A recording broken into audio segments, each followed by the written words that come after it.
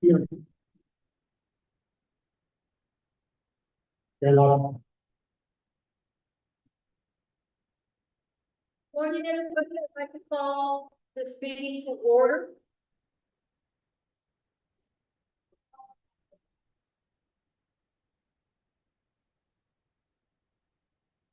And at this time, if everybody would please stand for the pledge of allegiance.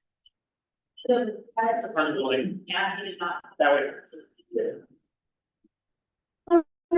I pledge allegiance to the flag Of the United States of America. And to the republic for which it stands, one nation, under God, indivisible, with liberty and justice for all. Thank you. Thank you. Sorry, was roll call. Yeah. Campbell Islam, here. Ron Stallworth. Here. Linda Cavazos. Here. Greg Malkovich. Here. Jay Kenny. Here. Colin McNaught. Christina Brockett. Here. See her virtually. Wade Colson. Present. Brian Freeman. Here. I see him virtually. Rand Sorensen. Alex Woodley. Here. Keith Whipperman. Present. Dennis Holmes. Here. Miles Baldwin. Here. Ken Parker. I see him virtually as well. Here. Austin Miles. Tammy. Teresa Brooks. Here. Amigo Rivera. Dave Miniman. Here. Xavier Wiggins.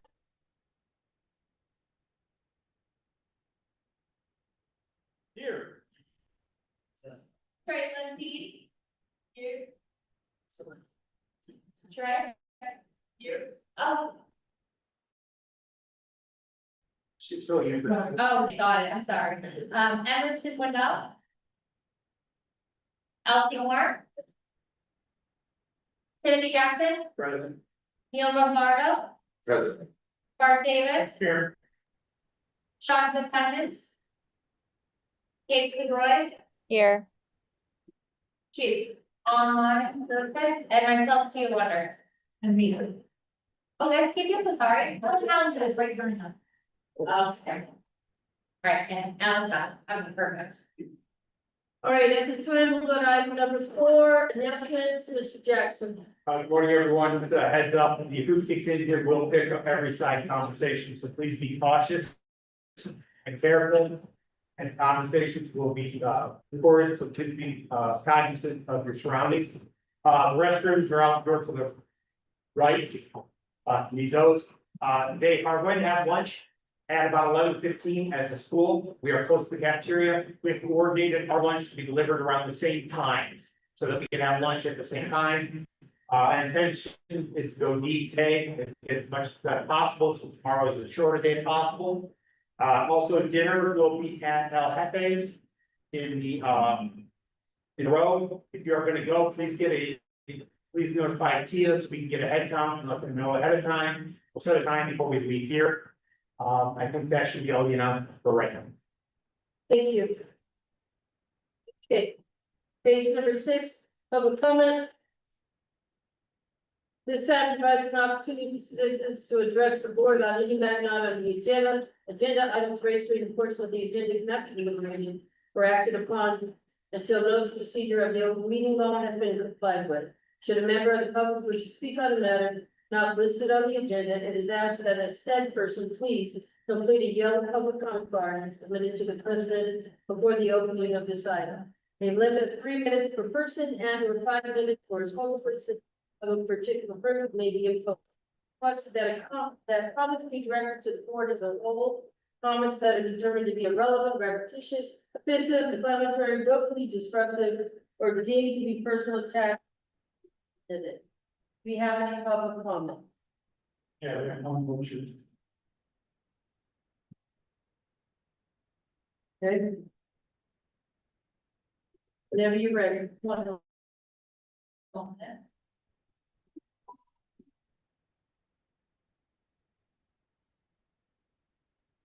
Okay. Go ahead, let's see if you can hear you, Brooke. Mary Ann, if you could please list the chair. Hello, good morning. Can everyone hear me?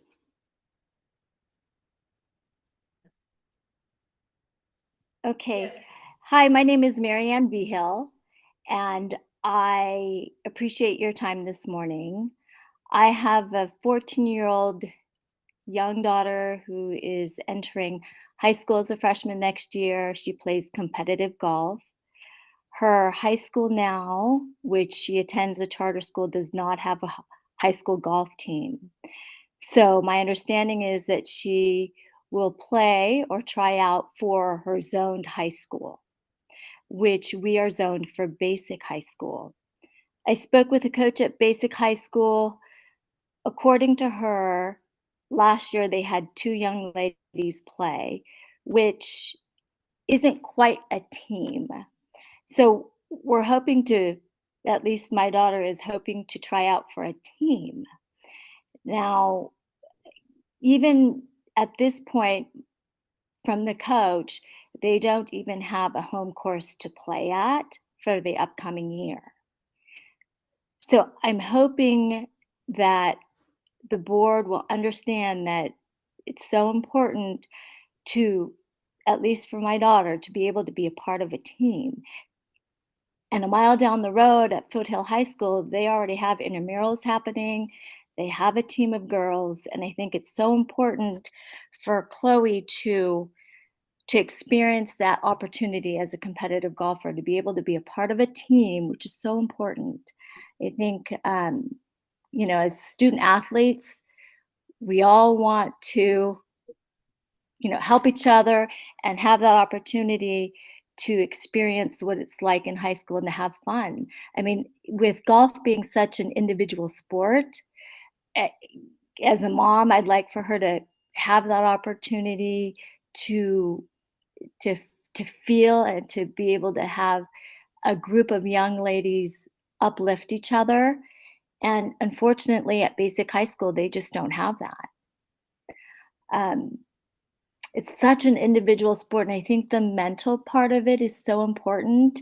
We see these young ladies on the Golf Channel, you know, with college. They just finished college golf. Stanford won. I mean, to have that opportunity as young women and to grow in this game, it's so important to have that. And it's just unfortunate that basic high school doesn't have it. You need at least 4 players to have scores count as a team. So if my daughter tries out for basic, those scores don't even matter. And so, you know, I think coming from this point where it's okay, you want to try out, you want to be a part of a team, but there is no team. So how does that work for her when there is no Say team? thank you for your time, I appreciate you. All right, Thank you. thank you. Okay, we will now go to item number 6, the approval of the agenda for the June 2nd, 3rd, 2026 NIAA Summer Border Patrol possible action, for action.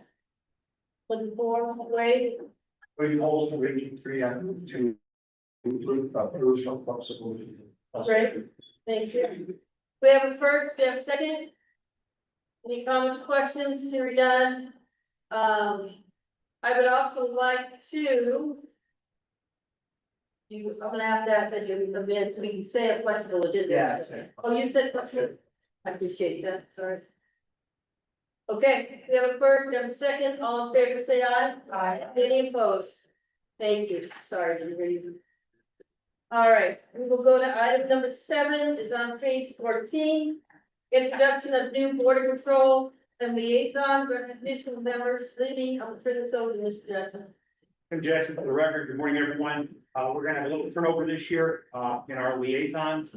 Actually, we're not. Ellen Conlon will remain, Peter Burke will remain, Tammy Hayden will remain, and, Dennis will remain, and I believe Ken Parker will also remain. So those liaisons will stay the same. We'll have 3 new students join us at the next meeting. They will be introduced officially at the next meeting. We do have one joining us today. She's been setting in for Trey. Would you like to step and introduce yourself real quick? Say hi. Hi, Ayla Rigsby. School. I'm from Smith Valley High School, I'm a sophomore. So she will be joining us, for future reference, in order to facilitate the student liaisons in a more efficient and effective manner. We're going to change the roll-on and roll-off date to the spring meeting. Because most of our students then roll on, they graduate, or they go on to other things, and we can have a new member join us for the first meeting, which would be the summer meeting. We are following regulations there, we are well in that to do it, and we're going to do it that way to make it better for our kids. So that they can have 4 full meetings as leaders, and then transition the new person in for the spring. Coordinated that with Ms. Ginger, and we'll have that taken care of starting next year. So they will do that. Now we're gonna move to the other roles. So I'll start with the gentleman to my right. Mr. Wade Colson. Wade will be rolling off, this is his last meeting. Wade has been a very valued member of our board, and a very strong confidant, but I've been able to rely on greatly for a lot of leadership and guidance. Wade's replacement has been named. His replacement is Lori Woodman. She will in September. We'll do a formal introduction for her in September. But at this time, Wade, come up. We have something for you. I'd like to appreciate your name.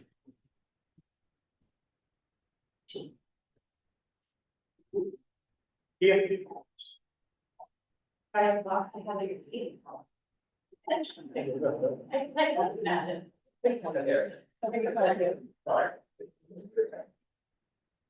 the main thing right there. Yeah, there we go. Lifetime bar. Yeah. That's the whole. That's the whole thing. Lifetime facts. And there's a few of you guys that have had cards made for a while, there's a couple that are still coming in the mail. So if you don't see the box, just make time, okay? And I want to thank this gentleman for agreeing to come back. He rolled off at the last meeting. And we asked him to come back, and he did. I can tell you, I have a very personal relationship with Bob. As the scheduler, I can tell you, Next has a very close relationship with Bob as well, as the southern scheduler, but Mr. Bob Levitt, if you could come up. Thank you. Bob.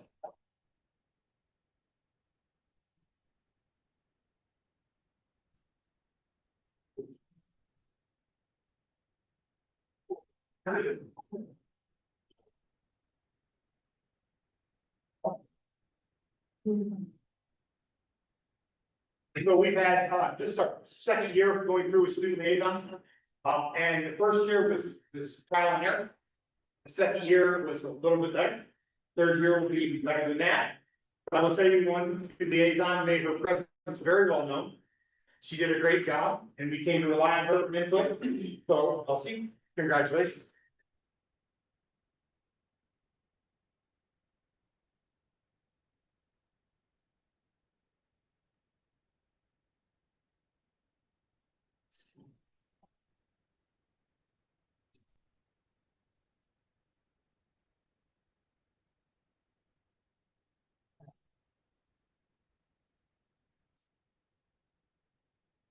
Wow.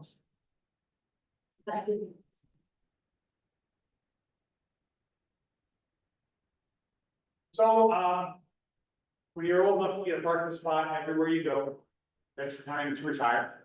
So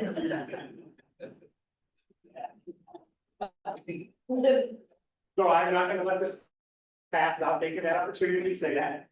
It says, what's that mean? It should mean you've been doing this a while. I've known Rollins for the better part of 20 years as a coach, as a friend. But more importantly, as a leader of schools. And I want to thank Rollins for his service to the board and congratulate him on his next big adventure. Rollins, don't do it.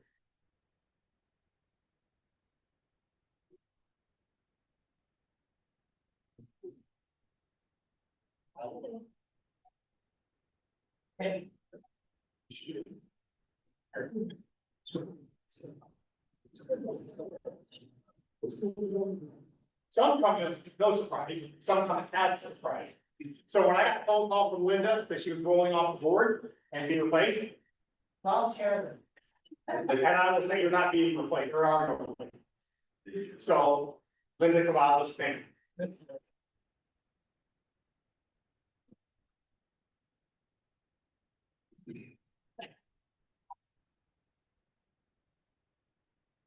So what we're going to recognize today, I have known for a very, very, very long time. I have fought epic battles. But I will tell you, there is one person that I have enjoyed traveling with more than my wife. And I said that the correct way, traveling more than with my wife. Because the places we ended up going, the things that I got to see. And I would say getting a concussion, Andrew Jackson's estate might be the high point of that travel. That's true. And after 40 years in education, I think she has partners finding where she goes as well. I want to congratulate Pam Sloan on her retirement.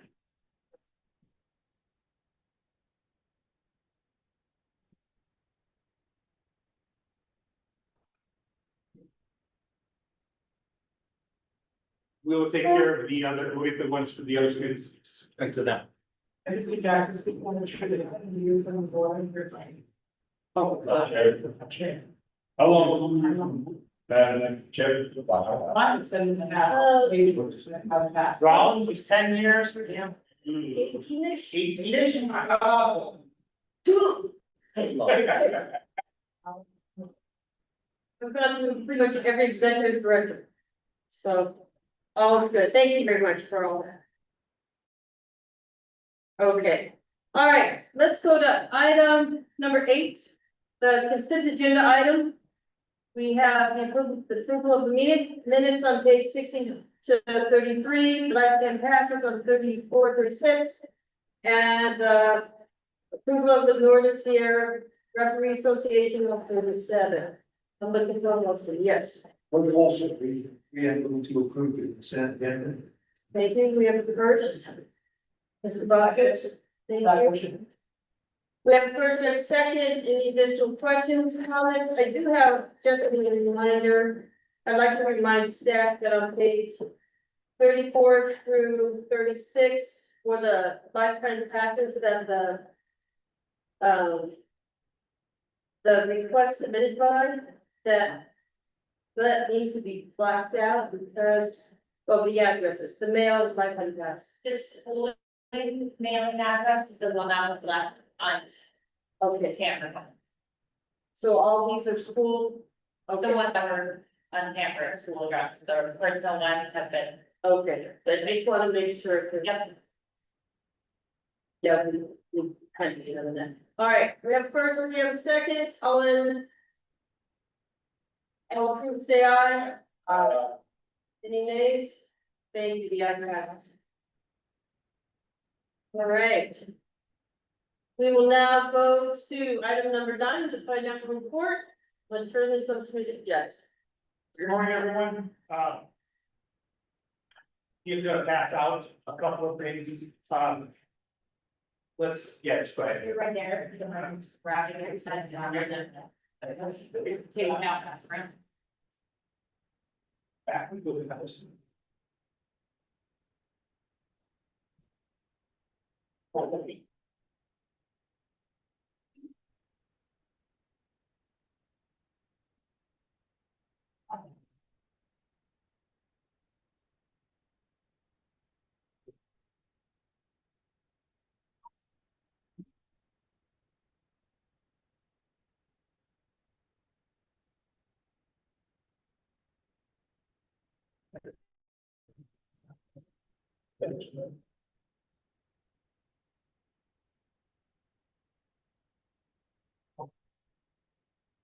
They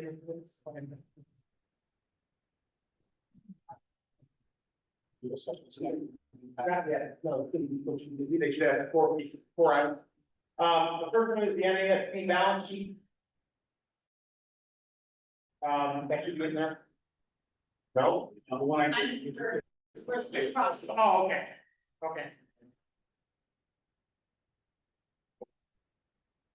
Sorry, you have one going, I didn't hear you go to the other side. Yeah. Oh, there you go. I'm sorry. Yeah. No, I got it. I have one.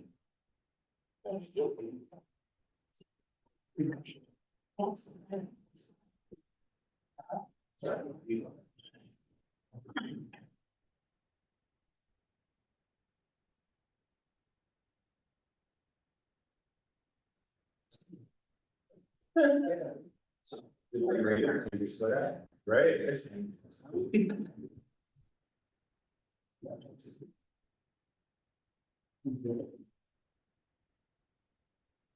Miss A.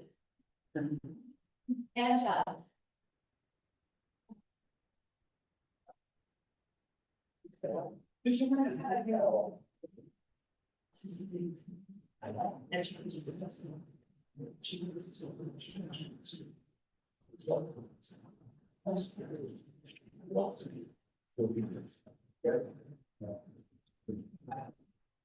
Okay, so the first sheet you should review is the NASC balance sheet.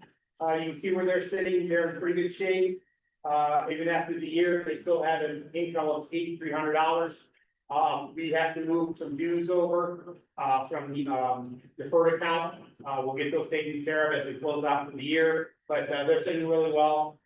I think that they're doing a great job with their funds. They are definitely geared towards student spending and, betterment of the programs. So that's NASC. Obviously, there'll be no motion today. We're gonna take these home tonight and review them. Next one is the balance sheet for the NIAA, the balance of profit sheet. The page I would like to take a look at, that's the most important to me, is the last page. Page 7 or 8 of 8.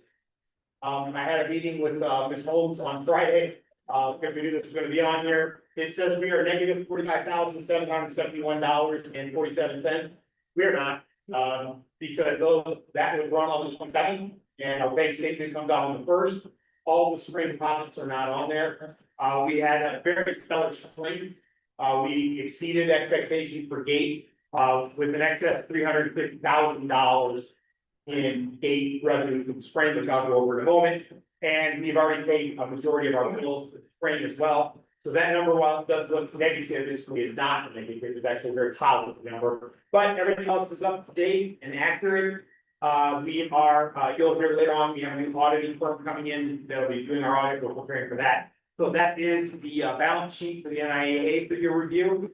The next one I'd like to move to is the 25-26 budget sheet. Where you can see I've actually put in some of the numbers already as they are as accurate as we can get them on the 27th. Because knowing so well where they were going to be. Bart, is there a possibility I could share a file with the board of screen in my computer, or do I have to show it for yours? You would need to log in. Okay, never mind. Okay. Just so you're aware, if you take a look at the 25-26 budget, things I'd like to highlight. Baseball and softball came in at 100.75%. We had a very good spring weather-wise. If you'll recall, last spring, it rained first week, north and south. We ended up closing gates and playing games at sites without gates. We just had 10 games in. We had a great, swimming with 140% of the projection, coming in very well there. And track came in 24% over. I will tell you, I attribute that to one thing. Hub did a phenomenal job hosting that event with a great gate, great security, and a great venue for us to host that meet. And then you'll see that for the year, our projected revenue of 1.380. We came in at 1.388. So we exceeded expectation by 0.64%. I will gladly take that any day of the week. Now, what does that translate into for us? It translates into about 1.38 in total revenue after fees are taken out from hometown and strike. I will bring that up in my board report later. I have some information that we just shared with me here recently that we had. So we're in good shape there. Other revenue that came in, you can see anything that's green is good, anything that's light green is 100%, anything that's yellow means we came in under. We're trending in a pretty good way. On the second page of the 25-26 budget, Tournament expenses, please note that the tournament expenses, are a combination now because of the way we are billed. Of tournament expenses, facility expenses, and security.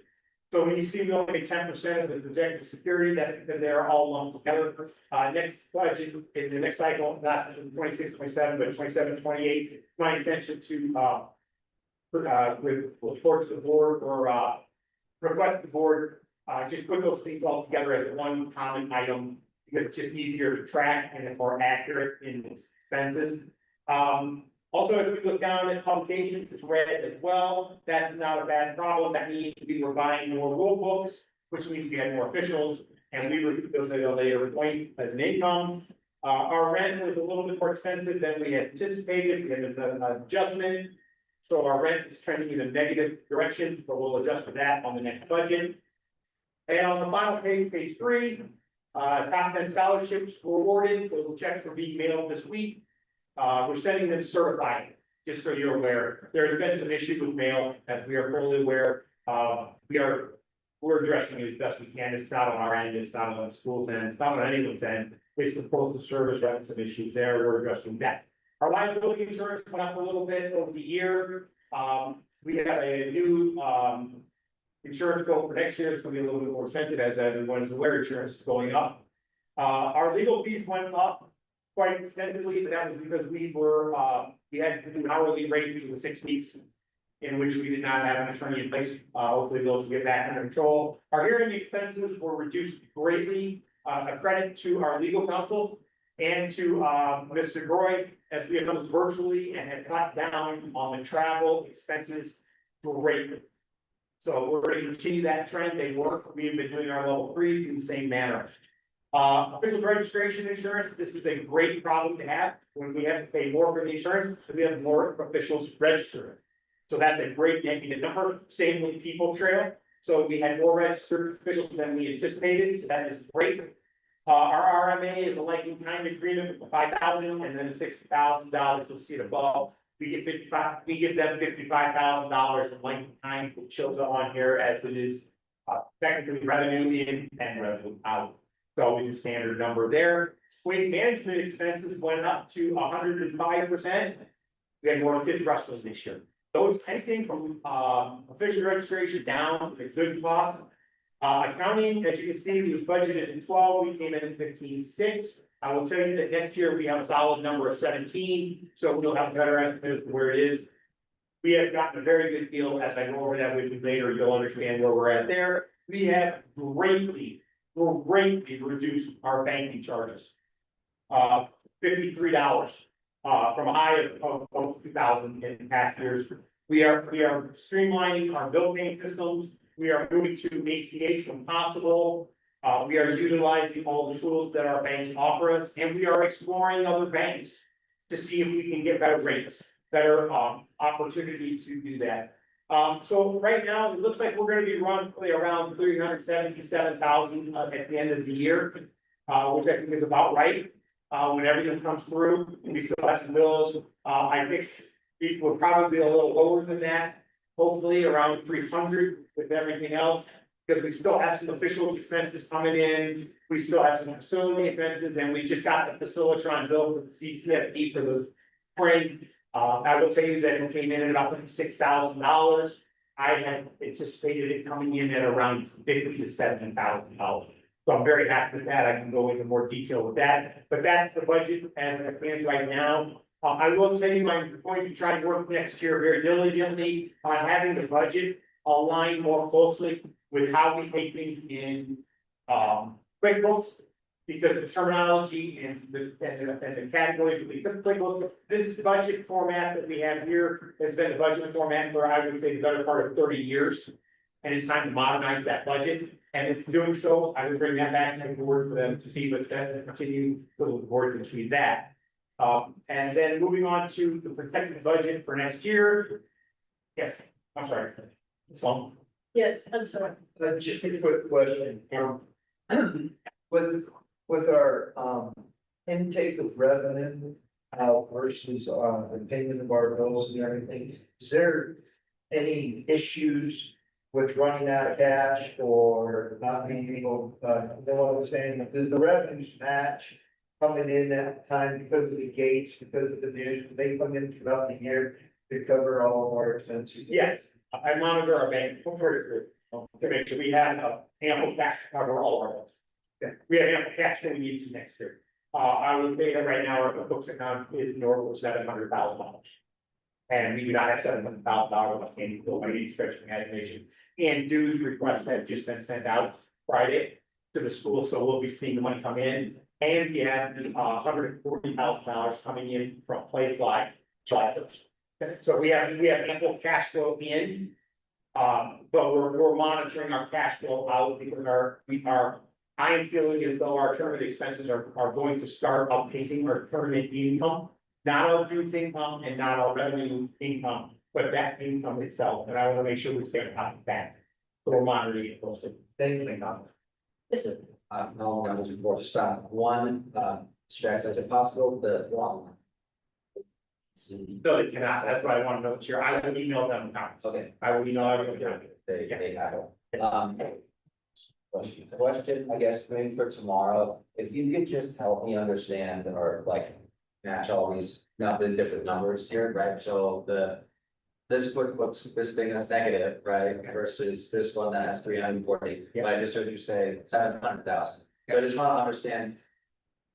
If you can maybe help us Yes. tomorrow, understand exactly what it looks like. Yes. That would be great. And once again, the reason there's a negative there is because 350,000 had not been put into the account yet, because we had to get our reconciliation in the month of May. Unlike all the other sports, spring sports, all of the reconciliation for the gate comes within 1 month. Where in the fall, you get some in October, some in November, and then in the winter, you get some February and it gets in March. So it's rolling it, where this is a one-time, and I can pull that up, and I will share that with the board tomorrow for any questions that are needed. 26-27 budget is right there. Anything that's red is a reduction from the year before. Anything that is green will be an increase from the year coming. Basketball, I have reduced the projected budget of income coming in from the event revenue basketball by $25,000. We have not hit that number in a few years. I do not think it's feasible. I believe 280 is a more reasonable number, especially with basketball being in one location next year. In the south, I think that will help with the gate. We had split this year with 5 days of south and the rest of the north. I will also tell you the weather was not conducive to our game because that snowstorm was quite intensive and quite severe. And again, credit to the Washington County School District for getting us into those venues to play a game. Football, I have reduced the amount by $65,000. That is what I did there was I looked at all the games that would not be occurring due to the reduction in the postseason and simply took that number straight out. I did not adjust the number in any way, shape, or form. But the reduced cost in officials, you'll see that later on the budget. Soccer has been trending upward of $100,000. I believe $7,000 increase there is a reasonable expectation. Track has been trending up, and we're increased by 2,500. And girls volleyball has trended down the last couple of years, so I lowered that. And wrestling has trended up. We have surpassed that, but I was conservative in that. Well, I anticipate us to bring in approximately $80,500 less in gate revenue next year, based on all those projections. However, moving to the next area, you will see dues are going up next year as part of the 3-year dues increase. Fines, I trended those up. They've been running at 5,000, but we've been running around 12,000 each year. Activity cards, I reduced that number by 20,000. Simply because we have rolled the activity cards for the officials into the official registration. So we've seen a reduction in the amount of sales there, but the money appears into the registration of officials. Weight management was 20 grand, that's usually the same number, so there's a flat number there. Hall of Fame games, we have trended higher than that for the last 5 years. I think 1,000 is good, even though I think we've been closer to 15, as you can see in the previous. I still lowered it by 5, just to keep pace. Level 2 appeals, I increased it because we have had more level 2 appeals with the advent of AB 184. So we've done that.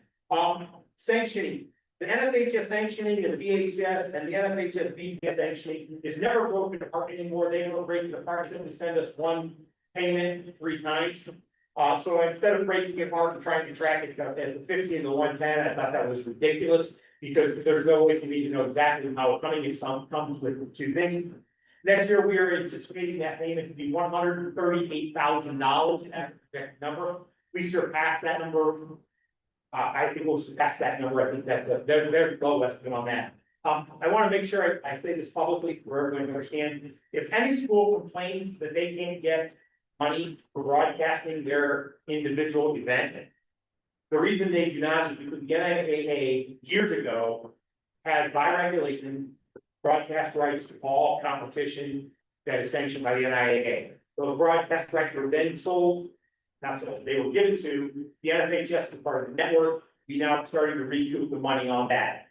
We have moved into a new realm with them. Those numbers are going up each year by anywhere from $10,000 to $20,000. Next year, we're anticipating 138, year after that, would be 170. So it's a large amount of money that really does offset a lot of our costs, and it's very beneficial to us.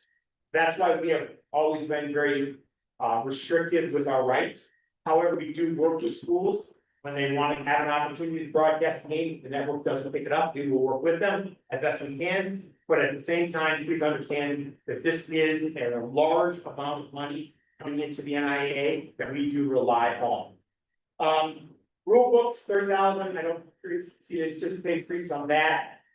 That way we don't overestimate that. The NIAA partnership, Brady will bring an update on that tomorrow as to where we are, but the partnership is gonna be 280.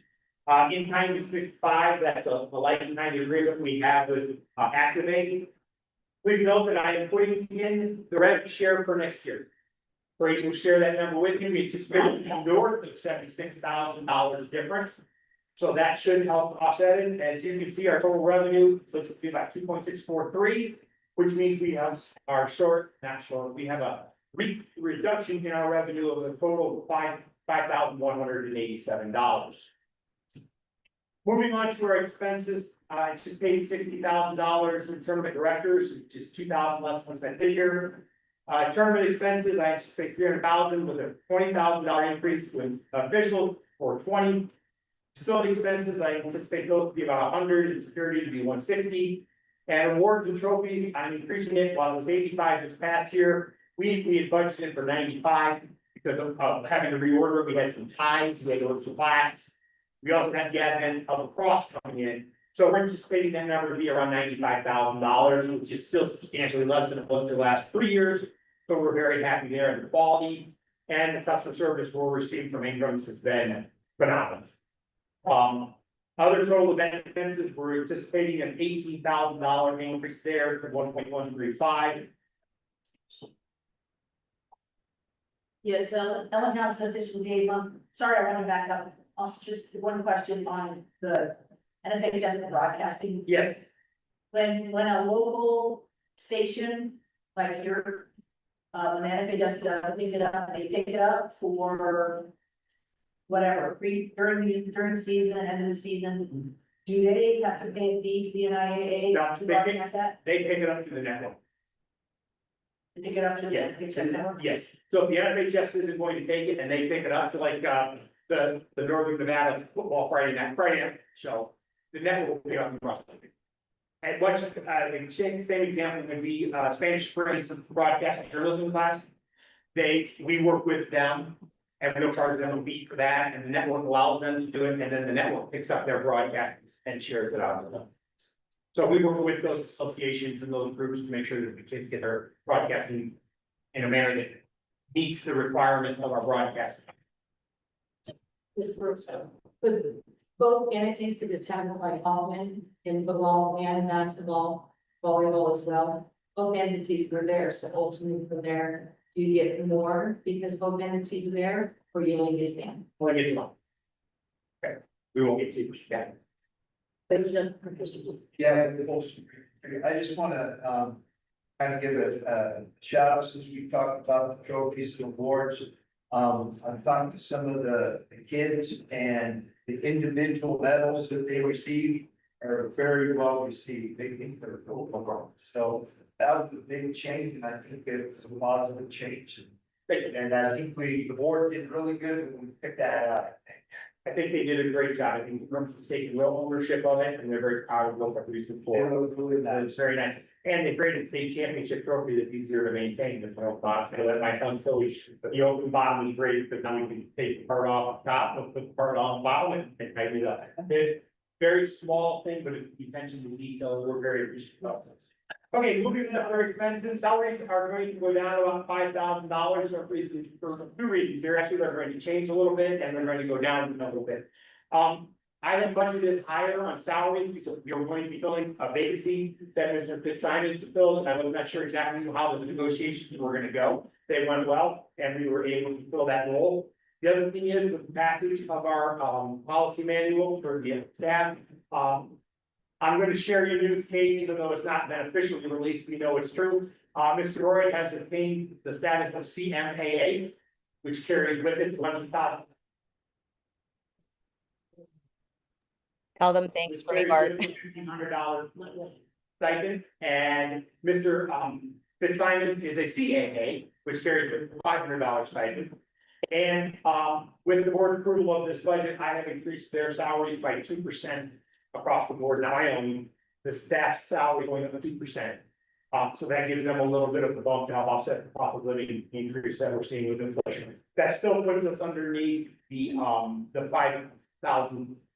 515,000 per year for the overall cost of the wages were negligible in the overall scheme. I think they're warranted. Our salary costs did go up. We anticipated this. This was the cost of insurance and the cost of contributions to PERS. That went up $45,000 over the year before. Part-time help stayed the same. We've increased, we've done the lobbyist, just as a reminder, for the lobbyist, the cost of the lobbyist is absorbed through the cost of reducing the copiers from 2 to 1 in the office. We've literally gotten rid of the copy machine and it helped offset those costs greatly. Fusion Sports, we're bringing them on as the stat keeper, if you will. We were able to get those gentlemen and that company to come in at 20 grand. What we find with that, I have not reached out any further on an FCFO, which is fractional chief financial officer. I think we need to put that on hold right now until such time as we see where things are gonna fall with everything else as the budget moves forward for next year. Most problems will be problems.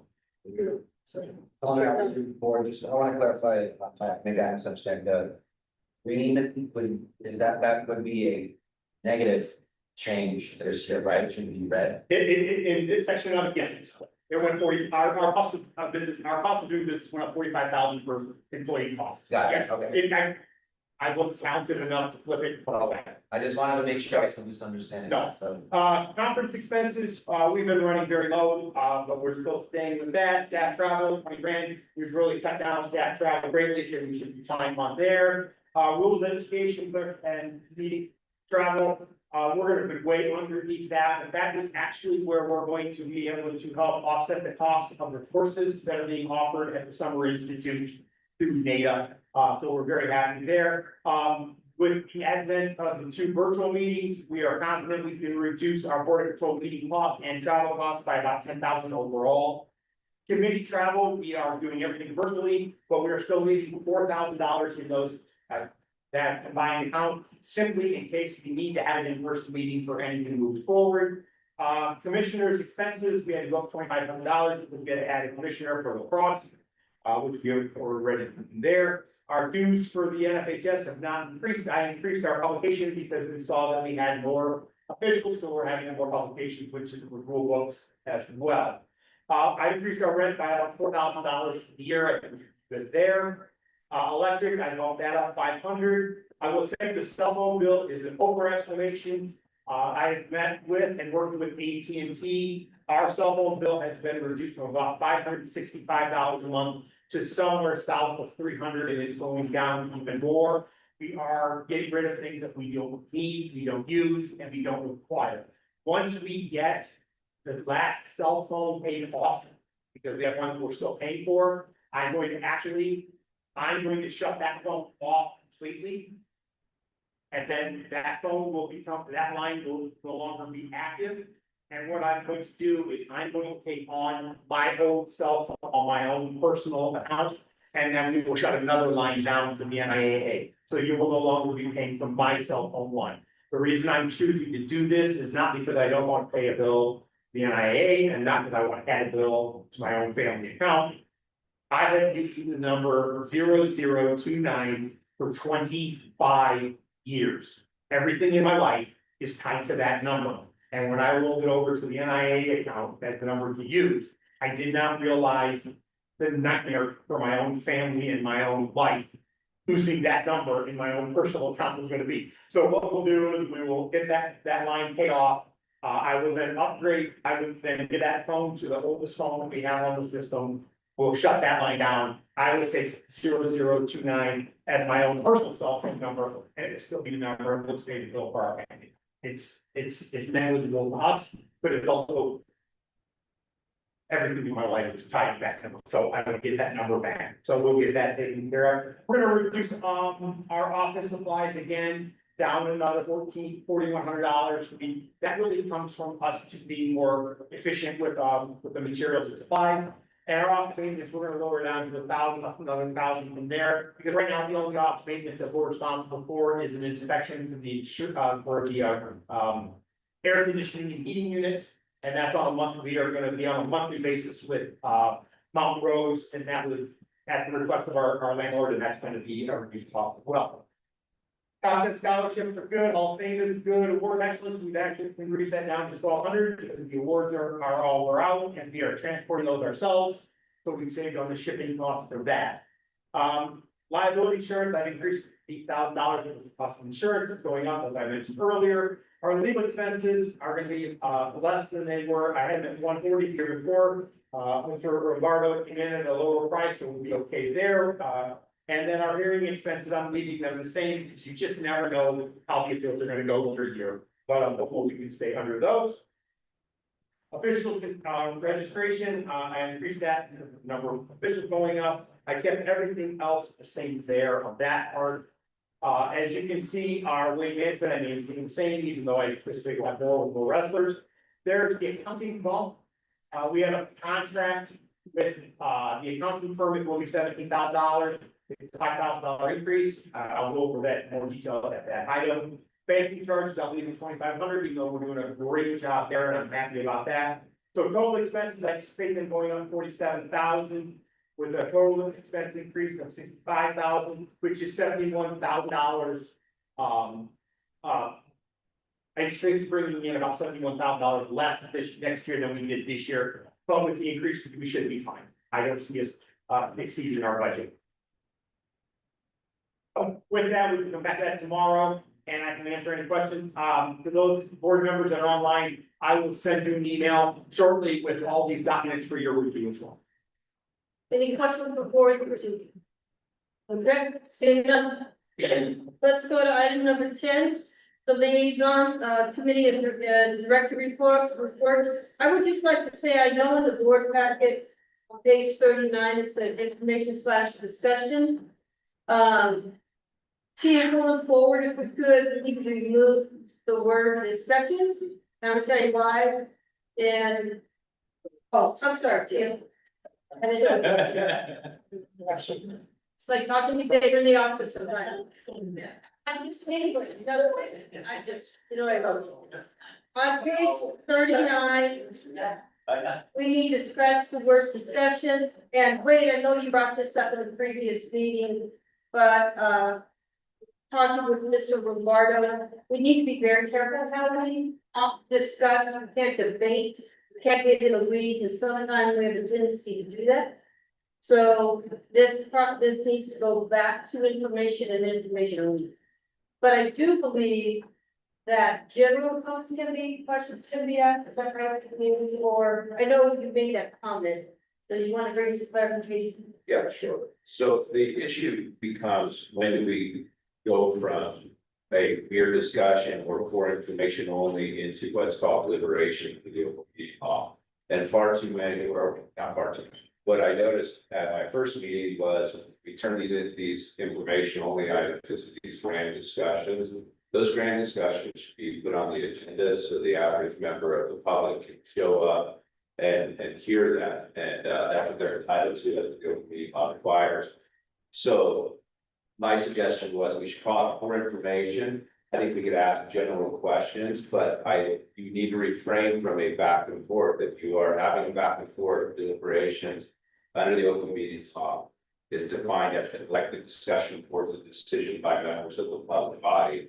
So if you're having back and forth collective discussion, you're starting to deliberate must be noticed on the agenda. And so these titles are not sufficient to meet the criteria for deliberation. So I think these are great topics to have. These are great reports to have, obviously, but we just need to avoid these discussions of back and forth that to avoid deliberation, not proper notice. Later on, we'll discuss items to get put on the agenda. If it does want, we do want to deliberate over this, then follow that process. So yes, little general questions. It's hard to explain what that is, and that's what I'm here for. It's like clarifying questions. Clarifying questions, that's a better way. Thank you. Yeah, specific clarifying Question, that's right. Yeah, the tendency to get a little bit. Yeah, that's right. It's who we are. So, All right, I appreciate that. I appreciate that bringing that to our attention you as well. bet, of course. Okay, we can start off with Ms. Burrows, if you would please go to page 40. Thank you. That's a pretty picture, by the way. Teresa Burrows, liaison for Northern Nevada. Spring report, Northern Nevada had a stellar spring with several schools enjoying the nice weather for regionals. Usually it's snowing about that time. Spanish Springs Division of baseball teams punched the ticket to state. Congratulations to Spanish Springs regional title. Division of Minors and League Raiders for softball punched their ticket to state. Congratulations to Division of regional title. Boys golf was close battle with Division of Minors, Real Huskies and League Raiders. Division of Minors secured the #1 spot for the 4-point difference to Reno Huskies. In the second spot, the League Raiders qualified for third place. Luke Swanson, Division of took the #1 spot. Now, Queen Zach Peterson by 1 point. Boys swinging, Douglas Tigers placed first with the Queen Lancers second place and Spanish Springs in third for team rankings. Girls swimming Division placed first with Reno Huskies placed second. And Spanish Springs third in for their team rankings. Track field, Lena High School boys and girls won regional titles, both of them. Wing school track second place, Leon High School girls track team in second place. Congratulations to all the spring sports for their active state championship teams in baseball, Bishop Mineral first, softball, Bishop Mineral second, boys swimming, Bishop Mineral, and girls swimming with first place by Fishman down Monty Ranch, track and field Fishman girls with the tie, Fishman and Reno High School boys golf Fishman. Congratulations to all the schools on their academic success and athletic success. Thank you, appreciate that. I would just like to make a comment that I was up here for the state track. Kudos to HUD did an amazing job. What a great facility to have, the field events on the field, people want that. I cannot say enough for what I did. Kudos. Yes, great. Yeah, we also, been through 19 miles. And I've been talking about it. There was definitely a little bit of logistical problem, but other than that, it was a great facility. It was, very well ran. The time, we kept putting times and we just moved the events along and, it turned out to be a very good event, very good event. If you've never been to a state track meeting in Nevada, you need to go because the feeling there is like wrestling and it's just like, you have so much going on and a lot of people are there. And, the kids are, when you're getting a lot of PRs and a lot of best records, it's a good facility, that coming out, it was really well, and the weather actually. Yeah, helped out. yeah, I can't say enough. Yes. Actually, the track was built to host regional and state. Yeah. So it was made for that. That's what we've been trying to do with all of our schools is they get into the regional and state activities. I'm trying to make it. And if you don't know, that happens to be the Rollins Hall Board. Yes. Yes. Man, you are Mr. Ringham. Well, I saw him hang it up, so I don't think it was voted on. But a shout out, thank you very much, for sponsoring that. As well done. That was great for the community and great for the area, so that was. I even sent Rollins a picture of the Rollins stars lead. They're all over the house. All right. Tammy Hayden is not here. You have it on page 41. Please take the time to read that. Austin, is Austin with us on the line? Austin is not with us. Please also take the time that is on page 42. Ken Parker. With us online, it was just a moment to. Yes, I'm here. Okay. Go ahead, Ken. Just wanted to touch base with the 2A South. Want to congratulate the state champions Lake Mead baseball, Needle softball, incline golf, track, and all the other successful seasons in the playoffs. Needles High School is very thankful for having the opportunity to host the 2A baseball, softball state championships. We also want to thank the Meadows in Persian County for hosting the 2A regional baseball, softball, Needles and Fallon for hosting the 2A golf regional and 2A state golf held at Tiobe Golf Club in Washoe County. So we appreciate that, and track at Hug as well, like you guys mentioned. Obviously ran very successfully. We appreciate that. Nothing in the north. Just want to thank everybody. A continued issue with the 2A schools was getting games filled for all programs, but we're still working on that. And then looking at the July meeting, we are going to continue to discuss the 6-quarter rule and hopefully get into a little bit more NAC revision. And if we can get into that, getting clarified and solidified and voted on and pushed forward. Other than that, everything's good here. I hope everybody is going to have we'll need a quick break for the summer before we get back at it. And I just want to thank everybody for all their time they put into every event and all the support. Thank you, Mr. Parker. All right, Mr. Rivera. All right, made that practice, meeting in spring. Thank you. Go ahead, continue. Okay, sorry. We have some concerns from our smaller private schools about, what's happening with the football situation. So, have a little Meadows, we sent some TV. Meadows has a rich history with the NIAA, and I hope we're not grouped into the solution by overlooked schools like ours. We truly value meeting with public schools and our friends in the 2A and 3A. And being moved to a separate division would be difficult outcome for our program and our community. We in schools like us have been a consistent presence across 1A, 2A, 3A for many years, but we do not seem to have much voice in the conversation, and that's concerning. Many in NIAA and continuing to compete. 3A is very important to our school, our administration, our alumni. Meadows has earned its place as a respected and impactful member of the association, and with our longstanding presence in Las Vegas and our connection across the city, we believe our voice should be appropriately represented in these discussions. In my opinion, the call to separate private and charter schools into their own league is concerning. It goes against the purpose of interscholastic athletics, fair competition across diverse school models. If there are real differences, they should be addressed in policy, not by separating schools.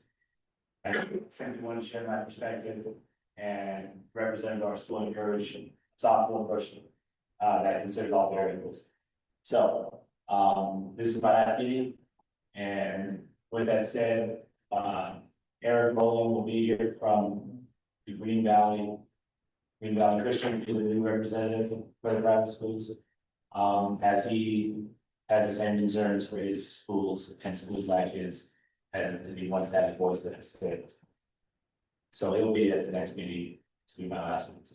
Thank all of you. Thank you. Miles, I apologize, Ms. Cooper. Oh, you're.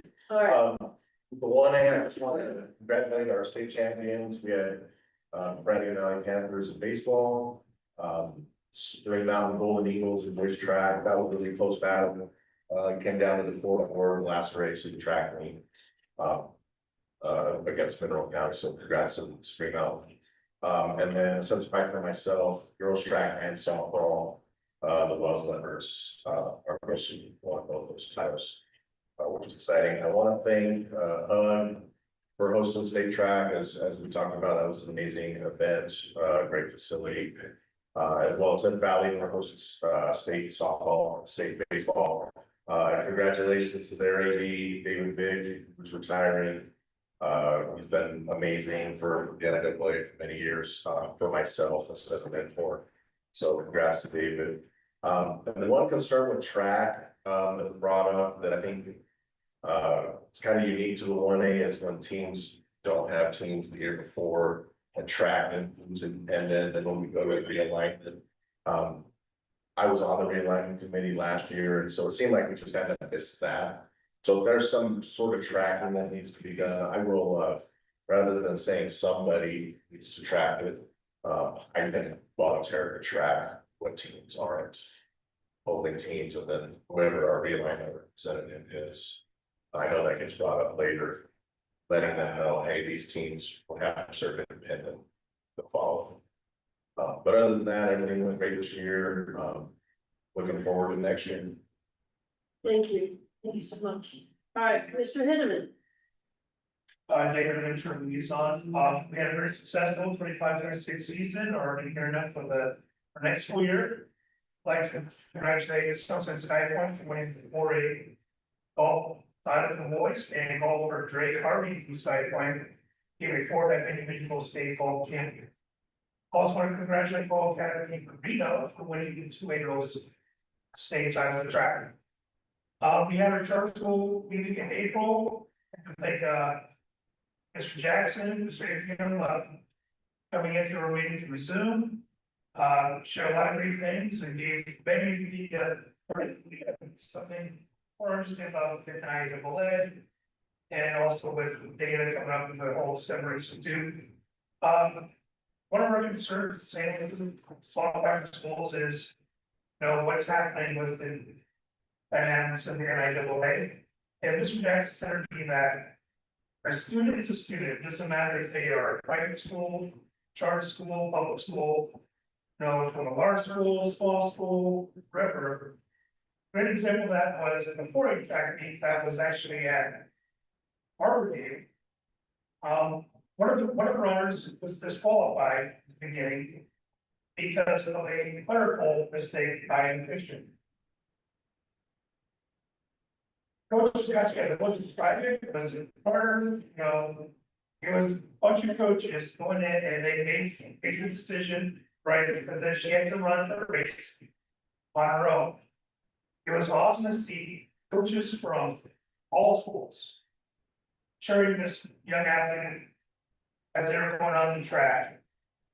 And it was just something that I hope that everybody takes a look at and sees that we're not just because we go to a private school, charter school, public school, we're all there for the kids. And I think that was just a great example of that. Whether it was 4A, 5A, which was all around that track, it's really so happy on, and I was off to see it. Also want to end this by saying a very special thank you to Michael for slanding that. Well, open the school and start athletics and decide to step away. Gopher has been a positive voice in charter schools and certainly as I'm here on board.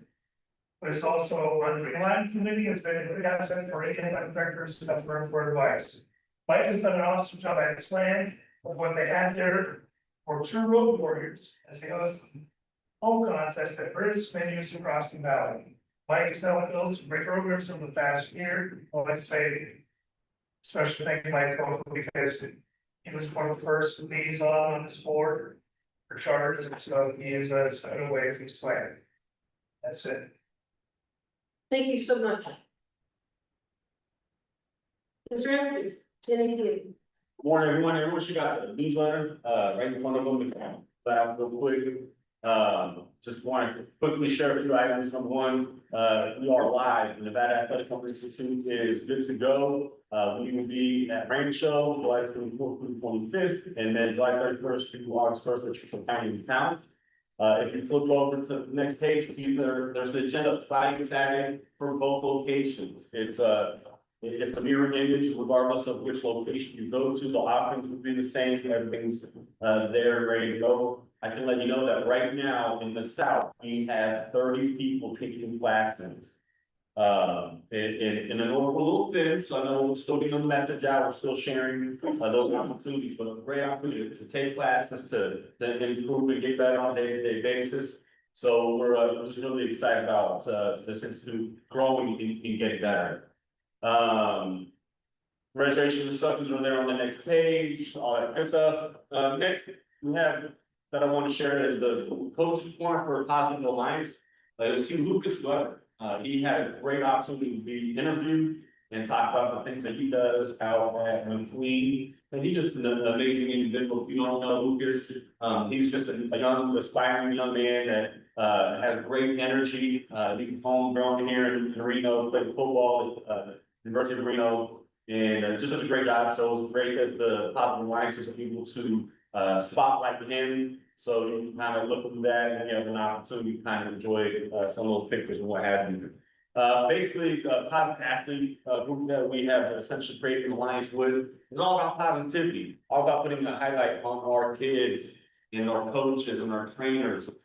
Just a wonderful opportunity to get more positive media out there. So if you have the opportunity, there on Twitter, on Instagram, look for Positive Athlete. And then if you have your own coaches or kids that you want to promote, by all means, there's an opportunity to nominate them.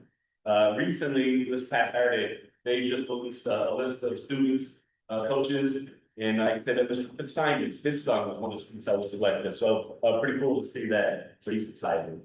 Another opportunity to throw out there is a 790 is a class that our athletic directors, athletic administration take forward to be able to teach classes. That's going to be run by Dallas Larson and Jennifer Rich. And anybody who wants to take part of it, they just need to log into their final form stamp account.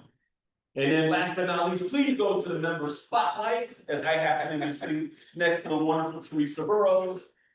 She just has an amazing story. Go ahead and read that advice and those statements there. As you all know, this is amazing, but it's just great to see some photos, some candidates, and she really appreciates me right now. But yeah, that's it for the Athletic Association. Thank you so much. Oh, thank you. Thank you. Okay, Ms. Townsend. I don't know, my reports on page 46 and 47. Thank you for allowing me to present this liaison report. I'll also allow this to give a little commissioner recap and then go over the objectives for the year. As well as just the spring that goes with the whole year. Our three main concerns from associations, main compensation, improvement, retention, and sportsmanship. As far as compensation, we have volleyball in the north, still have one school that has not paid their fall invoice. For whatever reason, that's a concern me because we need to get the monies in to pay our officials. Fortunately, we have a little cushion, small school, within that result. Recruitment retention. We know we get fee increase for the last 2 years and going into the next 2 years, this really impacts recruiting officials. And in some cases, retention officials, since the cost of travel, as we all know, has increased. The NIAA is not including officials for lacrosse. They will be appointing a cross-board instructional team, starting this summer, and start their training sessions in the fall. Sportsmanship, as I said, I'll cover the spring injections and the overall injections at the end. The conclusion of my report, spectator ejections continue during spring, so that's baseball, and I'll cover one of those XXX. That's that time I did not know the total. I'll give that to you in just a little bit. The SNOA reports that many schools participate in the Officials Appreciation Week. Gift bags, gift cards, certificates, things like that are signed by student athletes and coaches. Very much appreciated. We're hoping for more participation from schools next year. Seems like a lot of the rural schools really step up, a lot of charter schools step up. But what we see is, 4 to 5 schools, 4 to 5 schools, are kind of hitting this, and this last spring, it was reported that there was very little different appreciation week. Maybe that just has to do with, it's coming to the end of the year, and I'm not sure exactly. Some other interesting notes, the SNOA presented 8 graduating high school seniors from Southern Nevada with a $500 scholarship for their excellence in the classroom involvement. In order to apply one of these scholarships, the student has to either be a member of the SNOA or their parent must be members of the SNOA. So the SNOA members showed up at all the schools and there were the winners below. They presented them in front of us assembly. We have the different individuals listed below. Jemiah Coleman, Jesse Cox, Jonathan Huron, Diana Powell, Rob Ritchie, Gazel Blair, Jeremy Simon, and Zahari Turner. So it's pretty good. It's $4,000 right there. They can really get back to the students. The Las Vegas Raiders continue to support SNOA. They're sponsoring 4 SNOA leadership individuals to attend the NIAA Summit in Grand Rapids this summer. And then also the Raiders are holding a training session on all football statewide at the practice facility. And they did that on the 30th last Saturday. The 1A, 2A, 3A, 5A state track held at HUD was a huge success according to the combined representative of the officials from the Northern Nevada track and the Southern Nevada track officials. There were 9 SNOA track officials that traveled to HUD to assist. And my understanding was they work really well together. They're currently working on updating the meet information document for state regional championships. They're also looking at updating and creating, operating and swimming and diving. This is kind of important as far as hopefully new divers. The NFHS addressed and identified an ongoing decline in diving participation. It's really a national trend. To ensure that diving remains viable, they have some options allowing for the reduction in the number of dives performed during the state tournament series. During the year, they can have reduced dives. When it comes to the state championship, they have to compete in 11 dives, which is pretty daunting at times. So with Kendra Follett, the state rules interpreter, she's also on the NFHS rules committee. We're going to be surveying schools regarding this new option, just to kind of see where they are, if they think this will increase, how they want to do it. Hopefully more drivers for the sport will come forward. Last Friday, we held our commissioners, annual commissioners conference. Very well attended by all commissioners were there. We had all the presidents from the associations in attendance. We had Rollins showed up. We had Jonathan Grande from Park County, and then we had Jack Hartley, who's taking over the Rollins spot for Water County, coming in, and we were there about 6 hours at our conference. We went over the other season rules meetings. Those are pretty much set, except for the norm, just waiting a confirmation on the times. We discussed first rules. And you added flag football, you added lacrosse. And then there's some concern in 1A baseball about possibly looking at some sort of time limit on varsity. And I know that we'll be working with Miles on that to try to get some survey out, just to kind of see it working on something in that respect. Basically, because some of the 1A baseball games are lasting 3 to 4 hours, and with a double header, to going out quite long. So games are, that's exhausting for the students. There's sometimes no lights, and then if you're talking on the officials end, they have to drive there, do the games, and drive home, and you're talking, 12 hours, 12 days. So safety is a concern for both the athletes and the officials when we're looking at that. We reviewed just talk about the officials' constitution. We're gonna do a little review and edit, adding across, taking a look at removing some language that may have to do with, the appeal process and asking associations, hey, go back and look at your bylaws. If you have some sort of appeal process in there where it says, go to the NIAA, you kind of need to revamp that. Since the NIAA doesn't really govern more contractors as officials. We did take a look at the agreement, the officials agreement, as we do every year, we're adding the relevant amount of cost to that agreement. You talk about some millions, issues with that, we talked about Washoe County's ICA, and we're waiting for Doug Owen as a commissioner and also an employee of Buncombe County. Chad Hartley, have them work with two individuals, a couple individuals at Washoe County, and maybe modify this independent contractor agreement.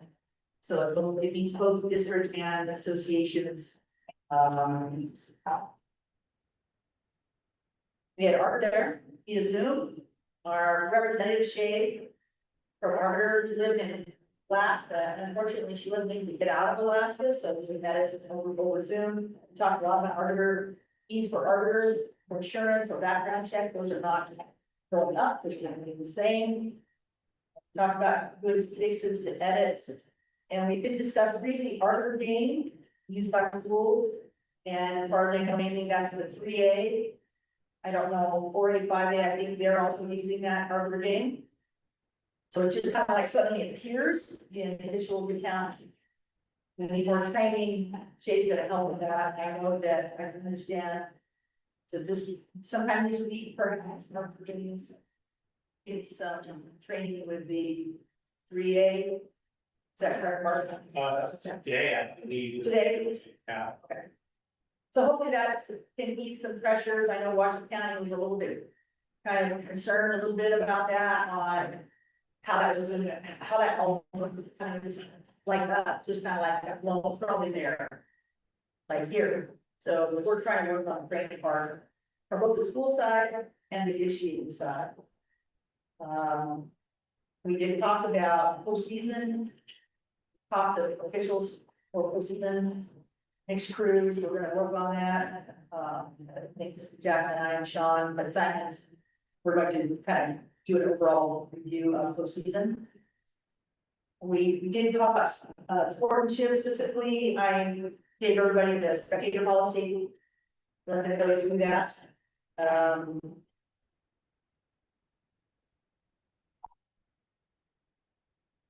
We also discussed, I'm gonna set up a soccer advisory committee.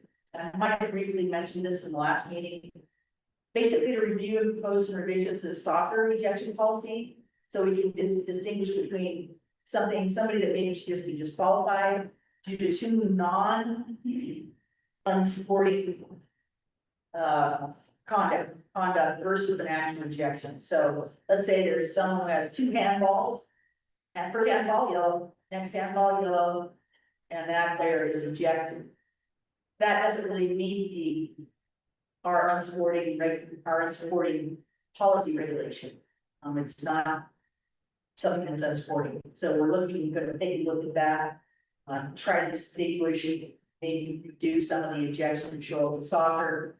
Don't imagine it's gonna have a drastic impact, but 25, 30 less ejections. Most athletes who continue to play. I think is we're taking a look at. So we're gonna have a little subcommittee for that. We're gonna have a little advisory committee related to the shot clock, basketball. Mainly looking at what we had a list last year. Hey, here's all the scenarios. Take a look at those and see if those are actually legit. Maybe also talking about various associations, fighting shot clock operators, and SNL does that, but now at Central and the East, they want to have shot clock operators in their hardware system. We're gonna survey, I think I mentioned that earlier, we're gonna survey the swimming group as far as diving goes. And I think those are probably the highlights. I'm sure I missed a few. Minutes are really done, they wouldn't have been ready for this meeting anyway. At the next meeting, I'll just provide minutes this information. Go there, Then if you'll turn to page 48.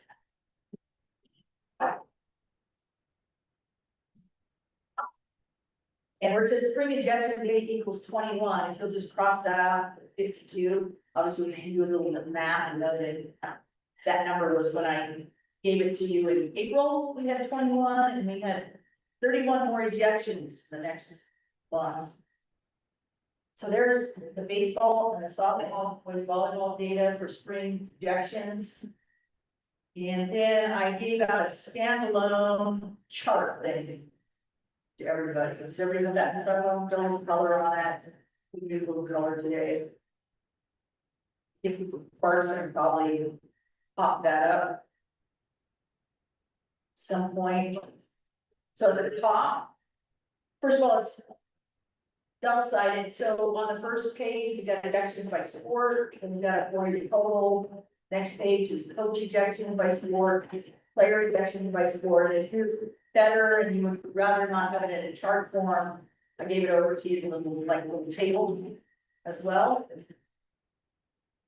So our ejections by sport over the last 4 years. You can see there's football balls went down this year. That's because we had less pitch bearings. Soccer boys increase. Again, anything due to bench bearings. Soccer girls covering about the same, little increase on the year before. Volleyball, 0. Basketball for girls, about the same. Few more ejections this year after we had a couple bench bearings. There were more individual ejections. Again, these are for these total for players, coaches, and fans. We got boys basketball right in the middle. More this year. Wrestling less, like football and less, baseball. Kind of looks like we're heading in a downward trend on baseball. Well, softball around a little bit this year. Track and swimming, and then boys volleyball. You can see the regular totals for players. Coaches, fans, and then all those there. We go to the back second page. Coach ejections by sport.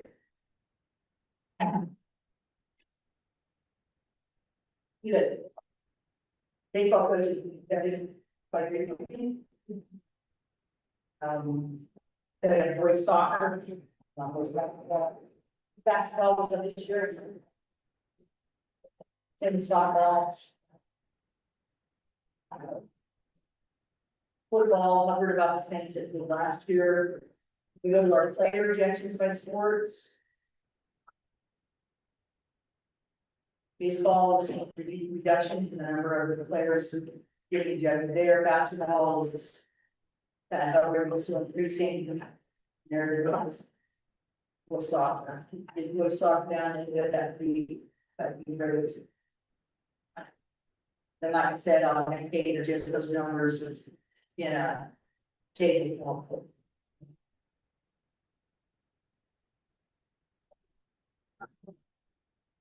Anybody wants to decipher anything?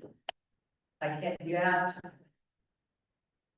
Any questions, comments? Thank you, I think we're good. Thank you. All right. Ms. Moore, student liaison. I don't know. That's fine. Sorry. Wait, Brad, so could you tell them where you're going to school? Or what your plan is post graduation? So I graduated last Wednesday. I did listen this year, which is pretty exciting. I'm not actually going to college right away. I enlisted in the National Guard. And so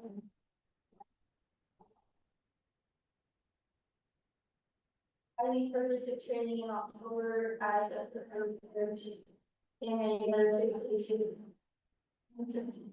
Well, thank you for sharing.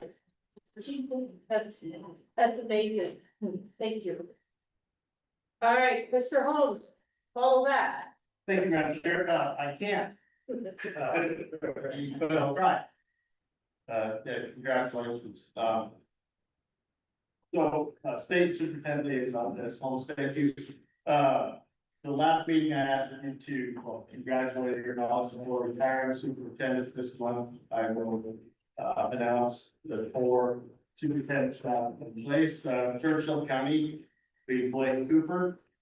Story County, Dan Sadler. Washoe County, Tiffany McMaster. And White Pine is Angie Angelopoulos.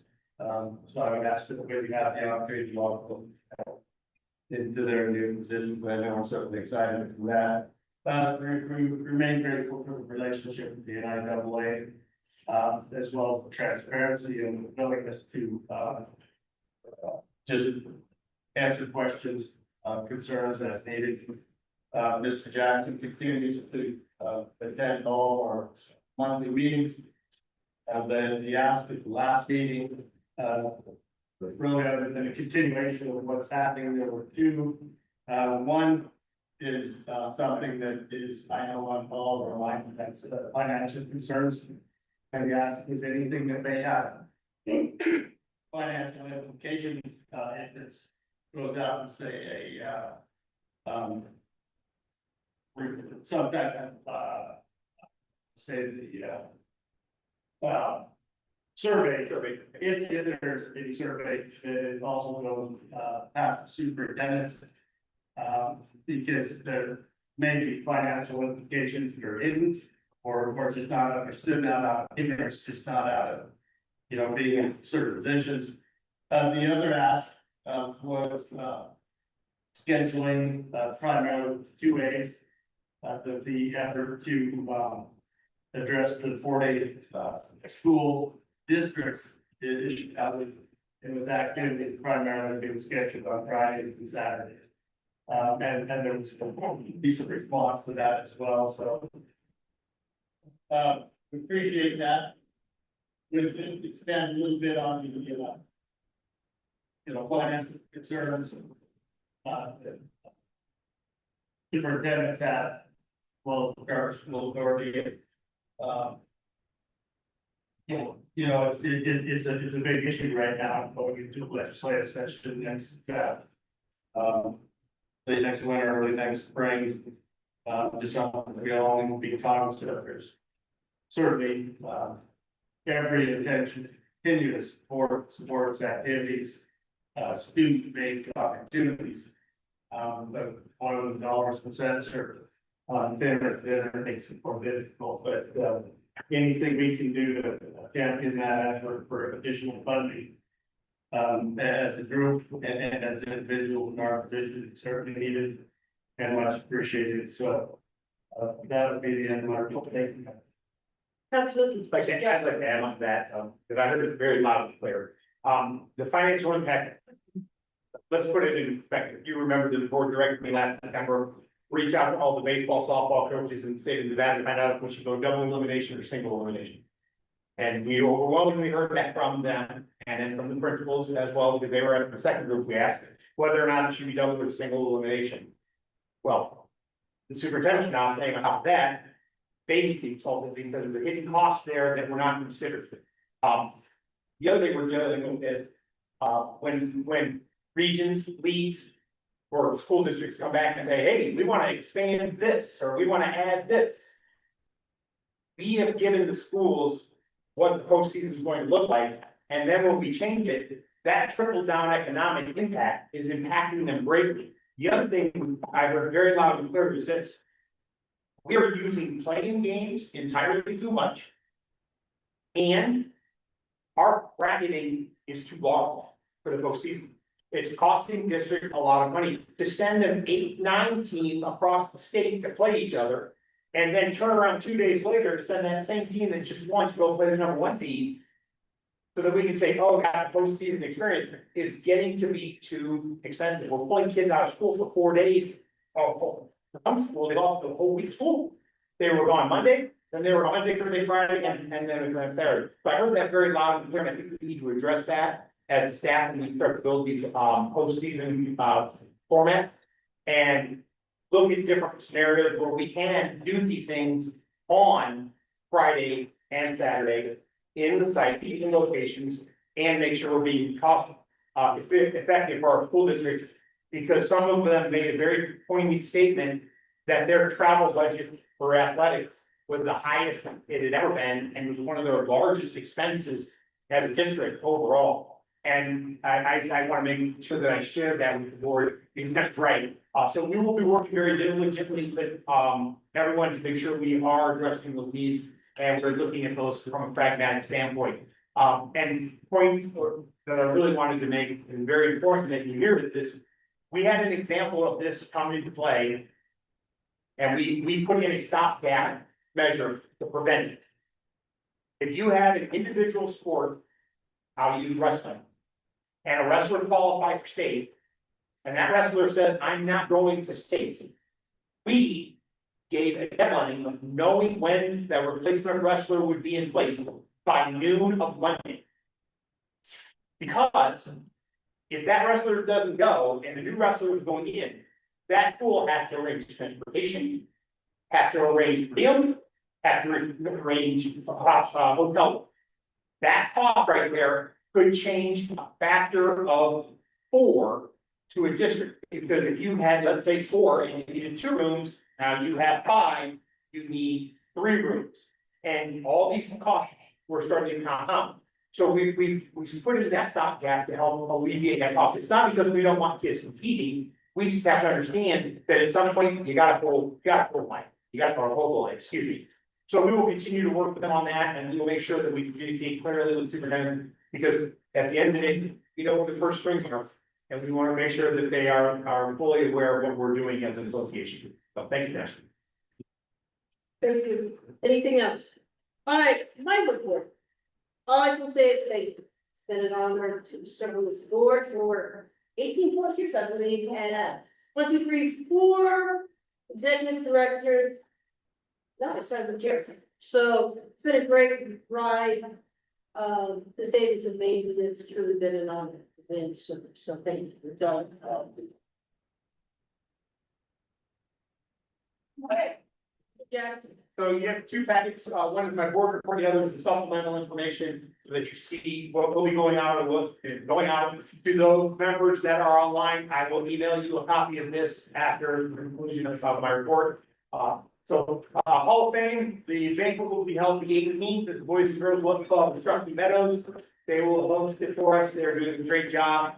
If you wish to attend, please notify Tia before the end of the meeting today or tomorrow that you would like to attend, because assigning tables, finalizing reservations, and coordinating all of the catering services. So please, if you'd like to attend, we'd love to have you there. It's a great event, and it's a stellar class.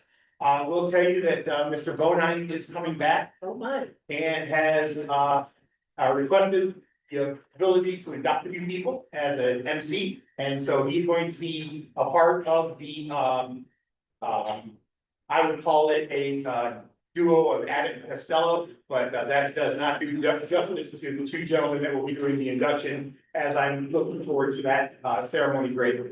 Realignment committee for 28 to 30. The Board of Control, Superintendent Liaison Dennis Holmes has agreed to co-chair the realignment committee alongside of me as executive director. Our goal is to establish a leaders committee which will serve as an objective body prioritizing the collective interest of student athletes across Nevada rather than individual school affiliations. I think that's a very key statement as we move into realignment.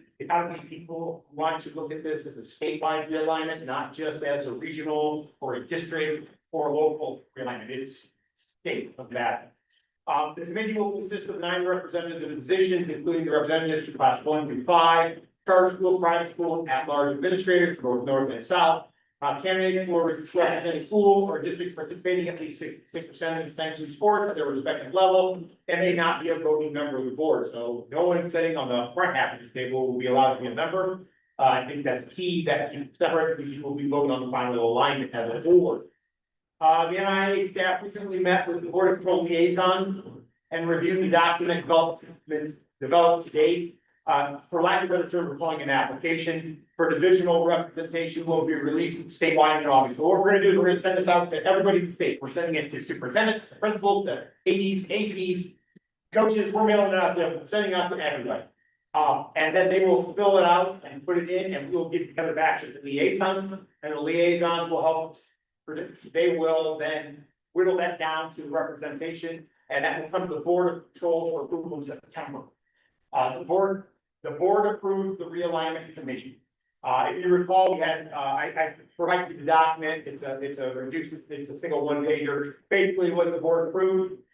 And what we will look for in those 90 people that will represent the state of Nevada. We'll get that out, and we're looking forward to working on them. I actually was ahead of the game on this. I didn't realize I was early. When I first met with the liaisons, I actually could have held that meeting off a little while longer, but I'm glad I had it, because it's already started conversation.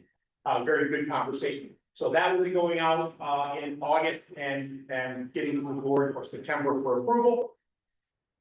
Safety protocols and event management. During the course of the last football season, there were some lightning delays, and there were some decisions made on the field, that were accurate. But the problem was, two parties were not on the same page. And when I addressed the situation, one of the things that became apparent was that needed to be an update on a few things. First of all, we had some individual leadership positions who did not know. And ignorance is never a good situation or never a good state to be in when you're in that situation. Knowledge is always better. So I thought it would be important to formalize and update two critical safety protocols. One is lightning safety, and the other one is pre-game safety. We don't have an official policy on that now. They're going out to everyone.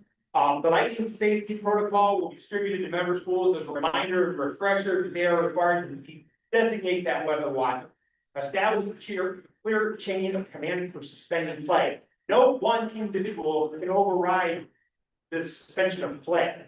If there is lightning, there is lightning, and that is key. The document, but it also allows for there to be that discussion as to how are we monitoring this? Where are we going? Everything that reaffirms that 30-minute clock that resets after subsequent flashes. This is more of a refresher. It's not changing anything. It's the same policy that NFH has had, the NIAA had for years. But we ran into a situation like this 2 years ago with smoke, and it was important to get that information out and update it. This year, lightning is on our agenda, so we'll get that out to everyone. Pre-game safety meeting is something that's conducted 15 to 30 minutes before the scheduled contest. The purpose is to review those action plans. Make sure we know what's going on. Medical personnel, locate the emergency equipment, where's your AED? This meeting is to enhance the coordination by addressing sportsmanship standards. Then who is at your game representing your school? In some cases, it could just be the coach. The coach is representing your school. Could be an administrator. It could be the athletic director, could be a principal, could be a superintendent. But that way they know who it is. It's getting that out there so we can try to get that lead going. The chain of command for handling disruptive behavior or weather-related delay. Basically, it's putting a name with a face. Who you are and who you represent. So that you start to know who these people are. Turnover is high in all of our fields. And some people don't know who other people are. I think that's very important. The next thing is, recently the NIAA has seen an increase in the number of violations from teams exceeding the game limits in the net. For football, you have 9, the Hall of Fame game is 10, basketball is 18, Hall of Fame game, do it, or you trade Heat in and you get 3 extra, but there's a lot of information out there, we wanna make sure we're clear.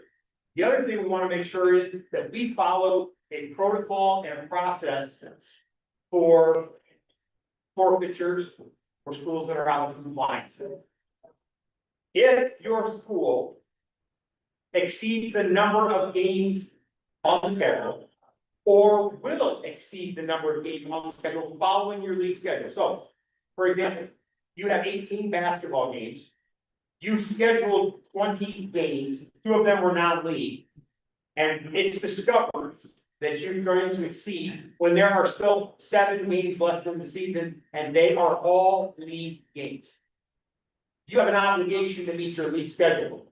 That's first and foremost, the regulation, these are league schedule.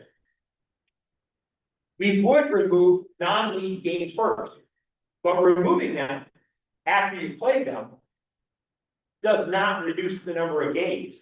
You forfeited them, but at the same time, I reverted back to my old self as an athletic administrator, thought to myself, hey, what I do, I play more games at the very beginning of the season, exceed that number, and they're not gonna take away my league games.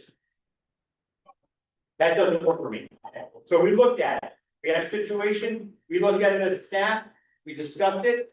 Can you violate a regulation before you violated a regulation?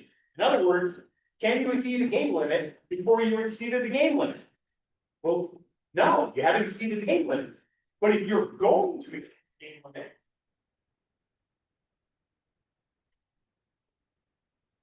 because of your league obligations, we have to act.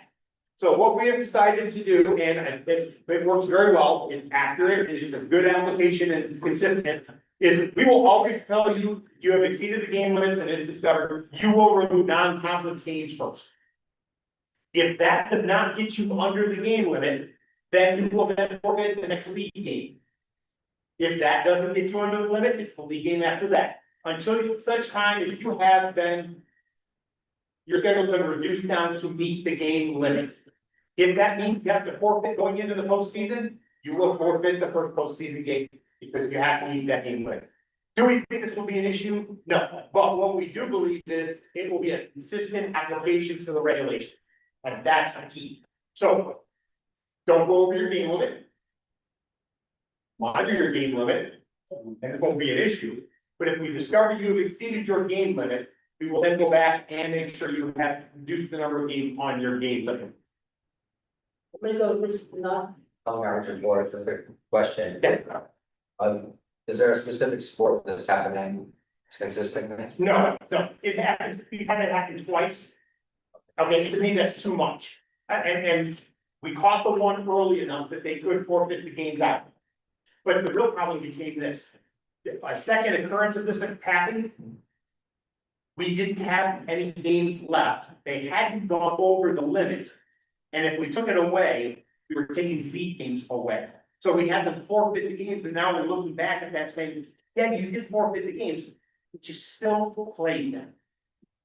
And so really, did you get punished for breaking a regulation? No, you did not. So we had to make sure that we would take it away, because what I foresee happening is if you wanted to go rogue, you would schedule 22 basketball games, 4 of which were non-conference. You play them right at the beginning of the season, but we're gonna make you honor your league obligation because we need those league games played. Oh, all right, I'll just forfeit those 4 on here. But we had to make sure that's what we were afraid of having. This lays out the plan. It says if you are going to exceed it, you will forfeit the games that will bring you back under the regulation. Yeah, no one sport is doing it overall, but we want to make sure we're consistent in our application. Mr. Paulson. Do we see the exceeding of games through tournaments and that kind of thing in the preseason? Where to go to a tournament, you may end up playing 4 to 6 games or something? No, tournaments are okay, these are completely separate. What we're discovering is this. It was an omission on the administrative part, like, oh, you know what, I didn't catch it. I didn't realize we had 19. Or, you may see a schedule that has 22 games on it, but 4 of them were canceled because of weather and they added them in. So what we discovered was an honest mistake, but it had implications in the league. And we want to make sure that we want to make sure we honor the league schedules because that's a priority. But at the same time, we don't want to reward bad organization to the extent that it allows for a school to manipulate the schedule to play more games than they should. Yeah, I'm gonna go to Mr. Burrows. Please, Burrows. My suggestion would be to also add a fine. Oh, it is on there. It's, yeah, no, there's still a fine, there's still regulation, and we have a standing policy that when you exceed a game limit, the next year your game limit is reduced. So if you play 19 games instead of 18, the next year you can only play 17 games. We do reduce it, that's still fine and everything, we follow regulations for that, but it became more of an issue of how we were gonna handle the forfeitures moving forward. So just for clarification, Mr. Jackson says the stance. One of the issues that we had. Situation where schools submitted its schedule for a spring school, all was good, checked in the game, they were good. Coach during the season, without telling us. And having to meetings that we found out about after the games had been played. That's why we were calling. So, finalizing on my report two, things that are we're monitoring closely moving forward after the season. One, we're monitoring costs for, the officials, costs for sites. We have actually seen something this year we've never seen before. We actually had a site that we use to require us to make a $1,000 donation to their organization. In other words, you're gonna pay rent and you're making $1,000 donation to our organization. So we had to pay rent and pay that on top of it, which we were very, off put by that. So that was, bothersome. The other thing was, we have seen an increase in, overall costs associated with tournament directors. Where they're taking $1,300, $1,400, $1,500 as a fee. Which is substantially higher than we've ever seen. Also, we were having trouble with some of the sites that were hosting events.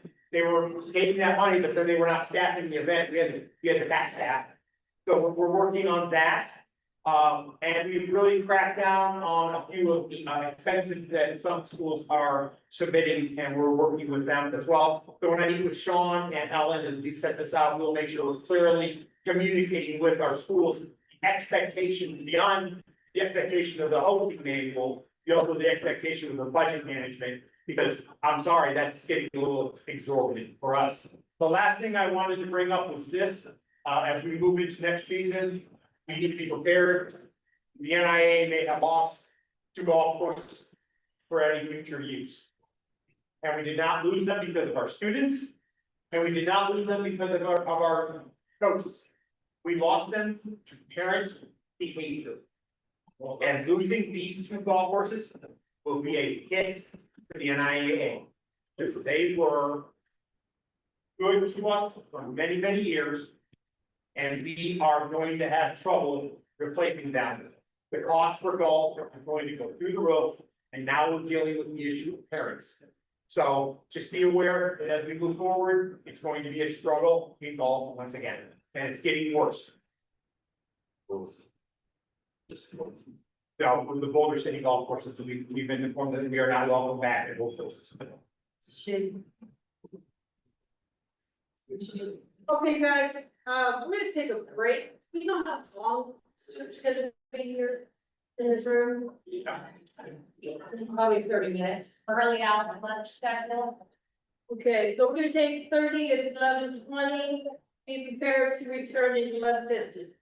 Thank you, lunch is prepared for you. Careful, I was still on that.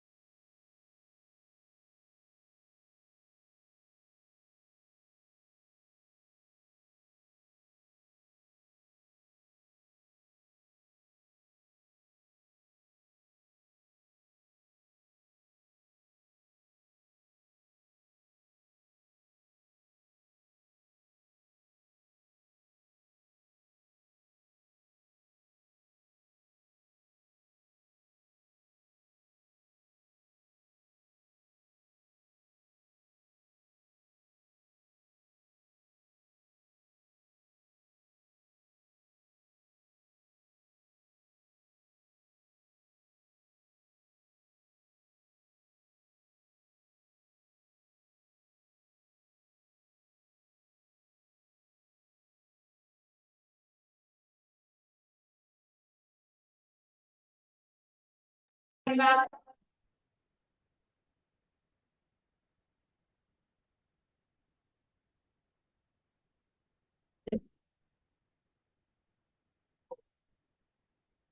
Are we good? I'm gonna my own part. All right, thank you. All right, we are now going to item number 12. Please go to page 51. Mr. Rombardo, NIAA Legal Counsel, for information and discussion. Good morning, everyone. Or, yeah, we're still morning. Yeah, it's still day. There.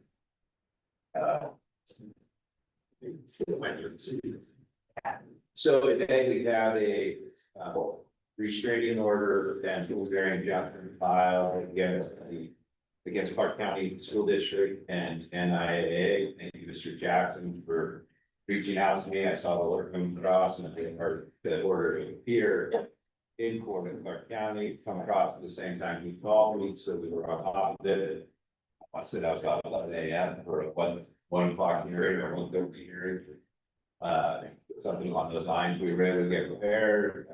Again, thanks to Tim and his team for their guidance and helping me with the regulations. I went through them, and we were able to have a successful defense of our process. It was an interesting case. It had to do baseball playoffs, and a student athlete who was ineligible to play. I don't want to go into too many details because it's an athlete on a specific team, and I don't want to violate further or anything of that nature. The hearing was held, and again, it was successful. Tough for that team, since it was one athlete, but it's one of those things, and there's a bunch of other arguments left that have been made, and so the laws followed. The judge did a really nice job. I was super impressed by the judge in Clark County, station now. She was very, very good judge, very thoughtful. She did a really nice job. Super impressed. Beyond that, I don't have much to add. Tim, Mr. Jackson shared with me that in the past, Mr. Anderson, when he didn't have much to add, we shared some stats. So since September, we've had level 2 hearings, 6 of which have been upheld, 5 overturned, 3% back for further determination. We've also had 2 level 3 hearings, both of which were upheld. So I would say that the process is working. Just because things get overturned doesn't mean we did anything wrong. That's the process, and that means the process is working. So I was happy with that. Most of this preceded me, but look at the stats that we have as of right. So beyond that, I don't really have anything else to add. The regulations, which I know are also listed under this agenda, I will be discussing more of those later on. I don't want to take up any more of your time, so thank you so much. And if you have any questions, though. Thank you. We will now go to item number 5 on page 52 for closed session. Let me just ask Mr. Lombardo, is there any reason for us to go to closed session? I do not see a reason. Thank you. We'll close that one out. We will now go to an action item on item number 14 on page 53. Discussion and action to adopt a process for negotiating the executive director's contract for possible action. I'm just going to say this pursuant to section 12.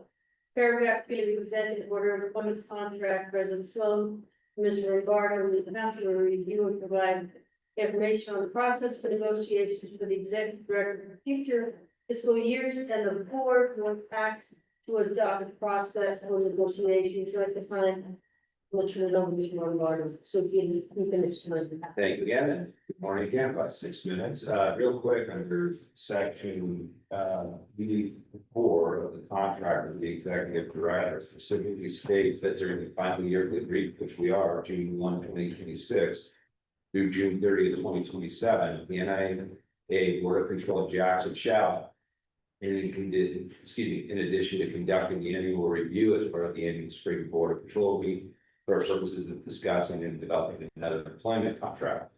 I put this on the agenda because we're passing first. We have to comply with the contract. It's in our contract, so we have to take this step.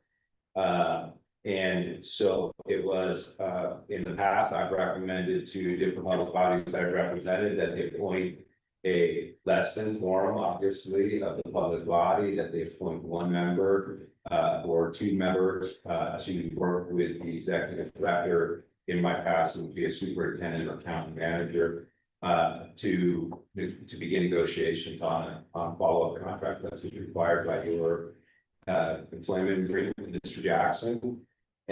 So I would recommend, my recommendation would be that would be, as my understanding, we're appointing a new president, so whoever that person is, would start the process, and I would also recommend a vice president. That's how we've done it for Washington County School District. It was very effective back in the day at Carson City, the mayor, and whoever the mayor used one to the HR chief. That's not available to us at this organization, so something along those lines would be my recommendation, and I would, but either way, we have to comply with this contract, and that's why I asked that this be on there, and thank you, President Sloan, for bringing it up. So that would be my recommendation. Thank you. Any questions? Yes, William. We pulled Region 3, I'm willing to make a motion to approve the president and the vice president to start negotiations with the executive director for a contract going into the future. And at which time we'll come back to September. Thank you. We have a first, yes, Alex. Madam Chair, I second. Yeah. We have a first, we have a second. Anyone online have any questions, comments? Okay, hearing none, I just want to make sure that everyone is online.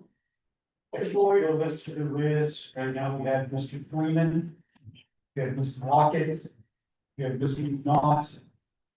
We have Mr. Wetterman. Liaison, we have Mr. Fong. Okay, thank you. Okay. All right, we have a first, we have a second, again, any questions or comments? Let's do this, all in favor, say aye. Aye. Those not in favor, say nay. We good on that one? No. I have it unmuted, so we should be able to hear. Okay. Motion passes, approved, thank you.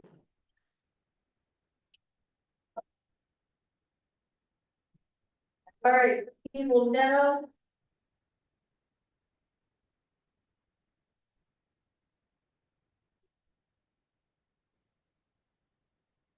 All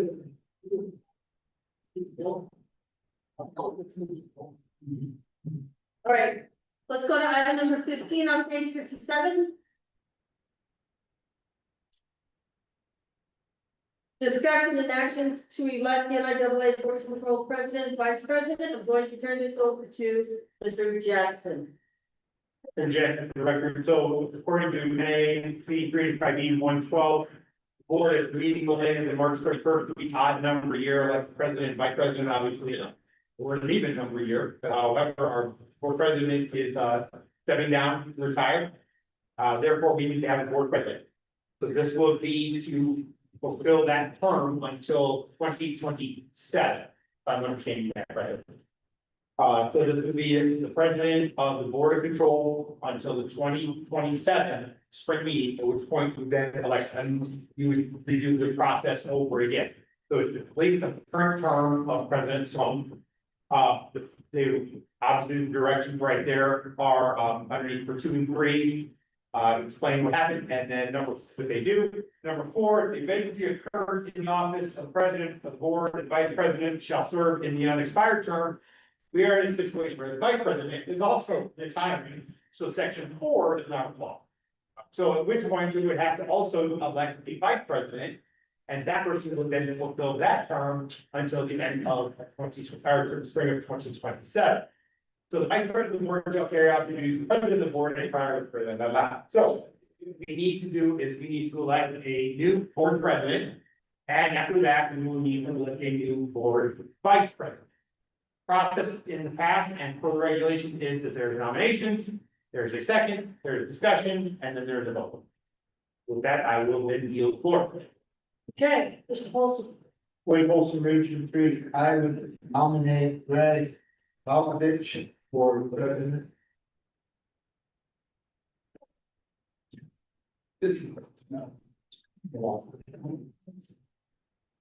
Alex?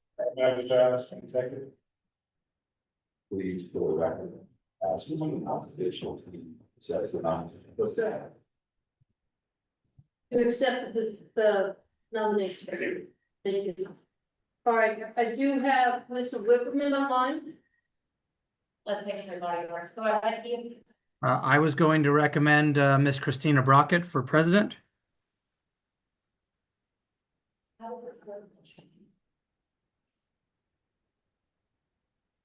We have to do each. So how nominations work, Thursday. Yeah, I think it was a second on that. It was a second. Not like Christine. Okay. So at this time, and she's not nominated, we're going to follow the process she's passed. It's my understanding from talking to Mr. Jackson that the nominations were, somebody was nominated, was seconded, and then that person would be nominated at that point. So at this point, there's only a first and a second, then there's first not nominated. That's what I can. That's my understanding of the process to pass. Okay. So right now, we have a first and a second, great. For president, and Pete has nominated to proceed, so being that there is no second, we proceed with the first item. Yes, Mr. Lawson. Yes, and so. Okay, so at this time, I'd like to nominate member Alex Wood. Let's see. Alex, would you accept that? Thank you. Yes, Mr. McDonald. So I can second. Yeah. Right, I'm second, right? Yep. Okay, following our department with second. Okay. I'm sorry, I'm trying to monitor. Yes, I'm Who trying. did you say? Ross. Okay. Good. So we have a first for Alex. Rollins. Sir. For. Alex. Then. Okay. Is there anyone else online that would like to speak? Good. Okay, thank you. So Christine has accepted. No, she has not. No, I have not. Ms. Brockett, do you accept the recommendation? For nomination, sure.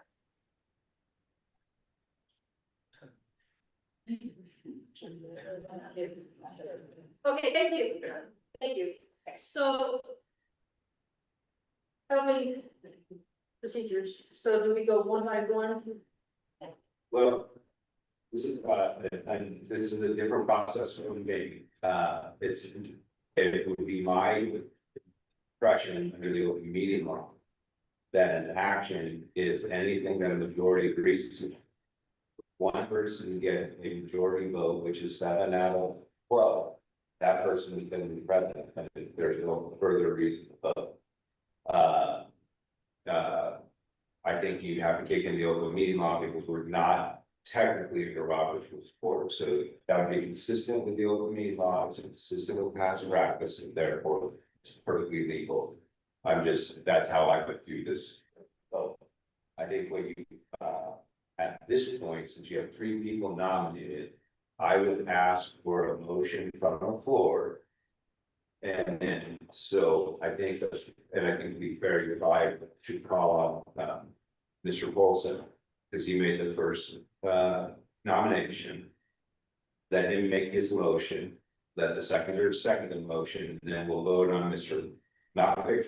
And then if he gets 7 votes, he's our board president, and that's it. So that would be an action by the board, and then it's 241.015 subsection 1 or 2. Thank you, Bart. Clarifying question, then. You're down 1-1. Was not with us right now. Then you only need 6. Okay. So, no, just to create a record, under NRS 341-015. The quorum, it's a five, so that's the last one. Quorum is defined as a majority of the public body, and then to take action, you only need the majority of the majority. So in this case, at 11, you can vote the meeting. From that 11, we would be to vote 6, just to make sure that the Who's not with us? Souls. Mr. Paul, I'm sorry. Mr. McDonough. On that before, is there an option to battle with the state of nominated? Like, do we have a procedure that we must follow, or maybe set that procedure now? It's a question. You did not, there's, I think you have to follow your past precedent. I wasn't your attorney back then, I know what I was informed. I don't think that there's a way to do about it, because you have to get a majority vote to take action, so you can have a split of the 3 all day long and sit here. You have to,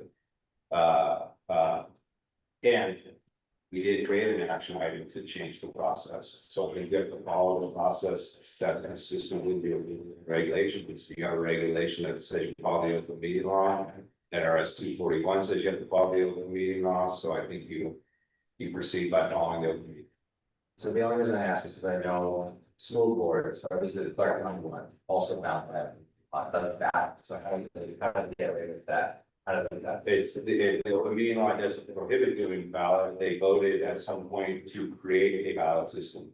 You didn't, that's not on the agenda for the public body today. So back in the past, when I represented Washington County School District, what you would do is you would vote to create a process, and then you would vote on the person. We didn't vote to create a process because we're using the process that we've used. So that's not before us, and we can't change. I don't think if we have it, the check. Yes. Yeah, we're also reading through, in Lincoln County School District, we don't have a ballot, we just rotate. Every year it's a new president. Rotate from chair to chair. So every school district has their own policy, their own way of doing it. With that being said, I believe it's appropriate, to what, Mr. Romero has just told us, that what we can do is we take the first nomination, we all vote. If he gets 6 votes, he's the president. If not, then we go to the second nomination and we all vote again. And if they get 6 votes, then they're the president. And if that person fails, we go to the third nomination, and if that person gets 6 votes, then they're president. I believe that's the situation that we have. I believe that is what I suggested. I agree wholeheartedly. I will also point out that I believe Mr. Woodley got his 2 first and second, so he would be the second nomination. Yeah. Probably would be the third, because she got her second nomination. Okay, so That would be my recollection. Is that? Probably got her second before. Mr. Wilkie got it. Oh, I'm mistaken on that, so then she would do the second one. Okay, that's my mistake. Thank you. Perfect. Okay, so we're gonna do a roll call vote. Okay? Yeah. Yeah, give me 1 second. It all will get taken. You qualify for the legal voting on birth. Yeah, so why don't we do this till we have a nice clear, just also you make a motion for Mr. Montgomery to be president. with those 3, I move to, nominate and Greg Malkovich, president of NIAA. And we second. There's, Okay, and then seconded, okay. That's the motion before the board. Okay. Karen Sloan, Nay. Colin Stallman, Nay. Linda Cavazos, Greg Malkovich, yes. Jay Kenny, Yes. Colin McNaught, Christina Brockett, Nay. Wade Colton, Aye. Brian Freeman, Nay. Rand Sorensen. Here. Alex Woodley. Keith Whipperman. Nay.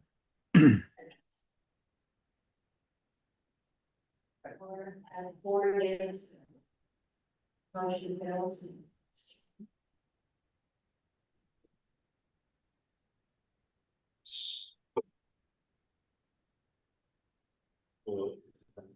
So I would ask that, I believe Mr. Woodman makes a motion, Okay, and then it's seconded by Mr.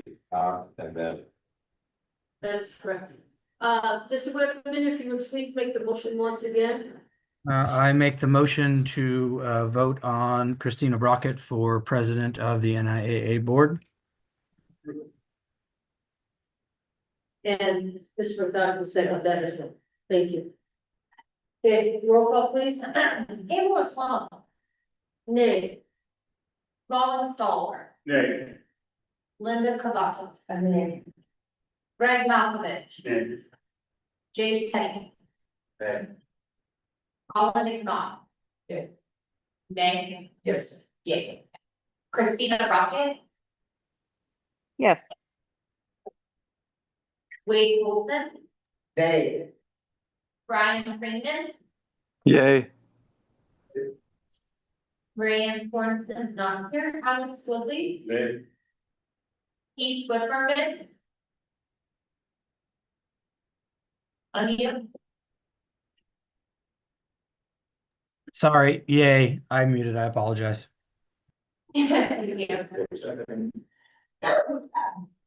Four fails. Ms. Cavasos, at this time, I will need you to make your motion to Thank you, that goes back this time, and the next motion to nominate Alex Woodley for president. You all just second that as well. Second. Thank you. Tia? Alex Woodley. So, sorry. That's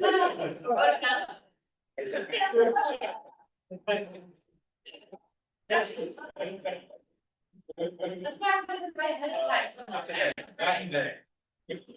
Right, Pamela Sloan. Yay. Ron Stallworth. Yay. Linda Cavazo. Yay. Greg Malkovich. Yes. Jay Penny. Yes. Colin McNaught. Christina Brockett. Yay. Wade Wilson. Aye. Brian Freeman. Yay. Rand Sorensen is absent. Alex Woodley. Yay. And Keith Whipperman. Mr. Whitman, please unmute.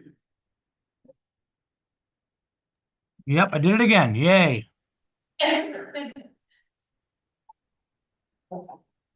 Congratulations, Mr. Whitman.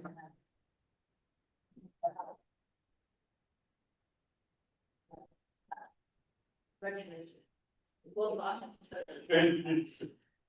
All right, we get to do the same thing for vice president. Any motions, Ms. Cavasos? Yes, I would like to make a motion to nominate Colin McNaught for vice president. Thank you. We have a first. Is there a second? Anyone online? I second. Thank you, Brian. We have a first, we have a second. Are there any other nominations? Mr. Wilson, I nominate Jimmy Cannon for vice president. thank you. Also. Okay. you should ask me. Yeah, no, that's all. Mr. No. Yes. Yes. Okay. Mr. Petty. Yes. Okay. Hesitate, guys. Okay. All right, are there any other nominations?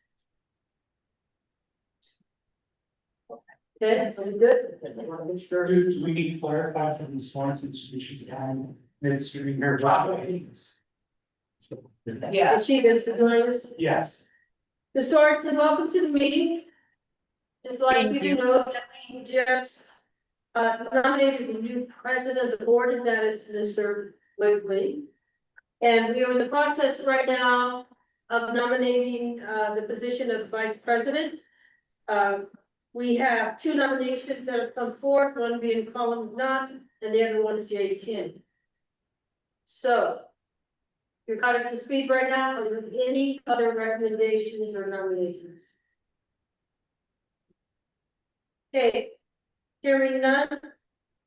We will go to roll call. And the first one again is for Mr. McNaught. You don't have to go through that again. Yeah, you're fine. Okay, and this is for Mr. McNaught. Alright, perfect. Thank you. Alright. Voting for Mr. McNaught, Pamela Snow, Yay. Colin Stowell, No. Linda Cavazza, Yay. Brian Malkovich. No. Jake Penn. No. Colin McNaught. Yes. Christina Brown. Yeah. Wade Bolton, Nay. Brian Freeman, Yay. Brian Thornton, Nay. Alex Woodley, Keith Whitman. Yay. So 6 is that pass up? No. Sasha. Now we go. Mr. Kenny. Pamela Slow, Nay. Ron Stallworth, Yeah. Linda Cavazza, Brad Malkovich, Yes. Jay Kenny, Yes. Colin McNaught, Christina Brockett. Nay. Wade Bolton, Aye. Brian Freeman, Nay. Brian Thornton, Yes. Alex Woodley, Yes. Keith Whitman. Nay.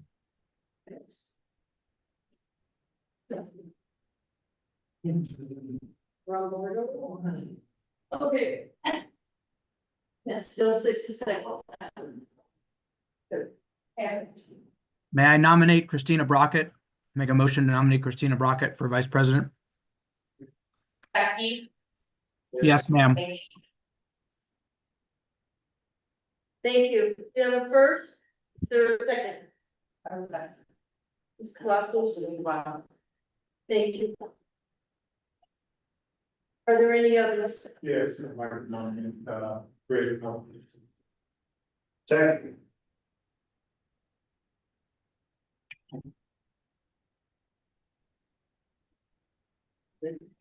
Are there any others?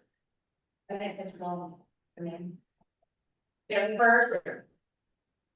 Vice Rollins and a second by, there's still posted on that one. And that was nominating Malkovich. Do you have a first? Just have a question on reports.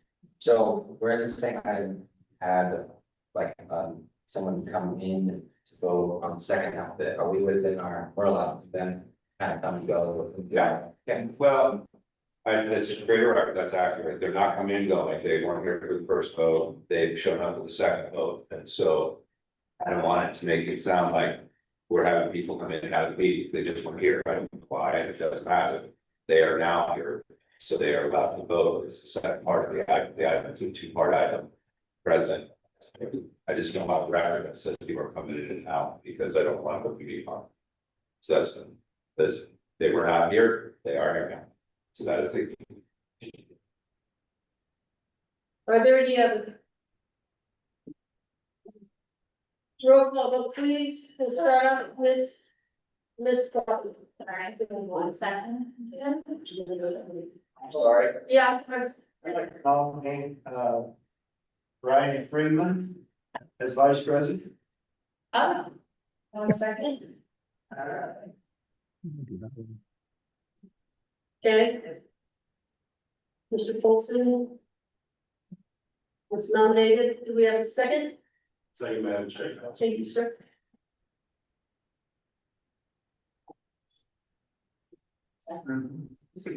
Yeah, since the seventh. So. Mr. Freeman, do you accept that? Mr. Yes, Freeman? yes, I do. Thank you. Thank you, sir. Okay, we have a first and a second. All right, Hang on. Nice. we will start with Ms. Rocket. Feel slow. Yes.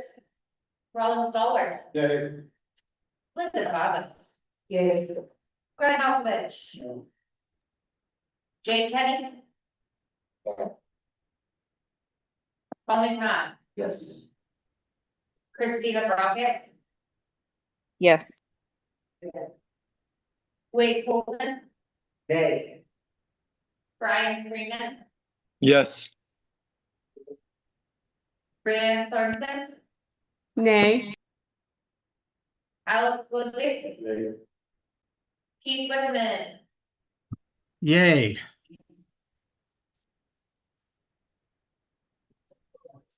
All right, I just want to remind everyone, if you're online, you guys can go ahead and unmute, don't talk in between, so we can speak up, and if you are in this room, please use your, like, outside voice to literally loud, all right.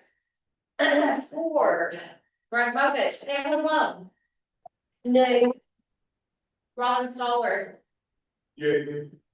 Linda Cavazos. Greg Malkovich. Jay Penny. Yes. Paul McNaught. Yes. Christina Brockett. No. Wade Colson. Aye. Brian Freeman. No. Rand Thornton. Yes. Alex Woodley. Yes. Keith Whitman. No. Congratulations. Thank you. All right.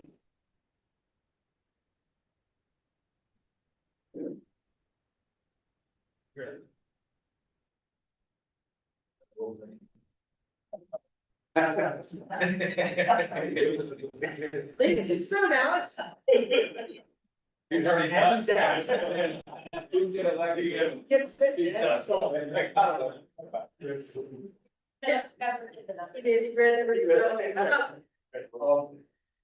Just a. Yes, sir. a Question, so. I'd like to make a suggestion, if I can, that as long as she stays in this seat, we don't make the change until the next meeting.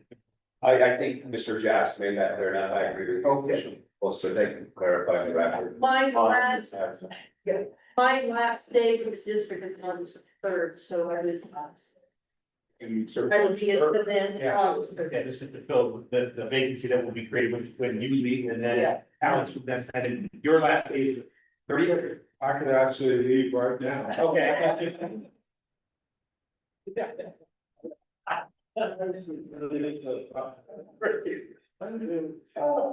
We're not. I was wondering if I could share that. Until he's not there anyway, so.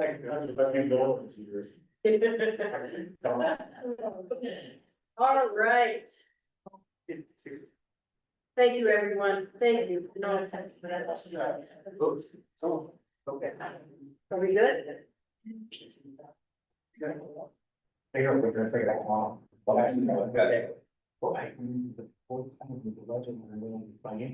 You did. Okay, we're gonna bring 16 back tomorrow.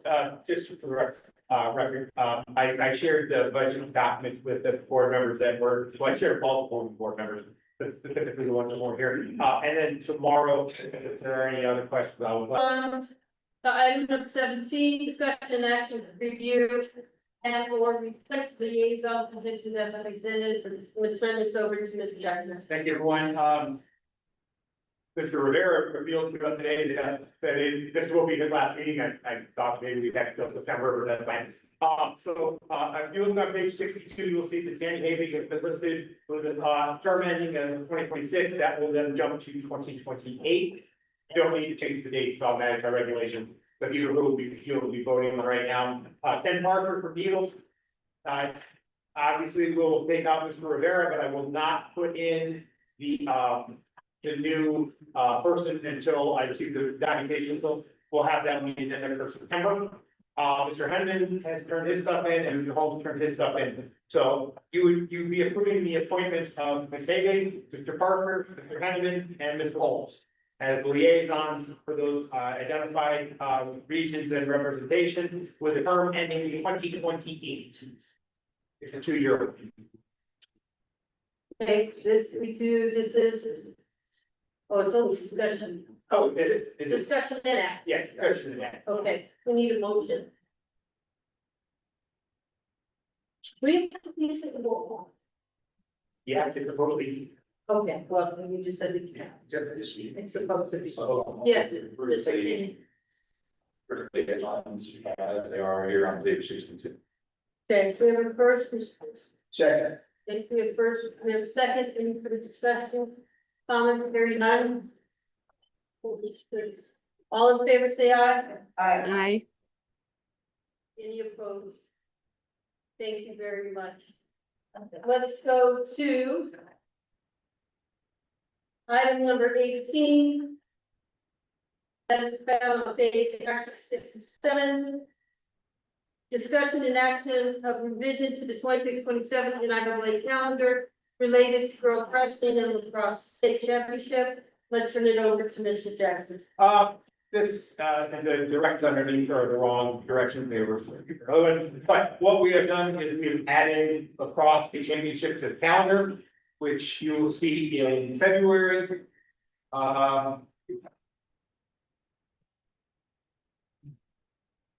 There, I'm sorry, and May, it's spring. You'll see it in the May, it's highlighted in yellow. At the very end, and the other thing we have done is we have delineated out girls wrestling as its own individual state championship, because it is now a sanctioned sport. It used to just be, it was just not at that time, so it doesn't change where it's gonna be, it doesn't establish that, it just simply makes it its own standalone item now on the account. So that you'll see is 1920 in February. It says girls state wrestling right there. And the reason we're doing that is because there has been a large contingent of people who see 2A, 3A, 4A, 5A girls wrestling, state wrestling, that think we have 2A, 4A, 3A, and 5A girls state wrestling. We don't have one girls wrestling right now. So that's just a clarification, makes it a little cleaner. Mr. Stallworth. Does that change how we'll do state wrestling? It does not change the classification of the girls, it will still be one division of girl wrestling. I'm talking about a time frame. A time frame, no. Will there be an individual state championship for the girls somewhere that could be possibly different from the boys? That has not been determined yet. Okay, and who will make that decision? That's a later than I. Okay, thank you. You're welcome.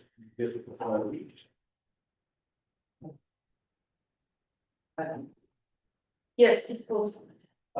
Yeah, so looking at the calendar on 69, page 69, I see we have, boys, girls, across 5A. Was it, didn't we have a discussion that when they come in, they come in out? It should be all right, yeah. Okay. Yeah. Okay, so that, so if that's how you don't get there, it should be 4A. Okay. I didn't get it for you. If the high classifications get it for you, that makes me fine.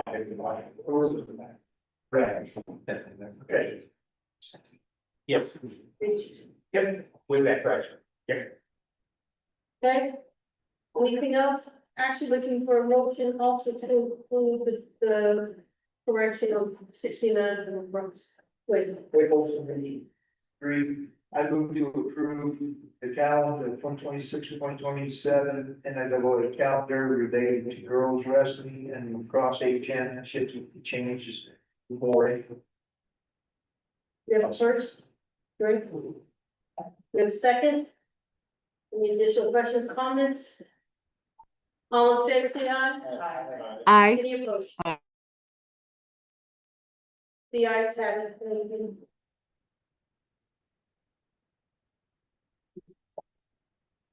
All right, we're gonna go to item number 19, please flip page 70. Okay, discussion and action to authorize the executive director to secure facilities for postseason events. I'm going to turn this over to Mr. Jackson.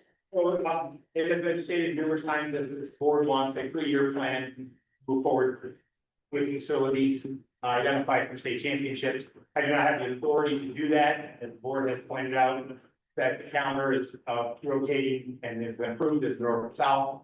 It's also been pointed out that I had it was questioned whether I had the authority to do it in the first place when I didn't do it, but that's another topic for another day. But at the same time, because of this lack of ability on the office of the executive director does not exist, we are missing out on securing venues for the next year. We can't even get secured venues for next year, because if the venue doesn't meet the needs of all of it, and we have to find a secondary venue, we don't have the authority to go forward with that process. Point of reference, Raptor C3 in Churchill County. They have offered it to us for 2A, 3A, and girls. Not large enough to handle 4A and 5A at the same time, we established it was crowded. And the size of the wrestling. But then we would have to secure a venue for that, which may impede our ability to host the state tournament in any one venue. But I heard loud and clear that I don't have the authority to secure venues in that manner. Likewise, we have the same situation starting to develop from the University of Nevada, Reno, where they are looking for us to secure venues with them for the next year or 2 years. But we can't do that because that may then preclude us from doing the north-south flip or other aspects of it as well. The same can be said for swim. We have an incredibly good relationship with the pool here in the Reno Parks area, willing to host, able to host, multiple years if possible. But if we continue with the north-south flip and not allowing the executive director or his staff to work closely with the venues, we can't do that. So what I'm asking for is, first of all, some clarification from this board, because I was evaluated on a standard that cannot be met. And therefore, I'm not going to go forward with trying to do this, but I'm also being ridden for not having venues beyond 6 months out, but we can't secure them because we don't have the authority to make the agreements. I don't know if we can get back into the Orleans now. That was a year ago when I had a conversation with them. I don't know if the Jams has secured that venue later. Also, concern of cost. The cost of these venues. When we have venues willing to do things for free and they want multiple year commitments, we really need to look at those as being venues that we go to year in and year out. With the understanding that we know going north and south creates a cost for our bigger districts. And our smaller districts, I know that it's the same. I will also add that I think the board should be aware, and most of the people in the south are. EDC is now 2 weeks. Yeah. 2 weeks, 2 yes, 12 days, 12 days. 12 days, 2 weekends, 2 long weekends. So that's going, now, right now, the impact is based on where our calendar falls right now. That is not guaranteed moving into the future. And the other issue that we still need to address, and I'll send this to you, local superintendents, is this. Imagine the savings in cost. If you're able to stay this weekend, as opposed to the weekend we held it. We still have a lot of our districts in the state are still in session. They're still in session. And they will be. And we're putting an exorbitant cost on our school districts. Because we're trying to manipulate our calendars. And we're falling in on bad weekends, and I'm concerned about what the EDC effect is going to have. It also gives off UNR and UNLV graduations, but that's a calendar issue we need to. But after we're at this, Mr. Polson, you were a proponent for this agenda item, so please, the president, I'm going to yield the floor to Mr. Polson. Absolutely. Yeah, we're posting Richard Street. We discussed this for 5 years I've been on this board. Right, the venues have always been it, and we hear about it all the time. Why are we hosting at high schools when we have this available? And we hear, this board has told the executive director to find the best available venue. And that's the directive that we're given. Back in the 90s, we did all of basketball up north and all of football down south. And I think we need to look at that scenario in doing long-term venues north and south. When we can get them, like Mr. Jackson said, if we can get it for free, free is free. Doesn't matter where it's at, free is free. And I understand Pam's passionate cost savings that she tries to do with Clark County, because I can't even imagine the cost there. And I understand that is a cost to Clark County, to Washoe. You guys are the ones that are doing those long travels. The rurals, we travel no matter what. We're going wherever it is because we travel, because that's what we have to do. And so I think it's very prudent that if we want the best available venue for our state championships, that we look for long-term contracts wherever they may be. Some are gonna be south, some are gonna be north, some are gonna be in between, but we gotta look at the best available venue and long-term contracts, so we can lock it up, and then it doesn't become an exorbitant cost. We're not getting kicked out of the cost pavilion because we can't afford $100,000. Right? And so if we can do this, and I think we're at that point from this board that we have to look at it. I understand the north-south thing. I've been a coach for 30 years. I love the north-south thing, but if you were part of the 90s and we were up here every winter at the Lawler Center watching basketball, and every fall we were down at the Sam Boyd Stadium watching football, and that lasted all through the 90s until Robinson got in at UNLV, and then he kicked it because they took the astroturf out onto the natural grass, and he didn't want that many games on the grass. But we have a different situation.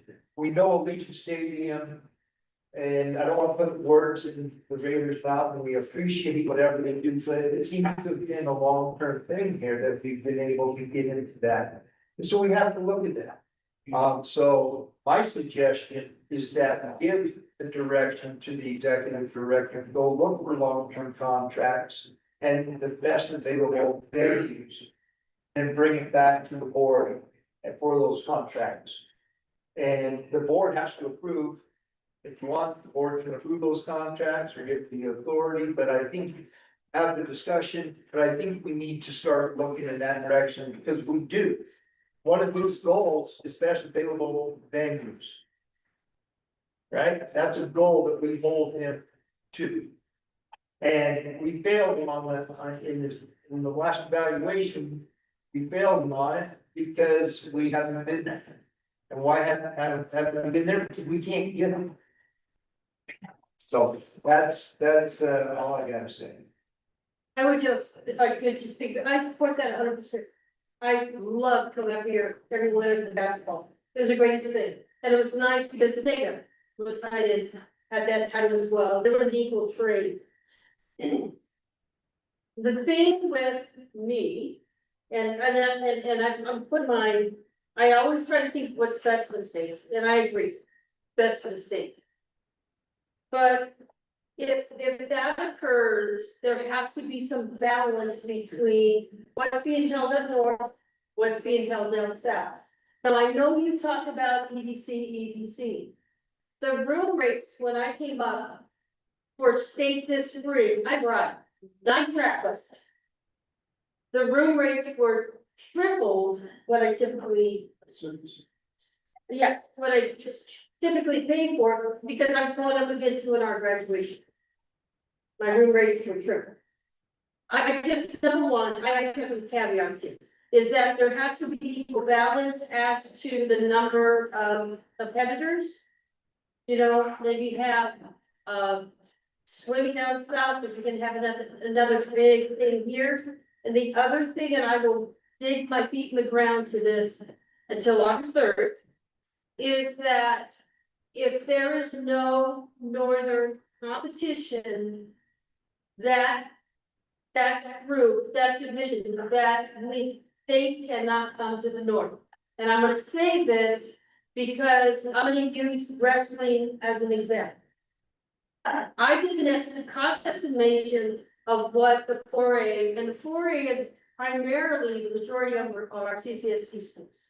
I did a cost analysis of what that number of kids and coaches and rooms and this and that, and charter buses, it was about an $85,000 additional charge. Our budgets are set. And so maybe, and I would just ask this board that if you want to go in a different direction and have those different classifications go up, maybe that's something that needs to be considered with the next realignment. And those are the 2 things that are big. Superintendents, we have the conversations about money with the superintendent. Our budget didn't get any bigger. We're losing money. Now we're taking a whole classification of kids up north, that the north never has to reciprocate you down south. And that is just extremely costly. And I even took a look at all next year. The north competitions like golf, soccer, tennis, wrestling, golf, again, baseball, softball, swimming. If everything that was assigned to go north, and we took a whole classification that didn't have northern competition, that would add almost $400,000 to my budget. And I'm just being truthful.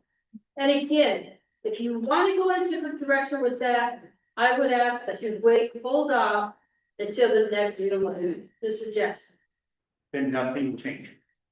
And if that's going to be the direction of this board, I do not want to be held accountable to a decision that is being made that I cannot meet, period. It is impossible to meet that standard. If you're going to automatically determine the best available venue, caveat, star, parentheses, unless it impacts me financially, or unless it moves the division, then we can't go for best available venue.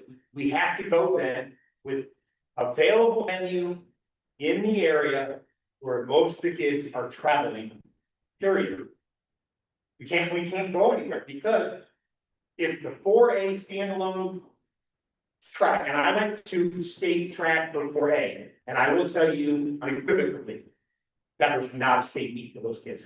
That is a 5A region meet. There was nothing special about that meet except those kids' performance, but they were not recognized like state champions at that. And that's a separate thing. But if we're going to do this, then that's fine. We'll continue doing what we've been doing, which is status quo. But then we cannot hear the complaints about the venues, and we have to understand that I cannot meet that goal. I can't. It's impossible.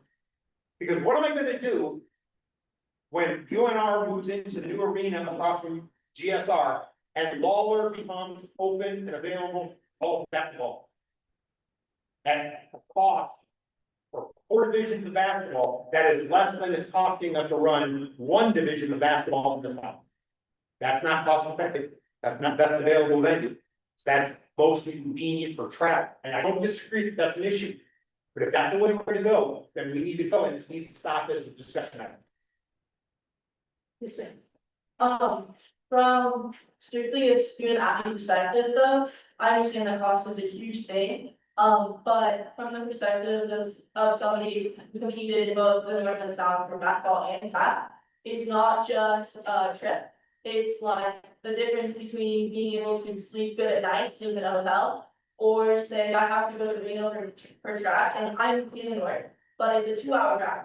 And track for Reno and Hub, there was a couple that didn't finish football team until 12 o'clock at night, I think, and we can't do our team games. So that means I'm not going to sleep until 2 and competing the next morning at 6, which means I have to leave at 4. So it's not just if it's in the north, it's easier to save money and it's a trip. It's also like if I get to sleep. And also southern facilities for smaller schools are a lot better facilities. Competing in basketball in the north, we got to compete at Reno High School, which is amazing, and they have really nice gym. But the difference between Reno High School and their nice gym and Southwest CTA and their nice gym is just completely different, monetary wise.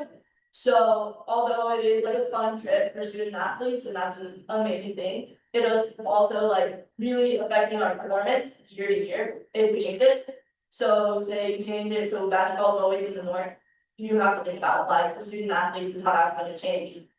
Their sleep schedule or their flex. Thank you. Would you go to court? First of all, fantastic. Thank you for saying that. Just because, I'm doing a lot of research back in the past, trying to figure out what happened before we had Simply Bucket to the app. So what Mr. Coulson was saying earlier about basketball being involved, football being at the San Luis Silver Bowl. Mr. Coulson, you may remember some of this, you may remember it, because not to say you want to be old, just serious.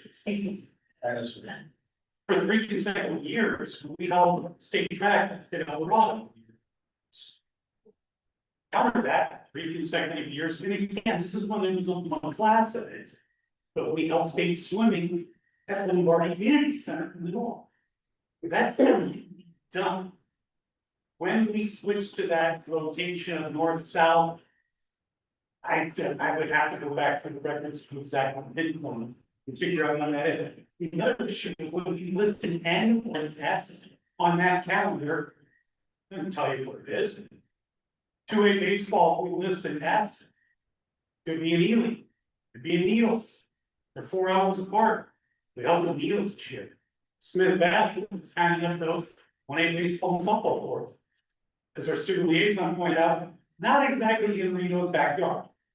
So there's still some of that to consider too, that he could be saying, kind of, I know, Sloan and I go round and round for years. Because she would book rooms here in Reno for kids to try to get the better rate for CCSD. And then we get mad at me when it said, well, sorry, it's in the bucket. But when a bucket was in the site, I don't like forgiveness.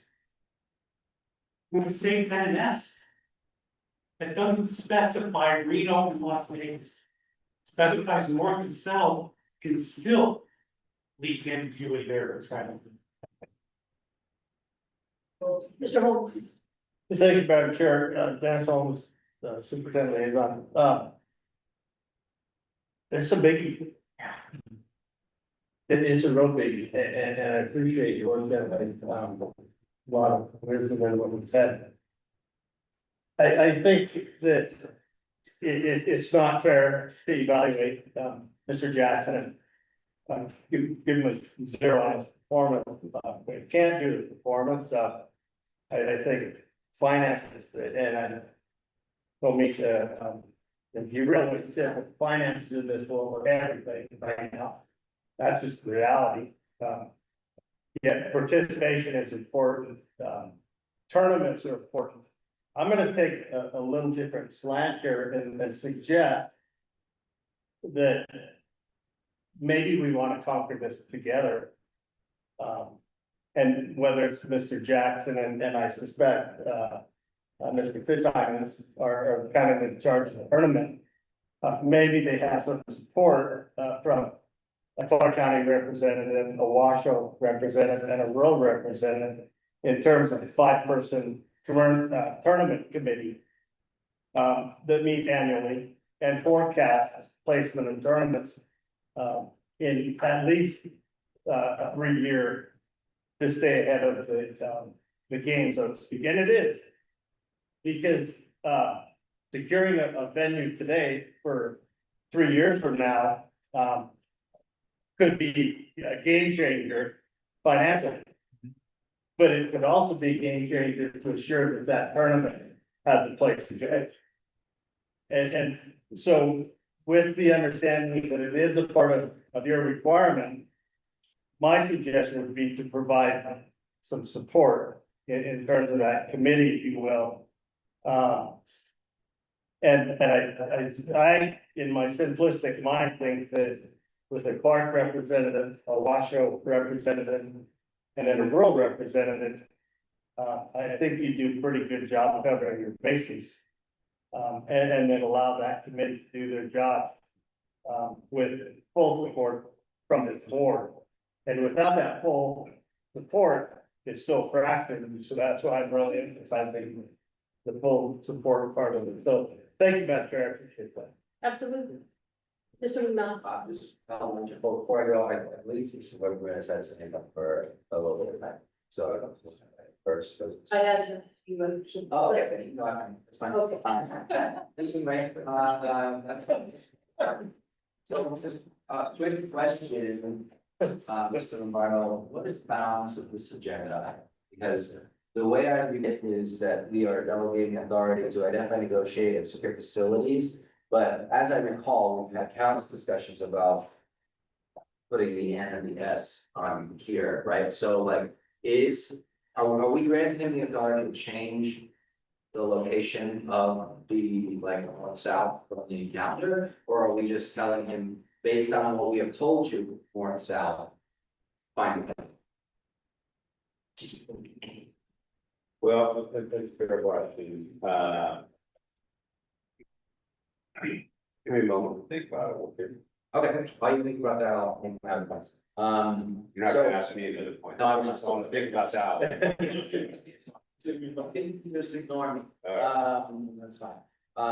Okay, so I think just worth noting here are a couple of things. One, we are as a state in a pretty serious financial crisis when it comes to funding of education, right? So no matter what we do here, we are requiring districts to spend a considerable amount of money, moving things one way or the other, or leaving it. And so I just think that's something that we need to consider, and I'll get to that. I'll bring that back in, because I think it's just like worth noting. I never want, and I always want us to remember the low income community that we serve.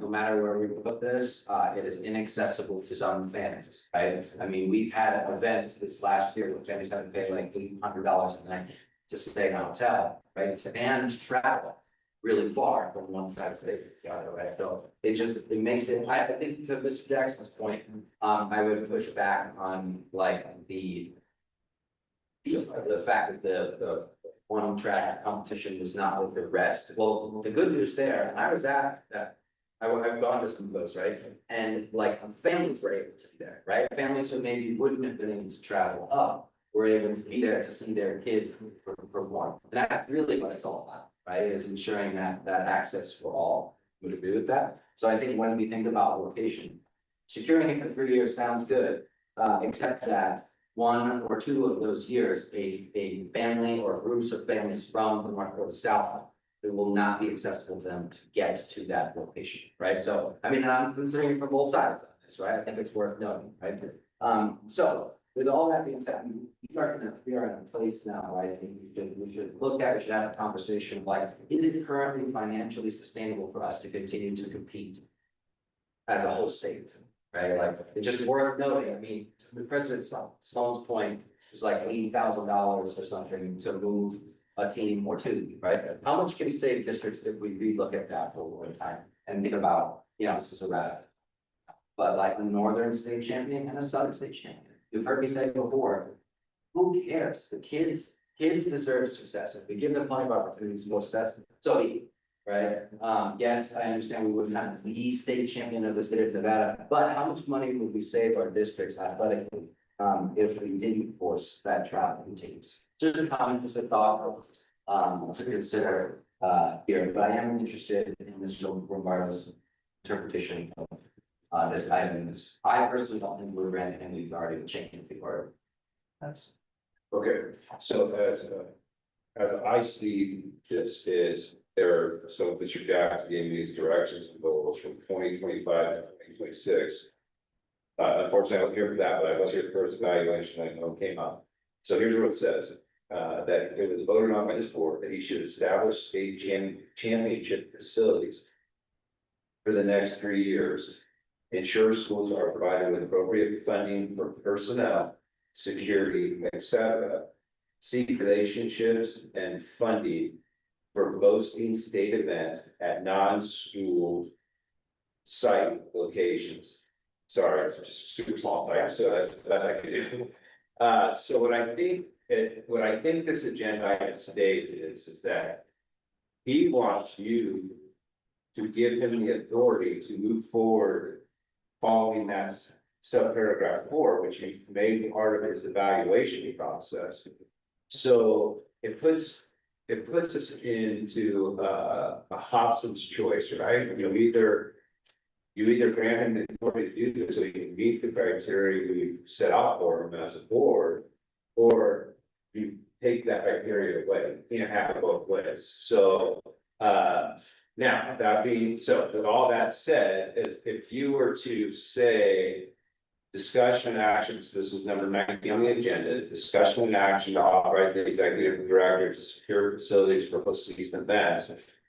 If you were to vote on that and give Mr. Jackson that authority and you put certain conditions on there, that would be appropriate as long as those conditions are consistent with his evaluation. Otherwise, it would be denying him and effectively, I mean, I don't want to get too carried away here, but it could become an employment issue. They just put it that way on the. Sure. So yeah, I more appreciate that clarification. I mean, I am not at all married to his evaluation, and I don't really care regarding that layer of things. So I would be open to a conversation as board to like remove that requirement, because I mean, again, what we're in quite a fiscal crisis. I mean, I know Superintendent Holmes would agree with that. I mean, just me as the principal of the school, like I am looking at a significantly less number of students, therefore less money. And I know that's true across the board, right? So like, let's not hurt our districts here, right? Let's not also by forcing our executive director to find these like really flashy, exciting locations. I think we kind of deserve to do also, and like, you know, we want to introduce human beings as well, right? And they appreciate some of the school venues that we're going for as well. And so anyway, I think my clarification, so I make sure I'm understanding this correctly. If this were to pass, we would essentially be overriding previous decisions we've made on the calendar, because we would give him the authority to pick and choose, right? I mean, he could in theory set every single postseason event if he chose to, right? He would be required to follow what's in his evaluations, what you laid out for him. So it doesn't say that there must be a split between South and North. What it says is he should consider those 4 or 5 things that I laid out there. And so I think that is the orders that you've given him as a board. And if you're not going then to allow him to do that, which I think is he's expressing to you, that's his frustration. That he wants to go out and do 3 years, but he doesn't know how to get 3 years because it's my impression, what he's saying is that he doesn't feel he has the authority to do it. So he's asking you to give him authority to what you already put in there. Right. So you've got to, so I just want to address this though, as you said, I don't care what's in the evaluation, and that's fine. But it doesn't matter what Mr. McNaught thinks, it's got to be this whole board, first of all, and it's got to be a majority of it. And I strongly suggest that you act consistent with his evaluation, his contract. And if you choose not to, then I strongly suggest that you ask that this item come back and you remove that from his contract evaluation. Does that make sense? Sure, I just want to clarify, I said I don't care about that part of. Yeah, fair. Yeah, I appreciate you. Second, I hear what you're saying.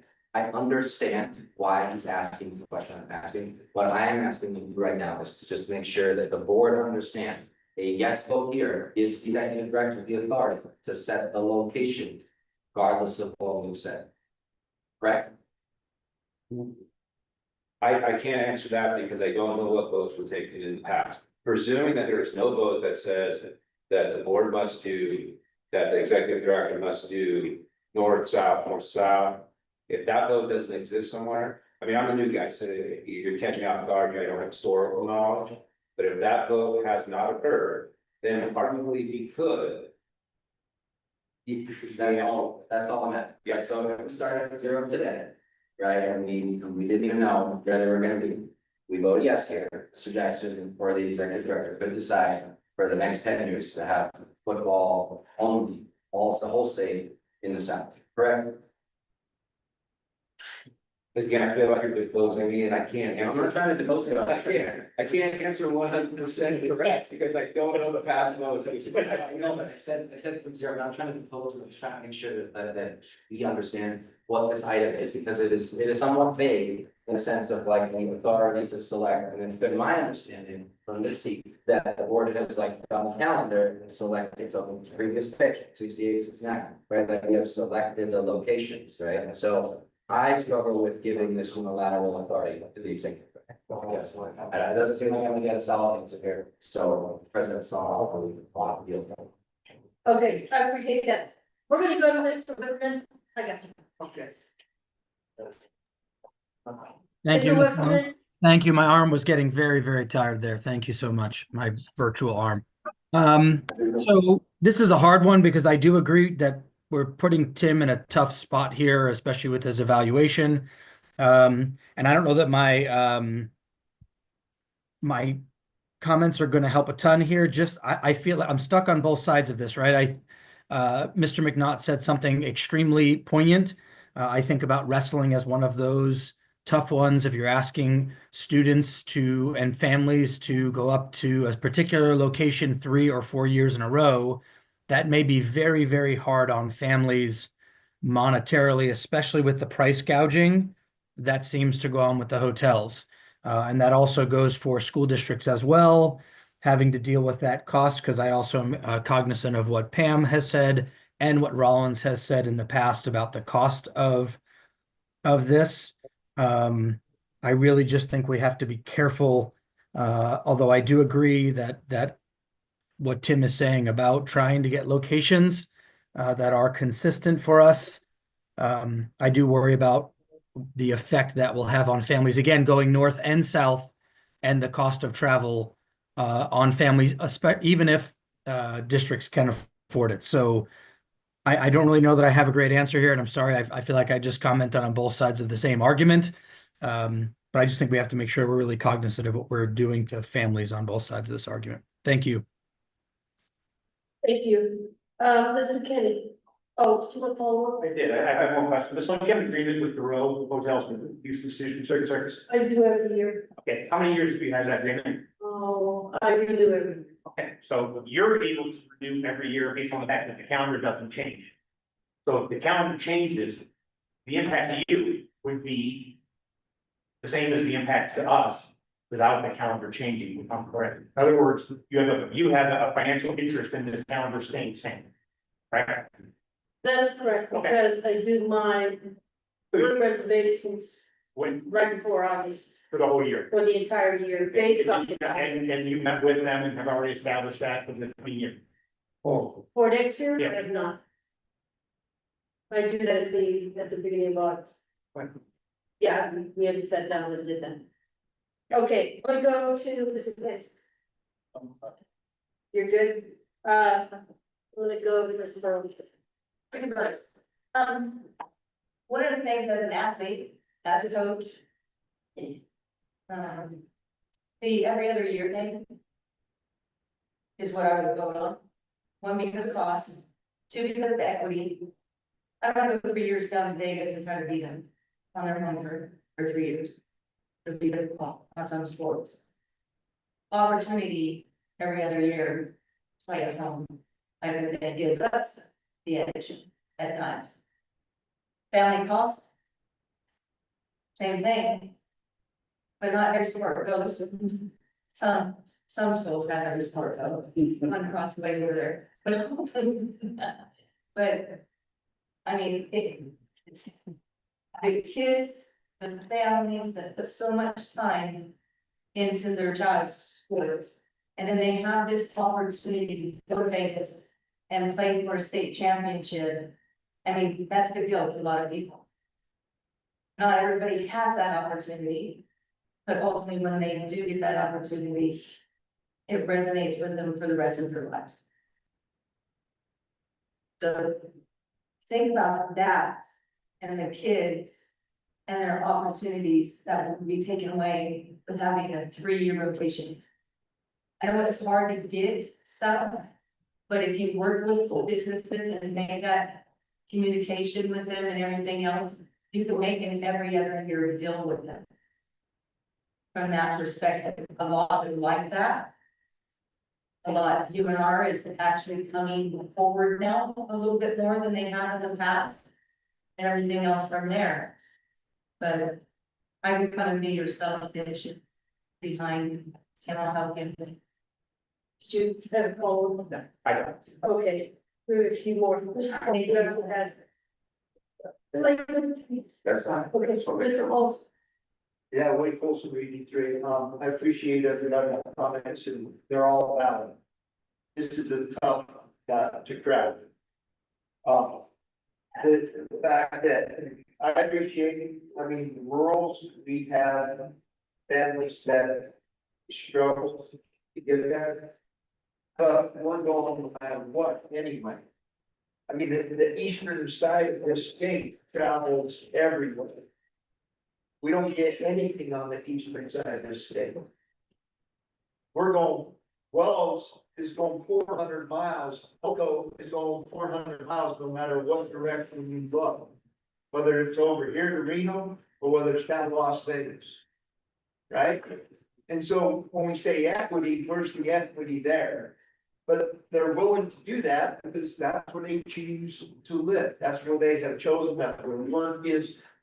And we're not gonna solve socioeconomics here. We just can't.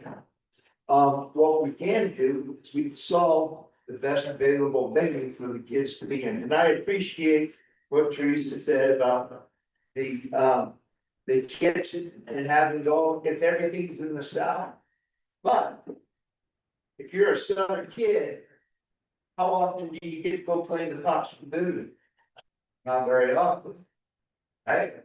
But if we can get the Cox Pavilion, even though you're in the south, that's a big thing. If you're in the north, and you get to play the Cox Pavilion, get to play the Cox Pavilion. If you're in the south and you get to play at the Lawler Center, you're playing at the Lawler Center. And being a coach for 30 years at Randy Valley High School, we've traveled this state and have gone everywhere. And willingly do so, and our kids always ask me, where do we get to go?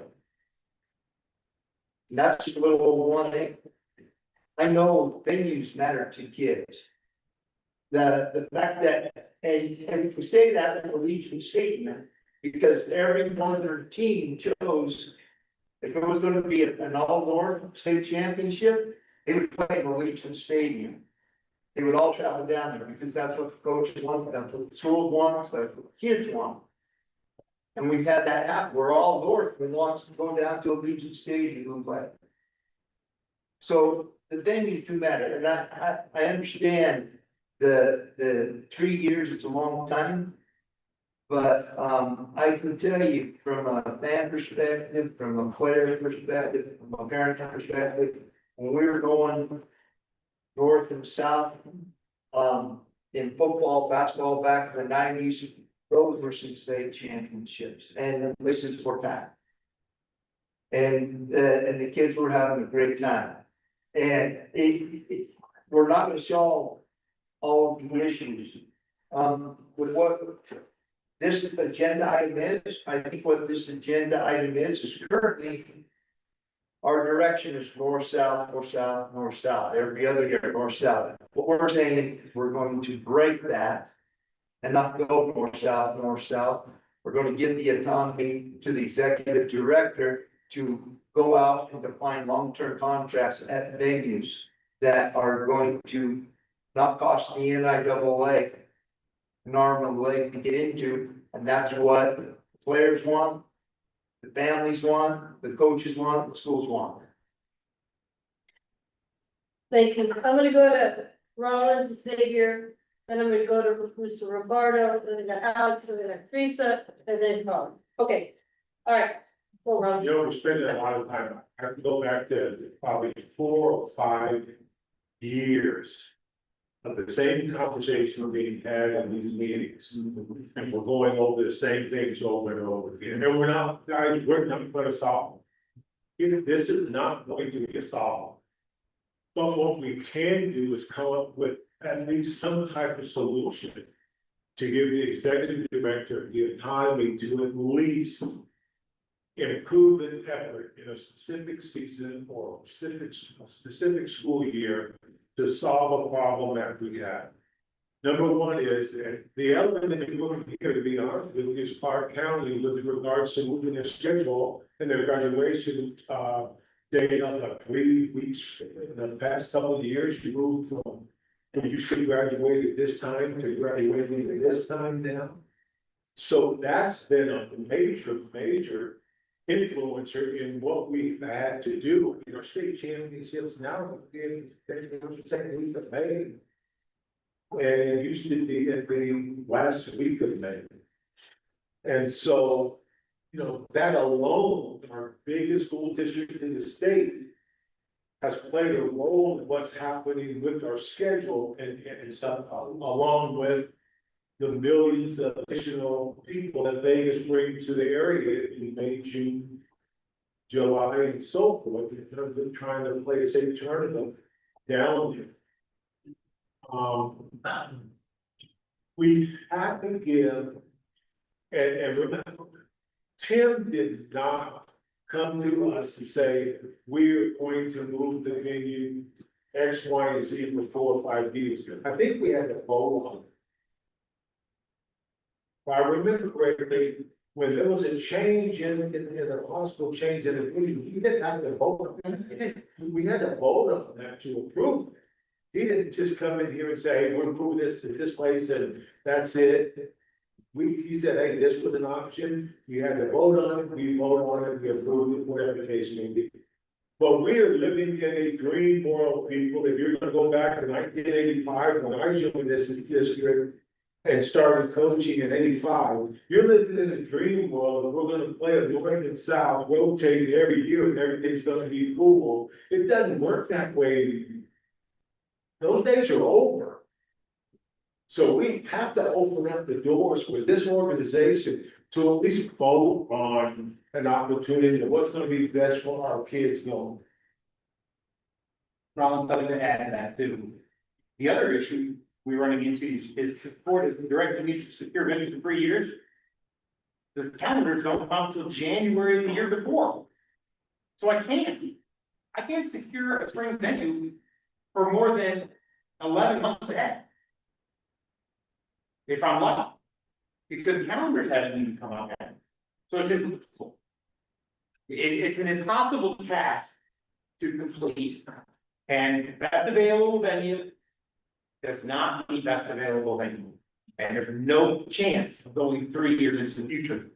The only venue we know that is going to be open at the end of any season is at high school. Because they will not have a game. That's it. Okay, Xavier.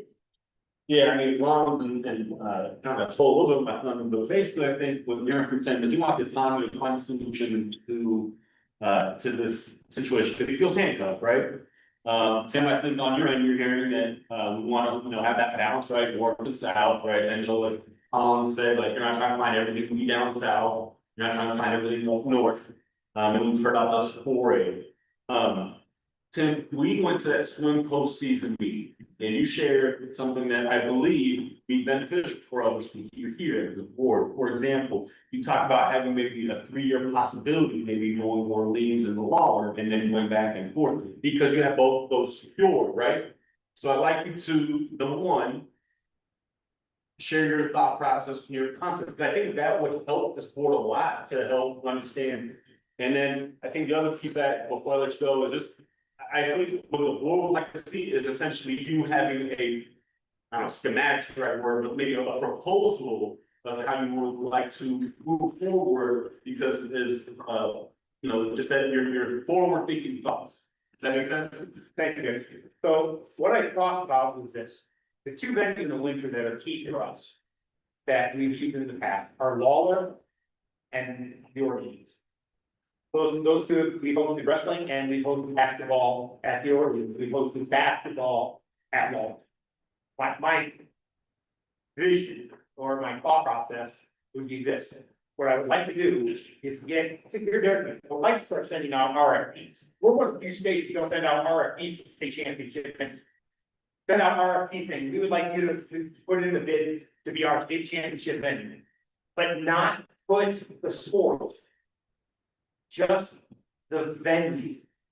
Would you host winter state championships for the next 3 years? And even years, we're gonna host wrestling in your venue. Odd years, we're gonna host basketball in your venue.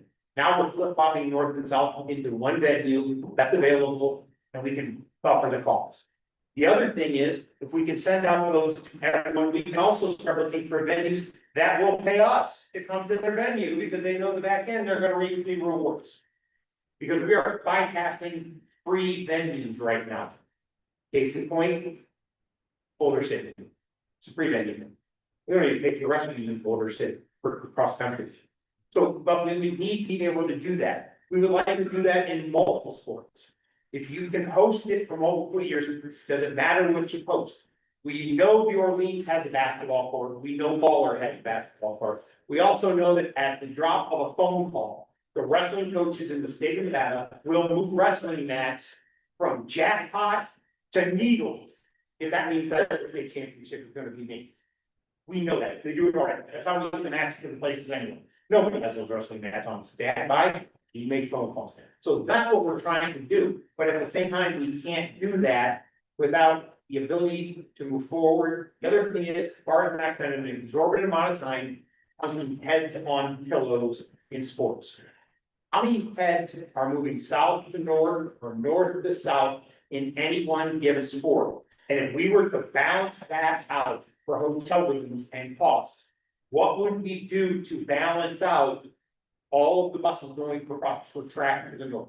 What would we do to balance that? We are also you're also have to understand, we are not only thinking about your costs as districts. Think about our costs. It is not cheap for us to run standalone state championship events anywhere.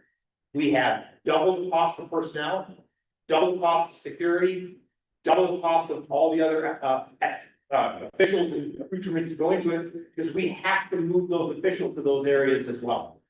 We move officials to the north, we're looking at rental cars. We move officials to the south, we're looking at rental cars, but we're trying to make sure. Nobody wants to hear me anyway. Okay. So I still find that's what X was talking about. I had that conversation because the coaches at the wrestling meeting brought up. I'm sorry, I was thinking wrestling, brought up the concept of full state championship. Same thing was brought up with the coaches at track. What would it look like, where we would do it, how we would do it. Are we still live audio? Yes. Okay, all right, I'm gonna turn over to Mr. Robar. Thank you, Madam President. Going back to what Mr. McNaught, very nice job on the deposition. Thank you. So I think I was able to speak to Mr. Jackson, there has not been a little big garden in North South. Supposed to cover that. But my answer to this is on number 19, you can add criteria. At the end, like I said earlier, but the criteria must be consistent with what's in the man evaluation goals. And if it's not, then you have to accept down the road, because he evaluate his goals. And if you don't get a ding, you can't put him in a position where he can't complete the goals that you set out for him, then give him on his evaluation for that. So I want to make sure that you understand from a legal perspective that you need to be consistent, whatever that consistency is. And as long as you add, if you want to add conditions to 19, you may do so, but if they're inconsistent with the goals that were set out there, that's a problem. Does that make sense to everyone? Thank you. Alex, the Teresa called and I think need to find out if Keith is still up there. Alex. Thank you. Yeah, so going some excellent table, some of what I want to say, we have several different things going on. The one I think that in the future we need to, we look at this, evaluation.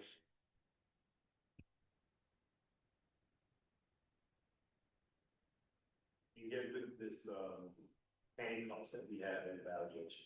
When, there's so much we can evaluate, and you know, this is becoming such a problem, so we need to just remove it so we can work efficiently.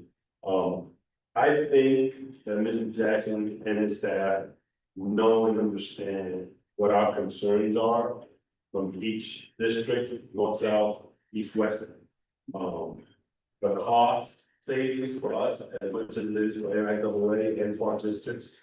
And I think what we need to hear from Mr. Jackson is explicitly, what would you like for us to improve today? Explicitly, so that we can improve it, that you can be successful and do what needs to be done. I think what I need to hear from this board is go out, find the best possible menu for 3 years. And bring back that RFP to the board. And understand that if those are not approved by the board. I don't want to, I'm honest with them, to be frank and honest, when we say probably the wrong way, I'm gonna say. I don't want them here come April, we need to do this. Because I heard that loud and clear that I made the changes that I wasn't authorized to make when I didn't. And now I'm being held to a standard that I can't get to because I don't have the authority to do it. I am not going to go out and sign an RFP or I'm going to request an RFP from, I'm gonna send out to everyone. We are gonna put together a package and we're gonna send it out to every venue in the state of Nevada that we think might be able to host us anything. And say, can you host this? We want to go for 3, we're looking for a 3-year window. And what is that? And then from that point, then we can start making decisions as to whether or not it will work or not. But we'll also have another thing that we don't have right now. Nobody in this board can tell me, what does it really cost to have 3 years at least in Southern Nevada? Are we going to be able to use our ticketing agent? Are we going to be able to have Northwest Design come in and sell their gear? We don't know that because we can't go beyond we need it in 6 days in February basketball. We need to be able to go, and that's what we need. That's what we need to do. I want to share with the board, because I've been on other boards, the one specific comes to mind is the Hangar Center of North. That's Broadway shows and other types of stuff. And as a board, we had to identify new tenants because we were looking at, oh, this comes to Christmas, for example. You know, they come to Christmas, they bring this much, they're here for 5 days. How much do they bring? Well, this other entity is interested in coming in. They want to do the whole month of December. I go, shoot, we've been doing these guys for X ballet, whatever, X amount of years. But we saw the numbers were better guaranteed this one for X amount of years. And we let them go. And we voted and we kept this spot. And that's what every venue do. They're saying, hey, what can we guarantee revenue for our baby for whether it's possession, ticketing, whatever it is, identify that. So you're going up against all these other entities. So regardless of all the restrictions that we have, we do have to look at things long term in order to secure it. So that's understanding. But I agree with you. I said that we go ahead to, I think that we should be able to go ahead to get the 3-year proposal, bring it back to the board for vote to accept. And then if we don't, we all don't understand that there's only so much we do, but I do think that we need to readdress the contract. And I don't like the idea of tying 2 different things and trying to say, oh, you gotta work with this. We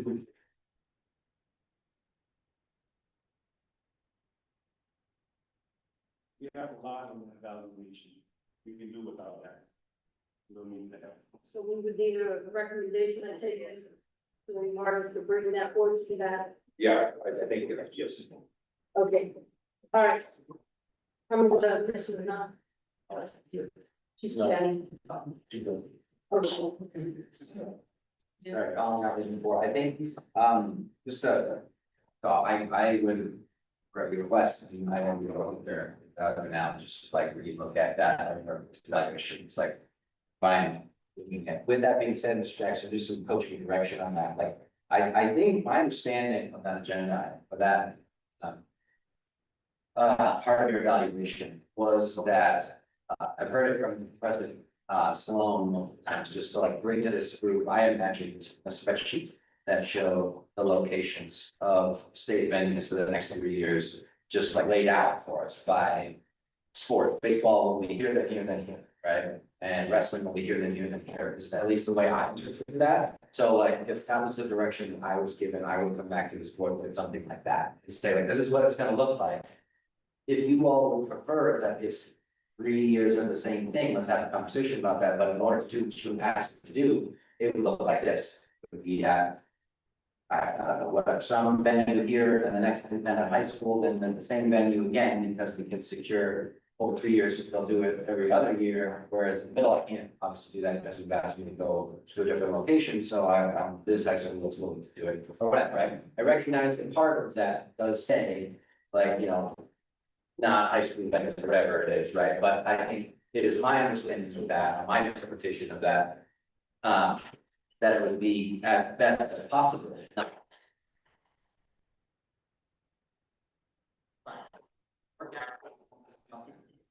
My bells are not nearly as loud. But anyway, so that would be just the way I would handle that item if I was given that direction. With that said, I do think we could, if it is that much of a challenge, I agree with doesn't know why literally that that would be something that we would just do. With that being said, I'm just not super comfortable giving the authority fully, so I will make a motion to delegate authority to the executive director to identify, negotiate, and secure facilities for hosting events within the bounds we have set in. Yeah.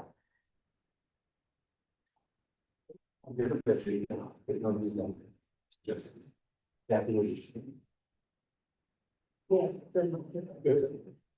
same thing as it is now, so they're ready to have it happen.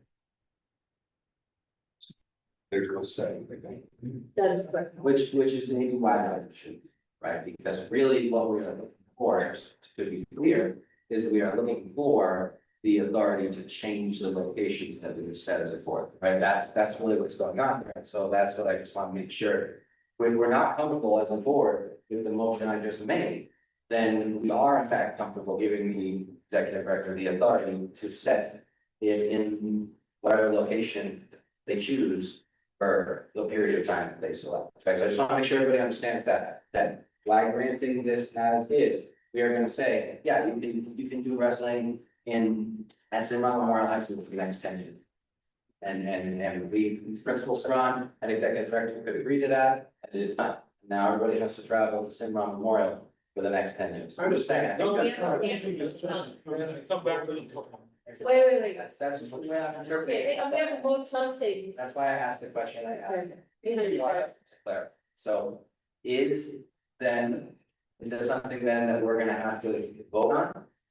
After, when he brings it back to us? Because then I don't understand why we would need a second.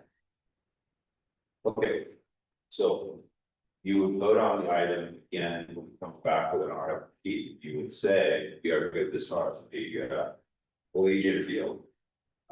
Just use that, right? It's awesome. So we bring that back, they give us an RFP and they don't charge us, they do all these great things. They're awesome, then you vote, yeah, we're good with that, that's what we want to do. Or you say, that's not what we want to do, we want to do Legion, then we want to do Rollins Silver Stadium, and then we want to do Legion again. So, you know, I mean, so it has to come back here one where it actually does, because you have to approve the contract. No matter where it is. You have to approve the contract. This is Cimarron Memorial High School, there's never a contract for the state, so that's obviously the question they have. Well, Oh, that didn't have to bring to the board, okay. Well, so then in that sense, I didn't think about that, that's fair. Okay. So, but let me clarify the record. What Mr. Jackson said was that if it's at Cimarron High School, since it doesn't hit, it's under the number $1,000 mark. It doesn't need to come back for approval. So, but again, you can put that as a condition if you want all of these. But if you do that, you have to let him complete his job or change his evaluation. I can't stress that enough under employment law. So you're having a convergence here of employment law and contract law. Right, which I already said. And I'm presuming you withdraw your motions that you started having on this discussion. Would you make it official that you're withdrawing them? No, I'm making them, You can't make that until you. Still, am I still, but before that? Sure. So I can withdraw my motion. There you go. Meeting. Right? Okay, first, I'm just making, all right, I didn't say this first, that's crazy. I will make a motion to delegate the authority of the executive director to identify, negotiate, and secure facilities for postseason events pending the approval of the board of directors. Ms. Colossus? I'd like to second the motion, please. Yes, sir. When we say to approve these proposals, I'm assuming that you're gonna go try to get multi-year proposals at certain sites. And then bring them back to the board for approval. Is that how I'm reading this motion? I'm gonna ask for a lot of clarification here, because now what I'm afraid of is this. I don't go get, I'm unable to secure an RFP with Lilly. And I gotta go Cimarron Memorial High School, Cimarron agrees to host 4 8-day wrestling course, okay, we move forward. Do I now need to bring that back to the board? I don't think so. Well, according to his motion, I do. So every single venue now, whether it be Allegiant or Cimarron Memorial High School, have to come back to the board approval. So how am I going to secure anything in a timely manner? And also understand that we don't have an RFP with the Raiders. We have a phone call with the Raiders. They call us the city works.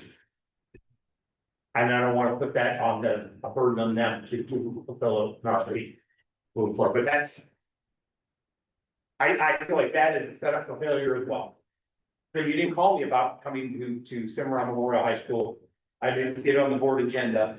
You have failed to meet the criteria that we set in your enrollment for your employment.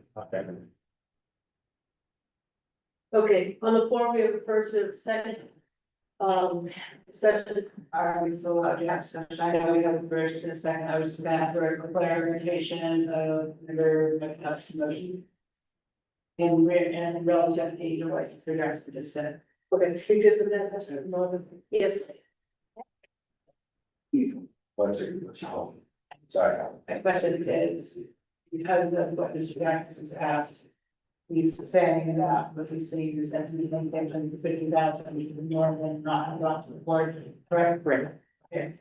I want to like is that what your motion is that all arrangements, all are. No, you could really do it up free.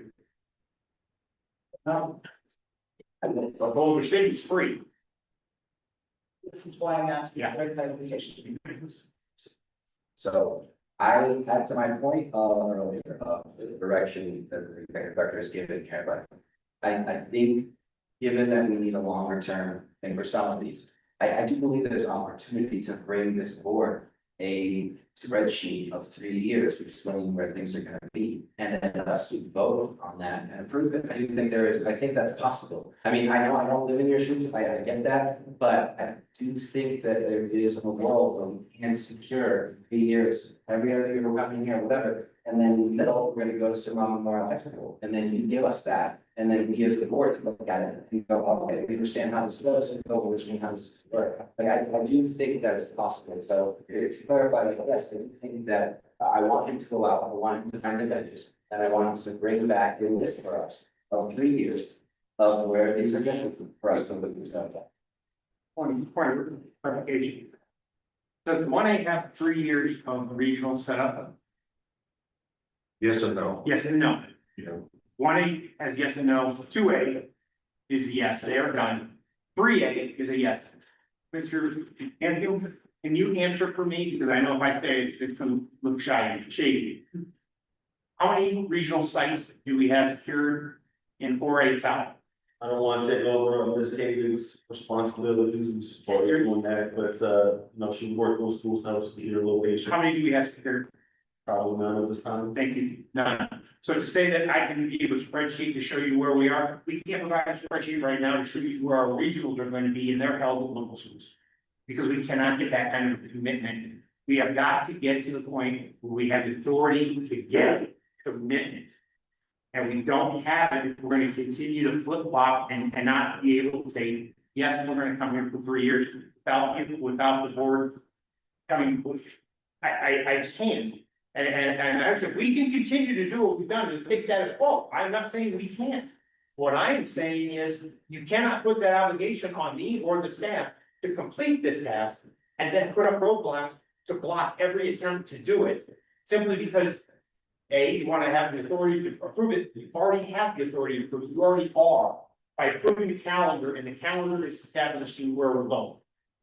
But at the same time, understand that it may not be a year in advance, it may be 6 months in advance, and we find the actual venue in that geographic location where we're going to go. That's all. And if that's the case, the 19th can just stop and we'll just continue step forward. But understand, that is where we're at as an association in our office, trying to get this venue material. Okay, we have a few others that want to speak, and then, but we have a first, we have a second. We can still have a second, correct, Mr. Morrow? Yeah, maybe you have a discussion on the vote. So I do think we need to be careful about actually the same conversation. At this point, you have a motion on the table, you need to decide whether or not you want to pass that motion, it's a discussion. Okay, so let's raise. For educational institutions, they have facility use forms, so if the board is requiring a proof of you've had a school for 3 years, they just fill out the facility use sign, we sign, and you have facility. And I know, because I've seen Tanya shared a facility form as well, that most of the South schools have it. I don't disagree, but I can't sit here and facility use form with the school until the calendar comes out. It doesn't come out until January through the next year. So I can't do that. And yeah, 1 year, it's 4 right now. So, Mr. Whipperman, is your hand still up? okay. No, ma'am. Sorry about that. No, ma'am. I'm good. Okay, I'm gonna go to Mr. Holmes, and then I'll go to Mr. Guerrero. There's some state superintendents, I think I want to get out, it's moving that to weeks. And I hope I'm within the, realm of motion here, but I think we need to grant Mr. Jackson, full responsibility for stripping. One way or another, just clean. And then allow you to either do your job or not. Thank you. Mr. Guerrero? Okay, Hi, everybody. Can you hear me? Good? Just want to make sure. Yep. Okay. So I'm just looking at some regulations because that's my realm, and I just want to clarify because I'm not as familiar with these regulations as others. So we have regulation NEC 385B.610. This basically states that before all of the tournaments, region, league, state, all that, the board determines each event that would be included. So that's kind of like where the schedule is built, right? There's going to be regionals for these, and there's going to be state for these. But then when we look at 642, it specifically says the executive director shall determine the date, time, and place for conducting each playoff game, including the manner in which a tiebreaker must be conducted for that. And then to kind of go along with that, if you look at NEC 385B.162, subsection 2B, It starts, the executive director shall, for each tournament that's conducted for a sanctioned sport, except as provided in, there's 3 regulations listed that are all sport specific about certain locations, which don't negate what I'm about to say. Determine a suitable location and establish a schedule for conducting the tournament. So the way I read these 3 regulations together is the board has the authority to basically create the calendar of regionals are here, state are here, date wise, all of that. But then it is within Tim's ability to actually schedule date, time, and location. So I guess I'm confused why there's a discussion, and I don't know if Neil, after looking at those, if I'm misinterpreting them. Again, I'm not as familiar with these, but that's the way I'm kind of reading it, is that Tim does have that authority.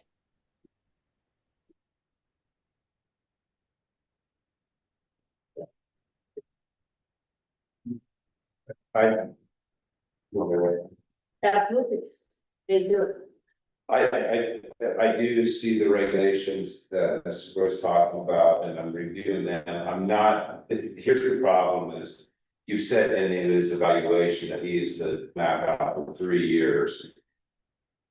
That's not these regs. I think there's some ambiguity here. So you have regs that are saying you, being board, adopt certain criteria related to the state tournament, which doesn't include location.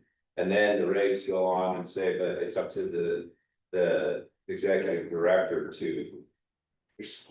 I'm concerned about ambiguity, and I don't necessarily feel comfortable saying whether the reg answers the question. I do think she is correct that they do have a goal here, but you've exceeded the goal of these regs, which is not illegal necessarily. What you're saying is you want the executive director to map out the next 3 years.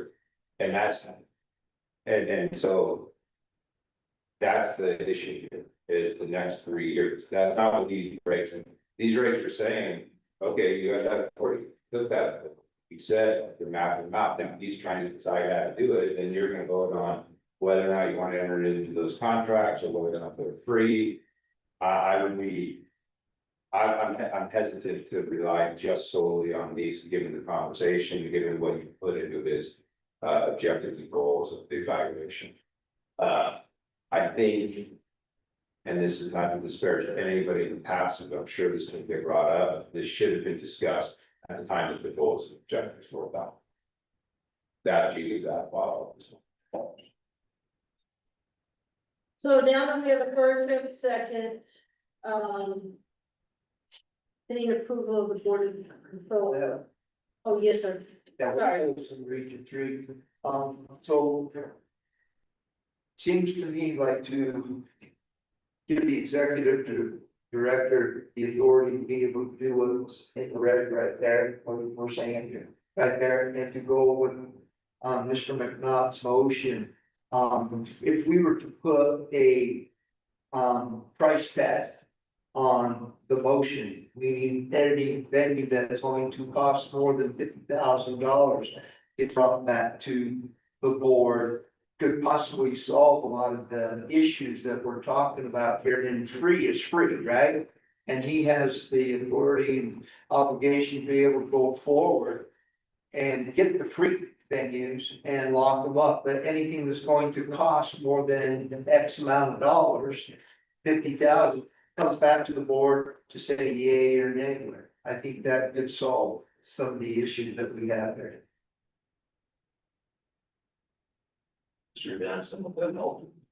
With Townsend. Ellen Townsend, officially, I'm just throwing this out there, I have no idea if it's feasible or not.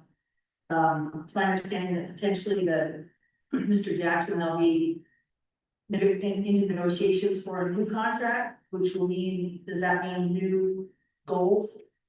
Could this be addressed in that negotiation plan? I think at the end of the, the regular goals for this current contract. I'm going to vote this current contract at the end of this year. Oh, that's right, for next year, okay. Thank you. Let me ask a question. Let me add to this. And I hope it still falls in line with all of them, probably doesn't. Just gonna bring it up anyway. Would it behoove us to bring back the evaluation language that addressed the 3 years. Would that be something? That's not a contraction. I mean, that is it, is that In my opinion, that's a that's correction. part of your evaluation? Yeah. I know, because that's been back in the past. And I also believe, and I'm gonna go back to what Alex said. He made a comment that Tim has heard our concern, Tim's heard them all. But I think it's time that we need to have faith in Tim. Now that he's heard those concerns. That he does need to go forward. And he needs to have the ability to do his job. And we need to allow him to do his job, especially since we've asked him to find the right venues. And then, once he does that, I guess, just bring it back to the board. I mean, either give him the authority, if you don't, even if he makes the decision and we give him the authority, we just come back as a FYI instance, because we've already given the board. But I think the key comment was, he's sort of concerns. Really stands in this. Right, we have a motion to vote on. Then you can call, somebody can call the question, the conversation is not about motion. So, Okay, so Colin, please restate your motion.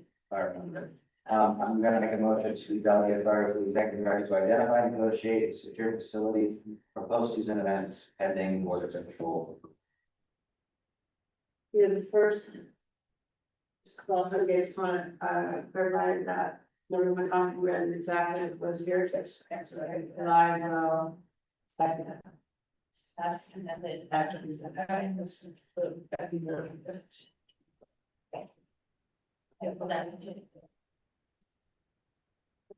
We're doing it all off the back. So. Sorry, Alex. I think I've clarified my point. It's very clearly. Are we going in there?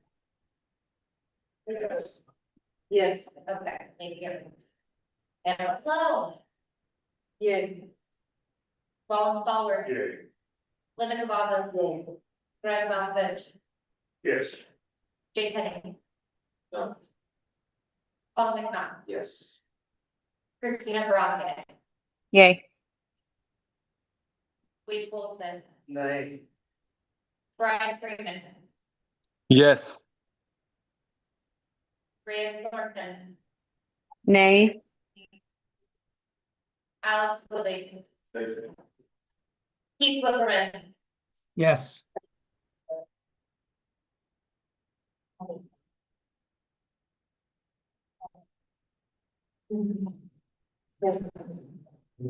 I had 4 names. And that was correct. I mean, all else, I.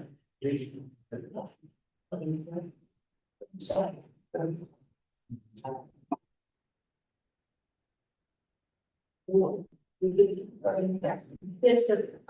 Board by so just direction, since Mr. Jackson, if for the next meeting, you can bring us a township for the next 3 years of what that looks like, based on the direction you give. I appreciate that, even though I recognize that there may be some conversations that are happening with dates and things like that. I am confident that there are schools I will speak about that would agree to host an event in a rough time frame, knowing roughly when it is, right, and that we would be able to work that out.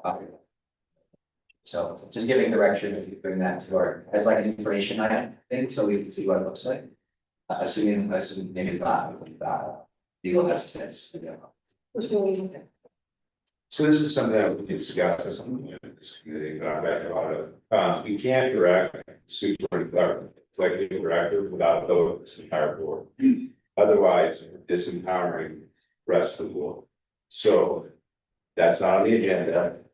And if we want to direct him, we need to put it on the agenda and give him direction. Correct. So, Okay, thank you for clarifying that, and it's happened a billion times on this board, just want to make sure sometimes that we can look right at the back of us. I do, it's happened a million times, so I just want to make sure that if that is the new direction of this board, so be it, so make sure that you're that. Because we've done that a million times to have direction, so. But thank you for the clarification. I just, I wasn't here, I don't appreciate you painted into that, I think it's like, you don't know what you're doing. The open meeting law specifically says that a public body cannot take action of the entire forum. If one member of this body is directing the executive director to do something or staff to do something without a vote of the entire public body, that is a violation of the open meeting law. So but again, going back to contract issues, we have to be really careful. I suggested this multiple times since I've been here. I suggested at the last meeting, you need board governance training. If you want, I will give you board governance training. I've been doing this for nearly 30 years. But you cannot direct, I wasn't here for any past direction, but I brought this up at the last meeting. We cannot direct the executive director or his team to do anything. You are all co-equals. And for one of you to try to direct him or his staff is inappropriate. If you want to direct him or his staff, then you get a vote of 7 members of this board. That's the law. And so that being said, I'm sorry that you feel that way. I don't mean to make you feel that way. But I am the new council, and that's my job to make sure you comply with the law. So we're not going to direct Mr. Jackson or his team individually. And I will interfere on that every time. It's not appropriate. It makes it impossible for him to do his job. Fair enough, thank you. Yeah, the way I know is the way I feel, and I appreciate you recognizing that. Are we allowed to like coach him or request or No. Okay, so then I guess disregard the advice. Mr. Boswell. I just want to make a comment in reference to board governance. I completely agree with council. I'm not going to be there, but can say that. This is a school board, we got all kinds of board governance training. And I think what would be more appropriate, maybe what Mr. Knox wants to propose is that just so we don't get to the section, our agenda that we always have, proposing ideas, for a possible agenda item, with the approval of the board, that can be, looked at. But it would not be a good way, that be a direction. There has to be like a proposed agenda item, and then a person, staff, and officers look at that and then and put it. It's not for that, because I'm not gonna be here and looking at it. Yeah, I agree with Linda, what you were saying, always at the end of this meeting, we always have a future item. And that's the kind that we can say, hey, we'd like this future item put it on for discussion and brought it back for approval, that kind of thing. I think that's the appropriate place, with the system that we have in place. Thank you. Thank you. Thank you very much. All right, let's go to item number 20, page 71. Discussion and action to approve regulations returned from the LCB. We will have to vote on each and every one of these independently. So, Mr. Broy, thank you for being patient. You're up. Please go to page 71. Okay, these are all regulations that were passed by the board and sent to the LCB at the last meeting. The only one that did not get returned in time was the membership regulations, which did get returned, but not in time for open meeting law to get on this agenda. They'll be put on September. So just so that you're aware, they're pretty caught up here. We're really working through our regs, which is good. The first one on page 72, R094-26, is just NEC 385B 708, which is our regulation regarding the maximum participation of a student. It's our 8 consecutive semester regulation. Subsection 4, we had written it almost exactly as is, and it was just amended to say 6th, 7th, or 8th grade to be very clear that we're talking junior high, middle school, that age group. So this is in regards to a student being retained in middle school and then taking high school courses that would deem them as having begun their 8 consecutive semesters of eligibility. Typically, you're going to see this obviously in the 8th grade most of the time. Any questions on that? Okay. No, you're gonna read each and every one of them and then go from there. Thank you, Kate. Let's see. Sorry, Kate, so this is only kids who take high school credit-bearing classes, not ones who just put themselves back in 8th grade again for a second go at 8th grade. Correct. That was what the board had, language had approved. Copy. I just wanted to confirm. Thank you. Thank you. Any other hands up?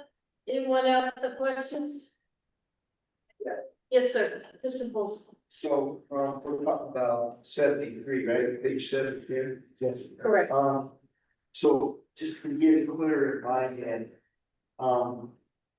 if the kid was held back in the second or third grade or fourth grade or whatever, right, and then he gets to the 8th grade and all of a sudden he's excelling in his classes, they say, hey, you can go do, high school biology or something like that. Is that something here that would make this kid ineligible for moving into the eligibility as a 9th grader or something?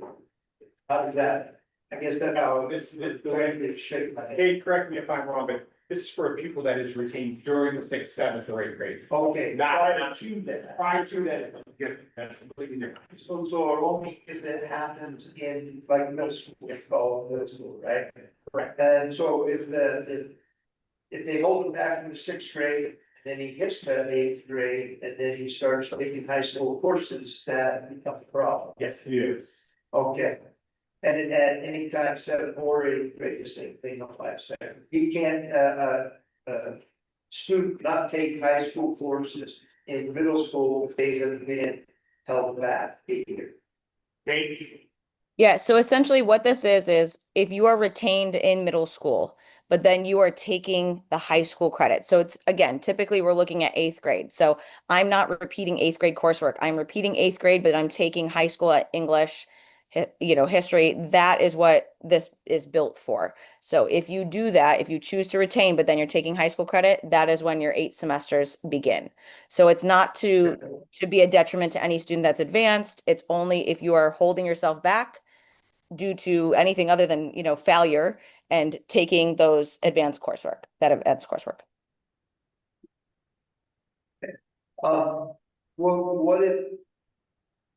I hate getting in the weeds here, but what if, the individual moves in to the school district in the 8th grade or the 7th grade and are taking high school courses, but they didn't come through your school system, right? And they moved in and they were held back prior to, but then they get into your school system, and ultimately the kids like, oh, I take high school biology, my 8th grade year. How is that applicable here? Because if they move in, how do you know what they?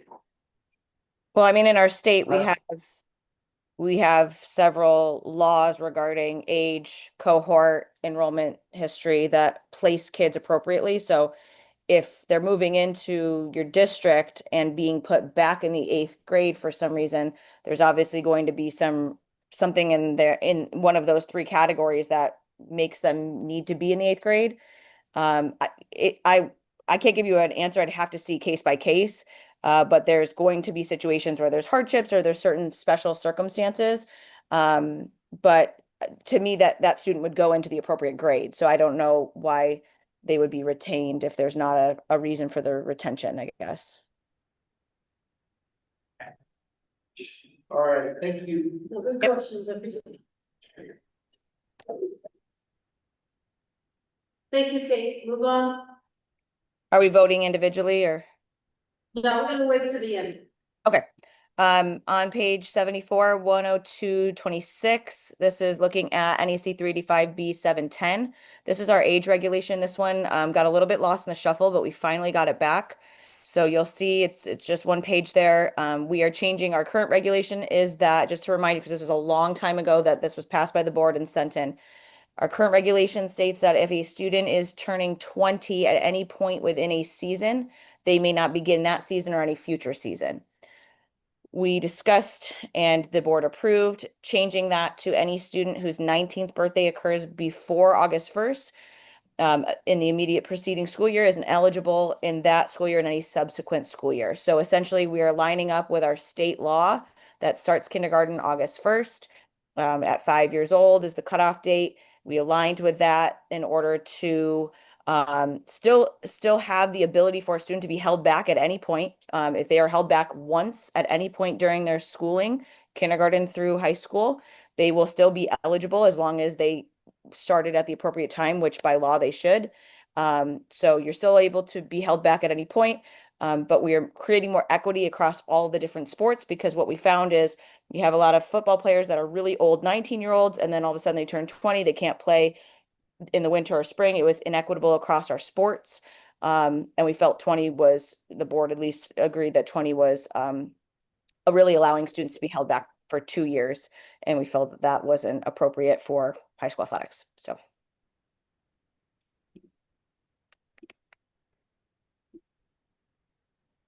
Any questions on this one?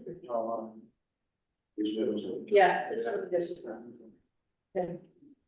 Okay, no questions, you may proceed. Next one. Okay, page 75, R091126. We're looking at 124 and 126. These are regulations regarding the submission of agenda items. The process that is referenced here is the next agenda item. So don't get hung up on the process part. We'll talk about that at a later time. Essentially, the change here was that there's going to be a more formal process that will be determined at a later point, and that all individuals need to submit items 14 days prior to the meeting. And that was by Mr. Rombardo's recommendation due to open meeting law. We may have been in violation of that in the past with allowing items to be heard at any time before the meeting. So those were the changes there. And then also removing that language where a majority of vote could add anything to the agenda. Again, open meeting law violation there. So just cleaning up that language.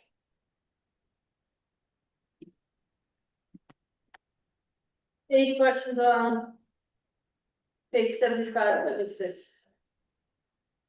Okay, thank you. May proceed. 77 are 09226. This is looking at 378 and 384, which are both related to maximum contest limits for football. The language is a little bit different than what we had provided, but the intent is still there. And I worked really closely with the LCB on this to make sure that the language was appropriate and made sense based on what the intent, which the intent is either you can participate in 9 football games or 7 with 1 tournament.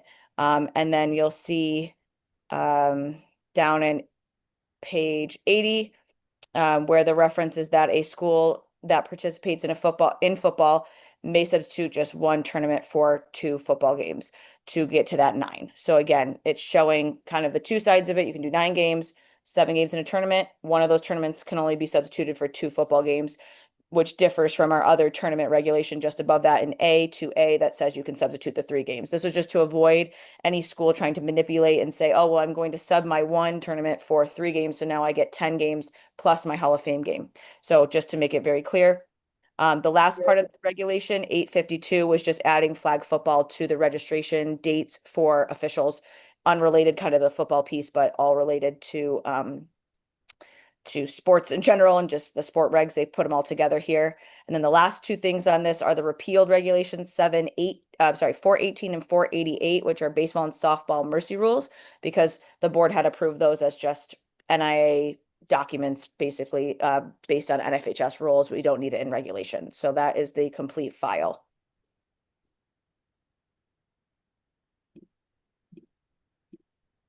Yes, please. We also reached 3, and also, just so general public understands, with this, tournament, there's also the possibility of buying the Hall of Fame game and go 10 games, because they can buy the Hall of Fame game also, so that would give a 10-game season. That's correct.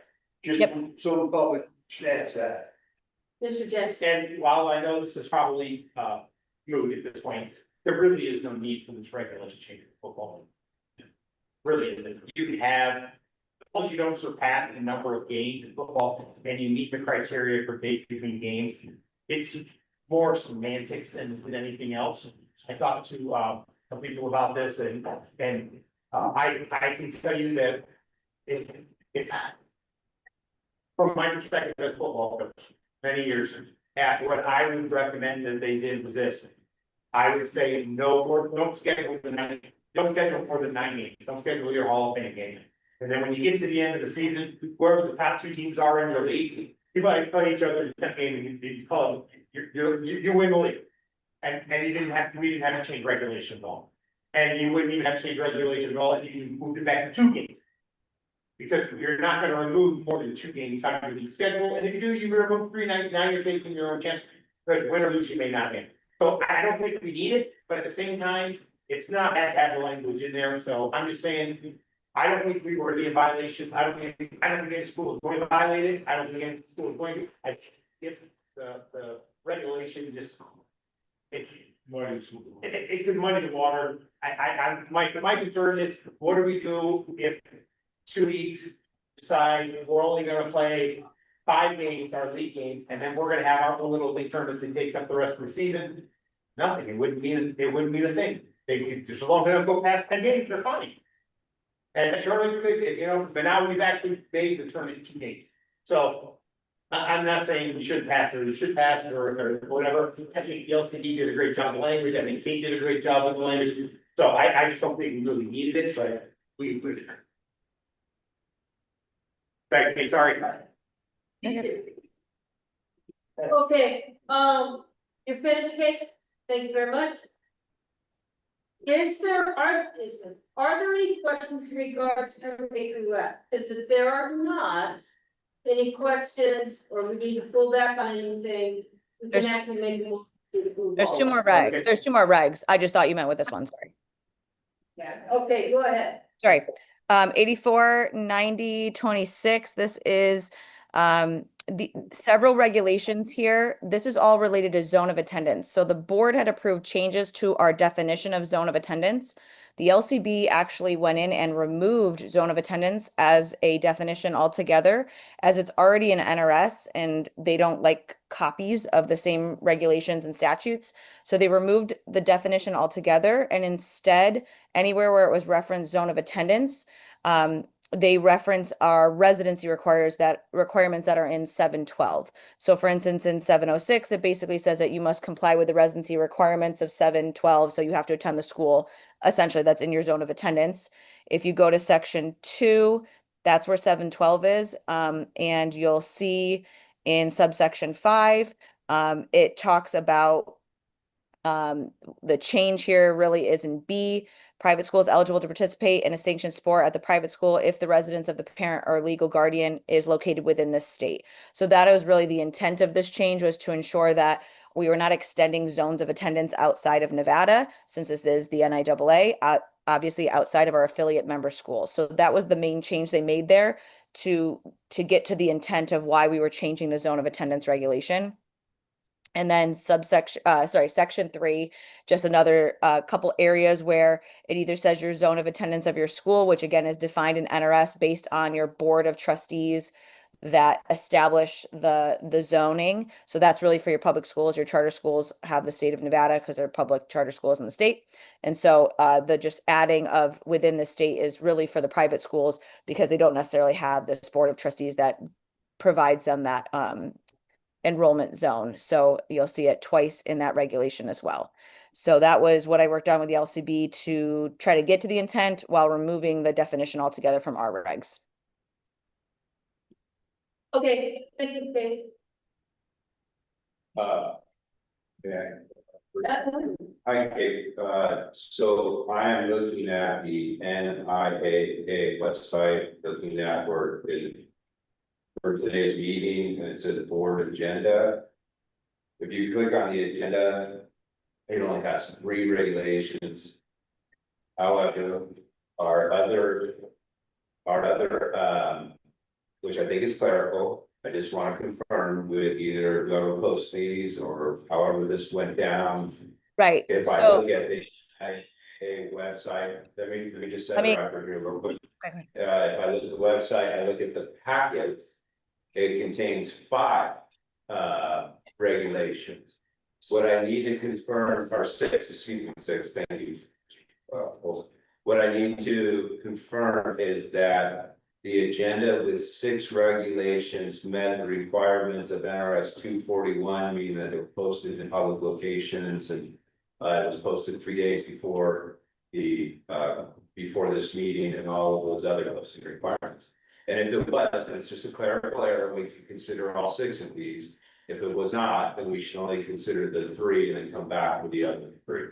So, Yes. can somebody confirm that for me? I'm looking right now when it's posted for, district houses. I'm checking the public body. Okay, I can explain all of it. I don't, would you like my explanation? Yes. Okay. Well, you know, So at the time when the agenda was released, which was, I believe, 2 weeks prior to the meeting, those regulations had not been returned, and then one by one they were returned. And my understanding, based on our conversation, was that as long as they were put on the packet and released at least 3 days prior to this meeting, that based on open meeting law, we were okay, which it was posted on Friday, with those additional ones that came in between the time the original just agenda was posted. All of them should be on the Ledge website, our website, and sent to the school districts to be posted at least 3 days prior. Okay, so like, that, and you are correct, but it needs to be. So we do a little different process, we posted it 2 weeks ahead of time, we waited 2 weeks, and as those 2 weeks passed, we had 3 other regulations come in. By 9 AM on Friday, we have to have posted these new 3 regulations in all of the other locations. Just like we did 2 weeks ago. Did we do that, or did we just have, put it on our packet? This is when we have the post Friday. Okay, so NV.gov has posted on Friday, all 6 regulations, okay. Okay, great, then I think we're fine, and thank you, let me create a record, to make sure this is the open meeting. Subject for the record, we went in and made the adjustments and posted it, posted on NB back. Okay. And we'll just double check our own website next time, ensure it's just clear, I just want to make sure we have a record so that we don't issue something out. Thanks. Mr. Hang on, wait, Mr. Paulson. Okay, so on 5B, on the one that you just read, on page 86, private school is eligible to participate in the section 4 at a private school. That just doesn't seem to make sense to me. And where it says private school is eligible to participate in a section 4 at the private school, can you explain that? Like use a little bit. Yeah, you're looking at page 86, 5B. Yeah, 5B, yeah, 5B. So a pupil who begins 9th grade, it's basically saying if you begin 9th grade, it's our first entry rule, right? So if you begin 9th grade at a private school, that pupil is eligible to participate in sports at the private school as long as your residence is within this state. So that's always been our rule. They just moved the language around. If you see how it's crossed off just above where it says private and charter, they've separated that out now into A and B. But essentially this just means that a student that enrolls initially in school at a private charter, magnet, or technical school doesn't need to use a transfer. They're initially eligible in entrance to high school at any of those schools. Okay, yeah, so 5A is saying that a charter, 5B is saying if the 9th grader going into the private school. Right, yeah, and they just separated it because the zone of attendance is only for public schools, because the way that definition is in NRS, it's just talking about public school zones created, and private schools don't have that board to create the zone. So we have just separated that out to say they just have to be in the state of Nevada. Gotcha, okay, thank you. Thank you, Kate. Okay. Last one on page 90, 10126. This is just looking at 306, which is our scheduling regulation. This is also one that kind of took a while to come back. So just as a quick refresh, everything in blue is new. Basically, it's just stating that if you are going to cancel a contest less than 24 hours from the scheduled start time, you may be fined. And you could have to reimburse the opposing team for costs such as travel if it's kind of a no call, no show, or you don't inform them and they've already traveled, you may have to the cost of travel. We put determined by the executive director. The conversation way back when was, we didn't want it to be absorbent costs of, yeah, all of the snacks in our snack bar are now going to be bad because you didn't end up coming to our game. So this will all be kind of filtered through our office in those situations if there needs to be reimbursement to a school for a situation where they are, having to pay people for an event that doesn't end up happening or something of that nature. Thank you, Kate, for this one, because I really support this. Really support this. Any questions or comments? All right, let's go back to 371 where we have all of them listed. We can do one of two things. We have a motion to do all. Or if there's a need to do one by one, there's I mean, Mr. Bowles. Wait, hold, three, I move to approve 20A, 20B, 20C, 20D, 20E, 20F. To approve the regulations returned to the LCD. Thank you. We have a first roll. Our second. Thank you, sir. Any questions, comments? All in favor, say aye. Aye. Any opposed? Thank you. Kate, just a little recap to what's the next step with these regulations? Yep, Just so the board, so I was just going to let you guys know. So now these are all ready to be sent to the Legislative Commission for their next hearing. They do have a hearing on June 30th. I do not know if it's going to be, the packets are pretty extensive. I will get them out as quick as possible. I don't know if they'll be to them in time to get on that agenda for June 30th, but it's a possibility. If not, it would be on their next meeting. What I've seen is it's typically every other month, so it may not be on an agenda until, August or so. We also do have several regulations that are sitting with them, including our one-time transfer that should be on this agenda. So the agenda should be released in about 2 weeks. And I will communicate to member schools as well as have Tim communicate to the board on what are regulations that will actually be on that June 30th meeting. But that's the next step. If approved at the Legislative Commission hearing, they'll be sent to the Secretary of State for signature. And then once signed, they'll be adopted immediately following that once they're sent back to us. thank you. Thank you. For the request of the board member, we are going to take a 10-minute break. Thank you. Okay, well, please.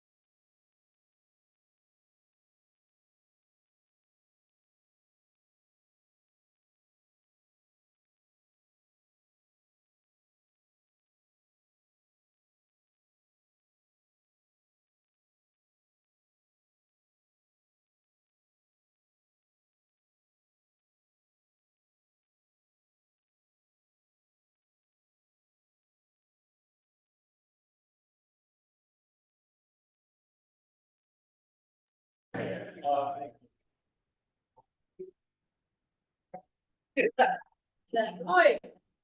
Well, I mean,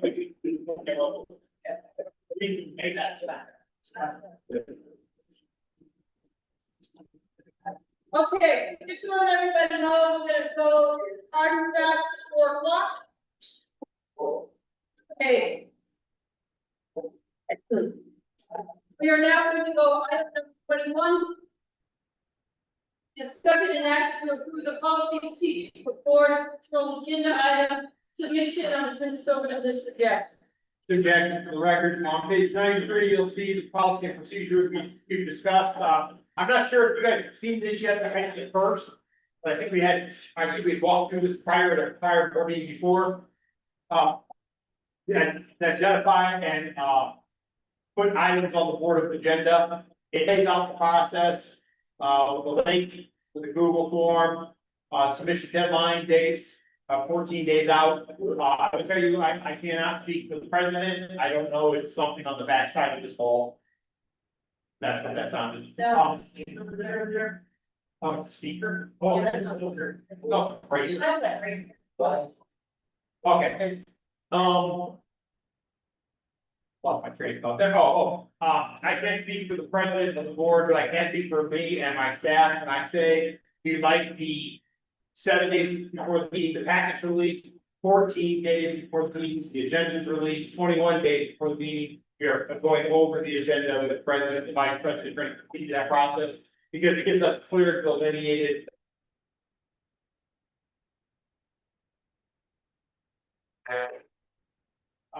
Timeline and understanding and how we're getting there. If you read through there, the provide Google form with the submission is ready to go. We'll open it up live after speaking pending approval.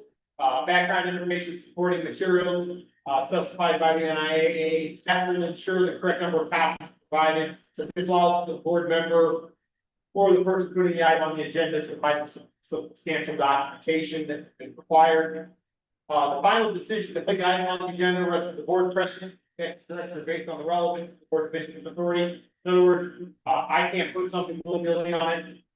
President can't put anything willy-nilly on it, and neither of the board members. So we are streamlining our board process and keeping things that are operational in their lane, that are regulatory in their lane, and then the other areas where we get there. Obviously, if you have an item on the agenda, we want you to have a meeting, present, answer questions, and participate in the discussion moving forward. Are there any questions about the process for submitting it? It's not telling you it won't be admitted, it will be submitted, but. Yes, sir. So I get that we're gonna have, not gonna close it, I'm gonna ask a question about number 5, bullet 3. I did ask for the speaker. So I just want to make sure I'm here on how do we ensure, or what does it look like to ensure we don't violate what by reaching out to. So if I have an item, I want it on the agenda, President-elect says no, right? The member says no, I still want it, right? Then if I'm standing by myself, I need to call Linda, Wade, Jay, right, to see if they're on board. Where is the line of open meeting law violation? Yeah, that's a great question. So again, that's why we picked 4, which is less than a quorum, less than a vote. Sorry, then what would be for action 7. So we picked 4, and what it would be is, you get back a no, you make your phone calls. I have Craig, Jay, and Wade. They're all willing to agree with me. So you can send an email saying, I have this item and these 3 supported by the agendas, just by way of example. And then, but just because they supported on the agenda, that's not an action, doesn't mean it's going to pass, doesn't mean any of that, it's just 4 members want on the agenda. So the example that I can give is the Washington County School District. And I did this in Carson City. Carson City had 5 members of the public body. Washington County School District had 7. In Carson, we require 2 members to get an item on the agenda, and in Washington, you require 2 members to get an item on the agenda. If the board president agree. Now, if you say I'd like this item beyond, there's the board president says, great, it's on. And there you go, you can call. So, this allows, it allows a more targeted approach for your staff. Because what happens is if we have members just saying, I want this on the agenda. Well, the other 10 members, if it's a public body, or the other 11 members, if it's a public body, may not want that item on the agenda. And meanwhile, your staff's having to hunt down what this one member wants. And so it really allows for a more targeted approach, so that these meetings are more meaningful. Thank you. Just so point of clarification, it's appropriate that the conversation should look more like, I want to set it on the agenda with the member, I want to set it on the agenda, but it wouldn't be appropriate to have a conversation like, and should both ways. Oh, absolutely, right, yes, that's a great point of clarification, yes, do not, that is fully in the K case, that's the. Right, that's just what I want to clarify. 'Cause Very good question. It's hard to that if all 5 people, 4 people, 3 other people decide that I'm just trying to with the votes. That's absolutely correct, you can just call and say, hey, would you mind supporting this being on the agenda? That's it. Okay, and then just to say, last part, for me, does this, how does this relate to the item we don't have in question? Well, in my mind, this replaces, this is consistent with the regulation, request for future items. So we'll essentially eliminate that part, which is fine, just not. That would be my thoughts. So we haven't adopted this yet. Yeah, wait, also, and I think another process there is if there's something that you would like to have on, and you call the executive, correct? And can have a conversation, say, hey, here's some of my thoughts, these are things that I think about, whatever, and then he goes to the board president, put the agenda up. And they can determine whether conversation has validity, gets put on the agenda for consideration or not. So that's another avenue where you talk to the executive director and say, here's some of my thoughts, I think this might be good, and it's up to him. And the board president to flesh out, say, okay, and it's right here, the appropriateness of your request or whatever. Then they have the determination either put on the agenda. Great. Mr. Weberman, Thank you.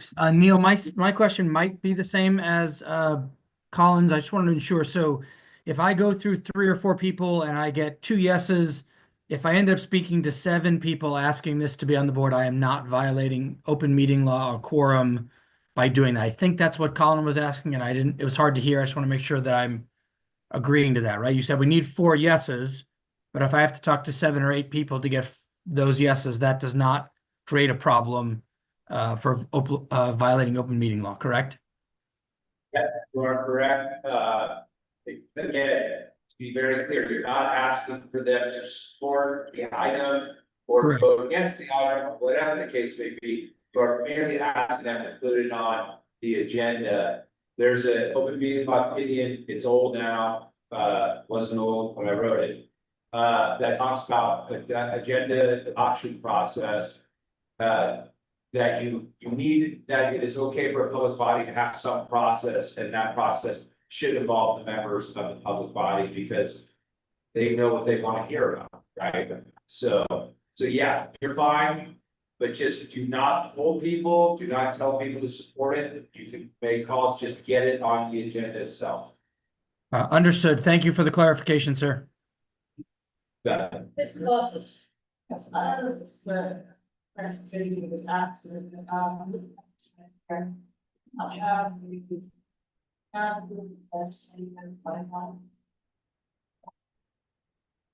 Yes. We did, and it's with the only mean waiting for the language to be, right, and then they're gonna tell us we didn't make sense. Yes, they got it. Mr. Brian, So I just wanted to give a little bit more clarity too on like the future item piece. So you'll kind of already see it in the way that we've adjusted the action items. So previously, if you look at items 22, 23, 24, those would have just been discussion items. And then we would have just said, okay, we're going to put them on for future items. And instead we've now put them as possible action where we're discussing it. And then you'll see in the reading of that actual item is may vote to bring back the item or not. So that's how we're treating future items now, is that those that used to be discussion where we want to talk about it and decide what we're going to do now become action to bring back for the further action. So I think the future item stays because you'll still have items that at the end of the 2 days will say, hey, these are the ones we're bringing back based on those votes, as well as anything like bringing back regulations and things that were voted on. So just to give a little bit more clarity, it's still part of the process, but we've adjusted it so that it fits better with this model that will hopefully be approved. Now, I really think that this is really good. Matter of fact, Tim has really brought some structure back to the agenda that's back in the day. Rollins and I used to meet sparingly. And then all of a sudden, we get the packets in like a day before the meeting, sometimes to get this, you know, Tim will send Rollins and I, the draft agenda, and then the four of us will meet, go over the agenda, then I'll say I want to release it. And it's really nice to have a board packet way in advance. That especially my position to sit there and I'm able to read everything, go through everything, take notes. So that's one thing that's really been beneficial with this package. Just from that. Okay, thank you for bringing that up. I do think that so there's kind of two avenues then, right? So what I'm hearing is, like, so let's just say, for example, if number 22, which is not what I put an item, but I want to name the board of control something else, and it comes here, vote. That's a move now to further discuss it. And that member then submit it on the school form and get what put on the agenda. You know what I'm saying? It's that I didn't realize that that's what 24 were, just like, do we want to keep talking about it? What it sounds like, but isn't that kind of this process, or do we want to talk about it? So I guess that's what I just want to see the clarification. We want both of these. I didn't know we were doing. So. What Kate you said. Yeah, that was Kate, my answer. Do I mean I didn't. Good. Okay. Yeah, so I think both still exist because this process, if approved, will be the initial getting it on the agenda, and it'll become an agenda. If it's something that's actionable that you want to discuss and possibly take action on, it will be an action item to discuss and bring back for the action. So that's kind of the process that we'll go through. And then that the future items will be listing those things that were voted on during the meeting to come back so that we know what's coming back after the meeting. So I think the initial piece will be getting it on the agenda, submitting your initial time for that item. And then in the meeting, it will become an action item for future item to continue the conversation. What to build on what Kate's saying is, you'd have 4 members, you get it on the agenda. Then you have to, then this entire public body decide, do we want our staff to pursue this? And that's the next vote, and then if the public body does vote that they want the staff to pursue it, the staff then goes on staff topic, creates a presentation, comes back. With an action item related to the meat, if you will, or the substance is a better term, of the item. And the reason why that's important is because what you don't want is you don't want to waste your staff's time going on topics that they short if the public body is not interested in. And so that's okay. So it's kind of a 2-step tango type process, if that makes sense, but it will create a more efficient. It always does, and works with my experience, it's worked very well. Yeah, I think that makes sense to me. So basically there's 2 ways in to the same road, right? So you could recommend it here at the board, and you do a form president, executive director, decide if it goes on the agenda. If in both either case, it doesn't make it to the agenda, force it to the agenda. There we go. No. Now you can hear me back, perfect. And then, so then it ends up passing item 2 pursue, whether we approve, we want to continue it or not. So then the staff will have to do any work on item until you want 6 go to work on it. Yeah, so great. With that being said, how do you look? Okay. Absolutely. I'll make a motion to approve. Versus policy procedure for submitting agenda items for the board of control. Okay, we have first, we have second, any further discussion? Hearing none, all in favor, say aye. Aye. Any opposed? The ayes have it, thank you so much. All right, let's go to item number 22, let's go to page 94. Discussion and action on proposed regulation related to the maximum participation in football, Mr. Brush. Okay, so for this one, just kind of like how I explained, I'm gonna go over this and then the board, you'll vote if you want to bring this item back for the regulation changes to go to workshop at our September meeting or any, special meeting that's held prior to then. So what you'll see on page 95 and 96 are two regulations that are related to the 6-quarter rule that we discussed at the last board meeting. Per the direction of the board and in the conversations, I amended the language that previously had just 2A included to include to just be a general statement about football. So this could be, 1A through 5A, since that was kind of the discussion that I heard. Obviously, that can be changed if the board feels a different way. We can limit it to just certain classifications. So what you'll read in 444 is very similar to what you read in April.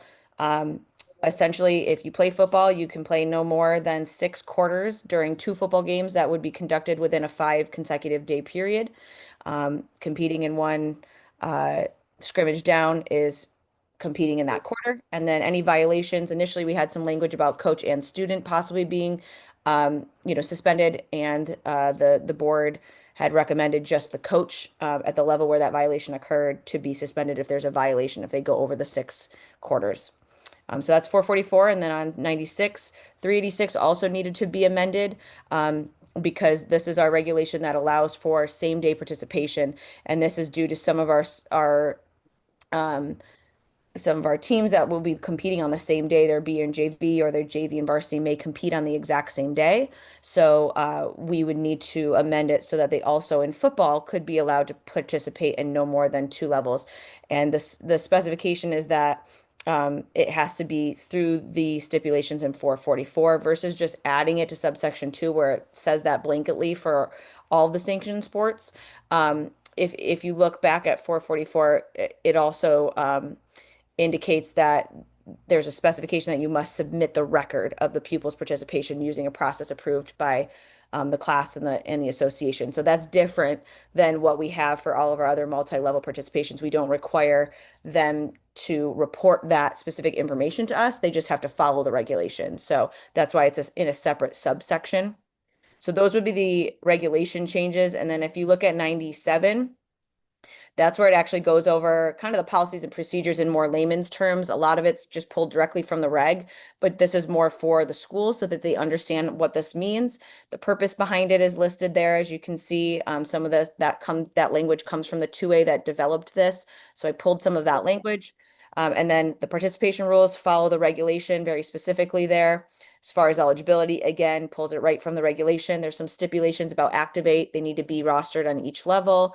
And then there is going to be a participation tracking sheet, a hard copy sheet that is going to be at the game where this occurs. So there needs to be some communication with the head coach. Hey, we're going to have likely these 3 kids that will be getting in that have already participated in 3 or 4 quarters at a different level this week or today. So just that communication between the coaches. Some information about jersey numbers. So a lot of this was in what you saw in April as far as the draft that 2A had come up with. I pulled a lot of that information here. Who can track?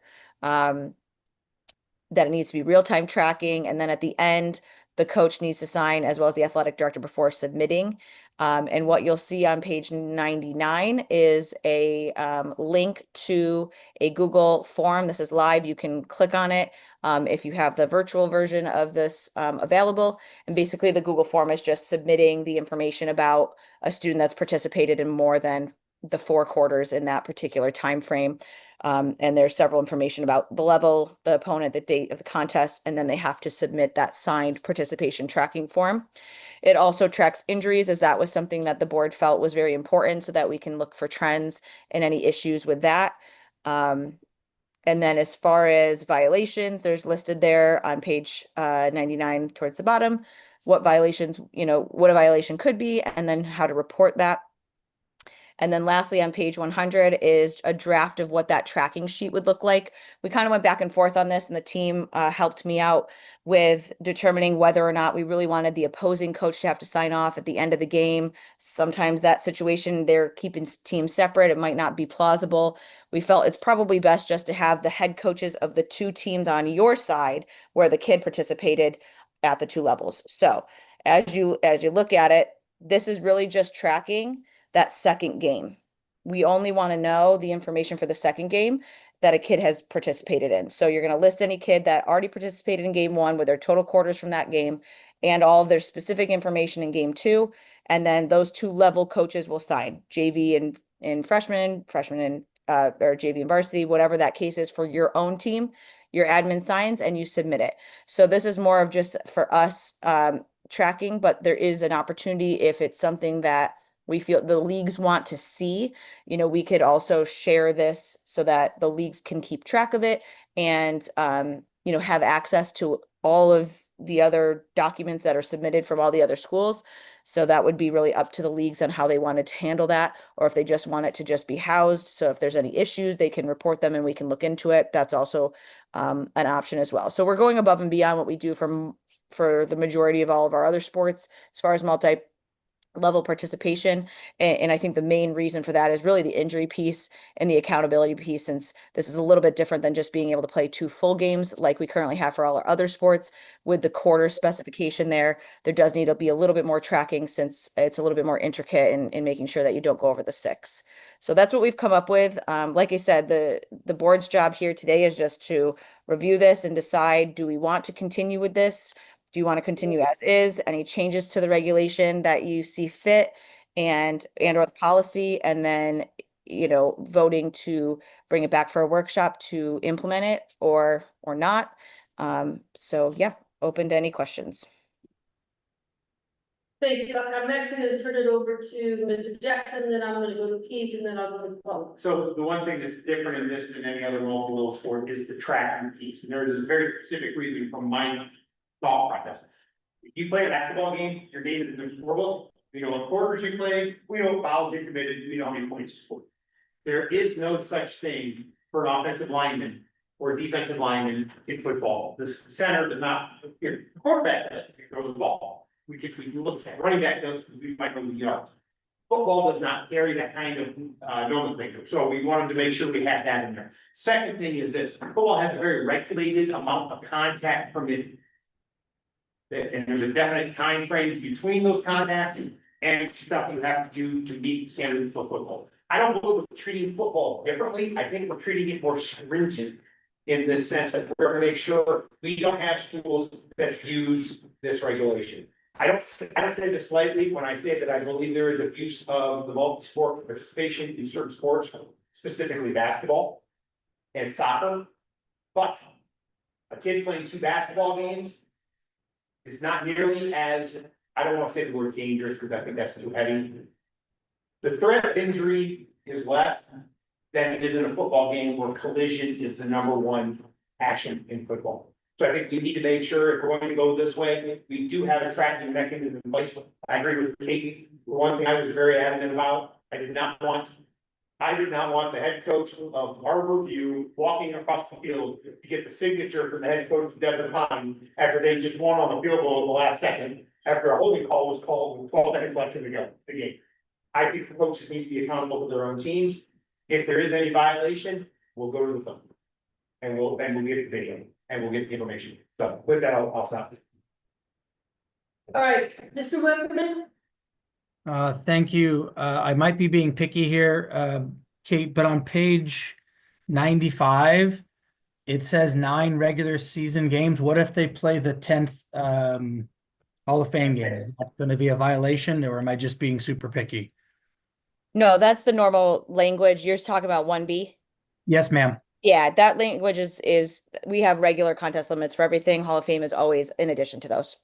Okay, so that kid wouldn't be affected if they also did the same thing in the Hall of Fame game here is, I guess, what I was asking. Correct. Okay, perfect. Thank you. Okay, Mr. Wickerman? I'm not looking for, well, I live in here, so I would love to, if you'll, I'd just like to hear from the liaisons, effects, I guess, Paul, affect you, right? So I'm just curious if your perspective on this. So Is that okay with us? Absolutely. So I'm out of one A, and I know Ken's not here for 2A, but, very fine. For our school, we probably have maybe 5 or 6 schools that we made that they could do this. Looking at 19, personally, with that fringe range where if we have to look like it's join, say they're joining, I might be looking to schedule some of these. And playing like an app for, just to get them playing time, keep programs healthy. A lot of times you get 1A, you have 5 or 6 seniors, you're gonna be really good, and they graduate. Next year's team never got to play, right? So I think this would be awesome. To I'd like to add on to that too. The other thing we always looked at is this, and for the Clark County School District, the advent of spring football was literally the preceptor for this. You have freshmen and sophomore coming into a program that have never hit or been hit. And the first time they get hit, they're juniors. And they don't know what that's like. So in that case, that can actually help to strengthen your program because you can now get some games for those younger kids who have never been hit. just to add, in small schools, we can't do spring football because they are our baseball players, they are our track team. So, this would be awesome. Anyone else like that? Any other liaison, not the two that. Yes, if can you go to like Ken Barker? Mr. Barker, and then I'm going to executive. All right, thank you. Can you hear me? Yes. Just touching on the last comment there, the 2A South has 2 total JV teams for the last, I'd say at least 5 years. And so there is an abundance in trying to get extra JV games. And I think this could allow teams such as Lincoln County, Green Valley Christian to even consider getting in an 8-man game or something like that to get some of our kids that time frame that Tim says regarding the contact time that they never get up until they get into that varsity game, and they're overwhelmed on that. The North has about half, I believe. I have to confirm that as far as JV teams go. So I know that is the big question, or the big concern in trying to get this in so we can add in some of the JV games and help build the programs because these kids are seeing time.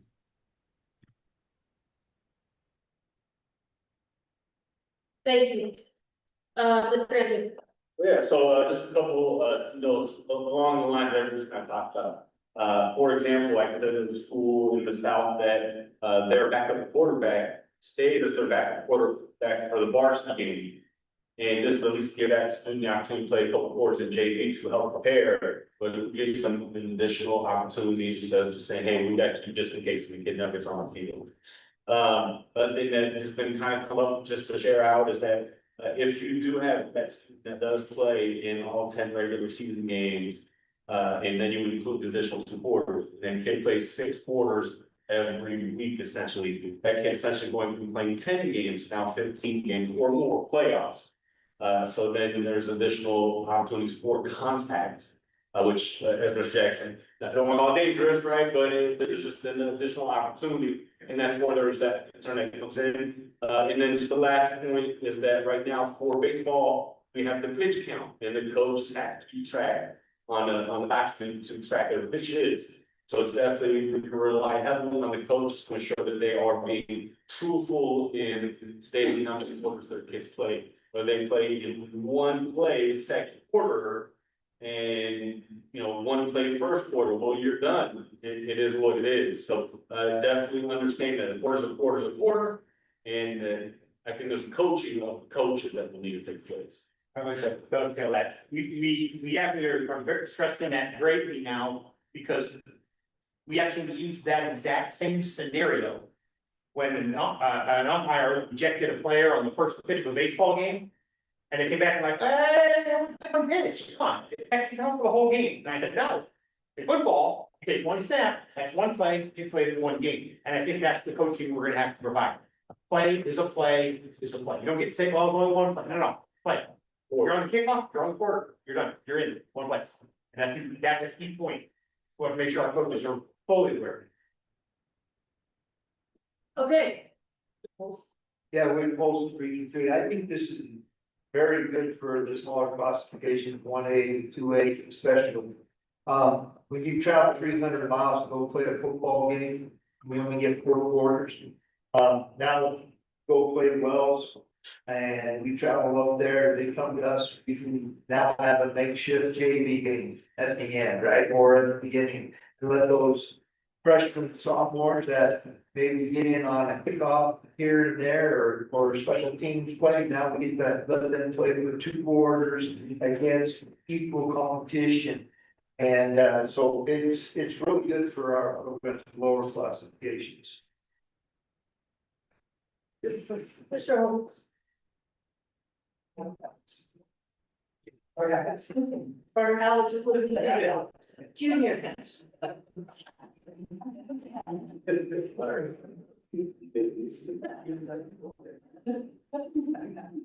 Did you affirm it? Well, I was kind of going with, okay, that's what I'm saying. Well, I am the 2A, there's 2 ways to get it, so I contacted our coach here, and he personally, the 2A rep, kind of goes against it, but does understand how to fit some of the programs. And I think it's those anomalies where you have enough kids at the field varsity club, and you don't quite have enough team, or, put a JV club out there. I think the concern is I'm looking through here is, and it's a potential with anything is abuse. And if you're, trying to game the system once again, then I guess that's a shame on the coach. He does like the tracking system and feels that it's pretty legitimate, pretty well defined. And it's out there. For Hurricane, we're just fortunate. We have enough kids in our 200 student high school to field JV and varsity team. But we're kind of an anomaly, even down the road, Atlantic, that will be in Atlantic Fest. They have 1,000 kids where they'll kind of either back and forth there, so, I see both sides, yeah, I really don't have much else to say. Appreciate that, Mr. Dunn. I'll now read you for just, I guess, question, and then I'll make a motion. That's okay. Maybe I'll do it this way. Can this apply JV to B? Yes. It can, right? So. I don't know what to. Sorry, I said, maybe I do live in this world. I said, can this apply JV to B? Like if the school doesn't have B team, you could have your kids play on B as long as they. Which is one of the reasons why I'm so against it only being a 1A, 2A regulation. Because I could see this saving freshman football teams or even full spring JV football teams because they play on the same night in Carter County. They play freshman and JV play the same night, and that might save money in the game. And I see it as a very, very profitable benefit.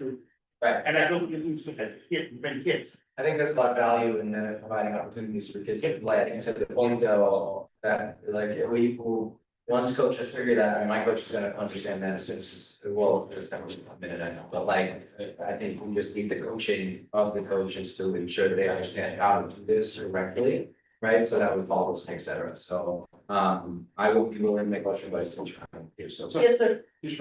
Will this also apply to other essentially like baseball, or we don't have ready here?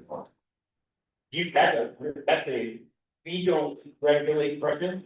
So if you choose to have freshman baseball, that an application would apply to freshman baseball. So if you started, if Washoe County started freshman baseball, they would be under the same regulations, so it would apply equitably to them as freshman baseball. So yes, so long story short, yes. It would apply. Mr. Bruno. Well, I just feel, I read this to be specific to football, right? You would fall under a different regulation that already exists. It would be called before, not the football. Okay. Again, you can do that with baseball. Motion clarification, I am motioning for this to come back to the workshop, right? Yeah. Yeah, okay, so, following our region, I'll make a motion. Absolutely. Okay, I'll make a motion to bring, item number 22 back for the workshop and hearing, at a later date of NAC 385.4. Okay, we have first, Jake. We have second, any further questions or comments? Hearing none, all in favor, say aye. Aye. Any opposed? The ayes have it, thank you very much. Let's go to item number 23, on page 101. Discussion and action on whether to bring back to the Board of Control. Alignment policies related to classification. I'm gonna turn this over to Mr. Dunn. Yes, so thank you, Ms. Long. This would be, again, if we want to continue having a conversation about just what our, we have number one. Just say the same thing twice. Yeah. 101 is actually 102, right? Item 24 is CIF. Item 23 is showing is allowing policy with classification. Yeah, just take 101, I think, is the description gone. Yeah, the church. Yeah, sorry, so. Oh, sorry.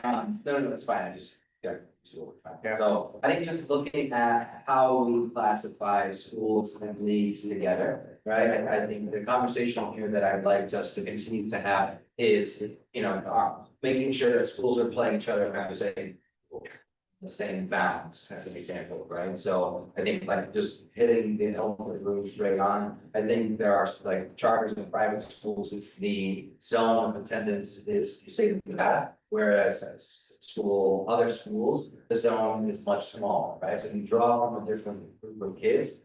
I think therefore that is where we should look at, like, why are we necessarily like making them compete against each other for the same thing if we have different rules? I think if the teams that have the same rules should play against each other. So what I would like to have a conversation on in the long run, I mean, again, this is just to talk about potentially the future of like, what does it look like to have a private charter league versus like a comprehensive type high school league, so that the schools playing each other are playing by the same rules, right? I recognize that there are schools in state, I mean one, that like open enrollment is a thing that exists, right? But it is still bound by the district.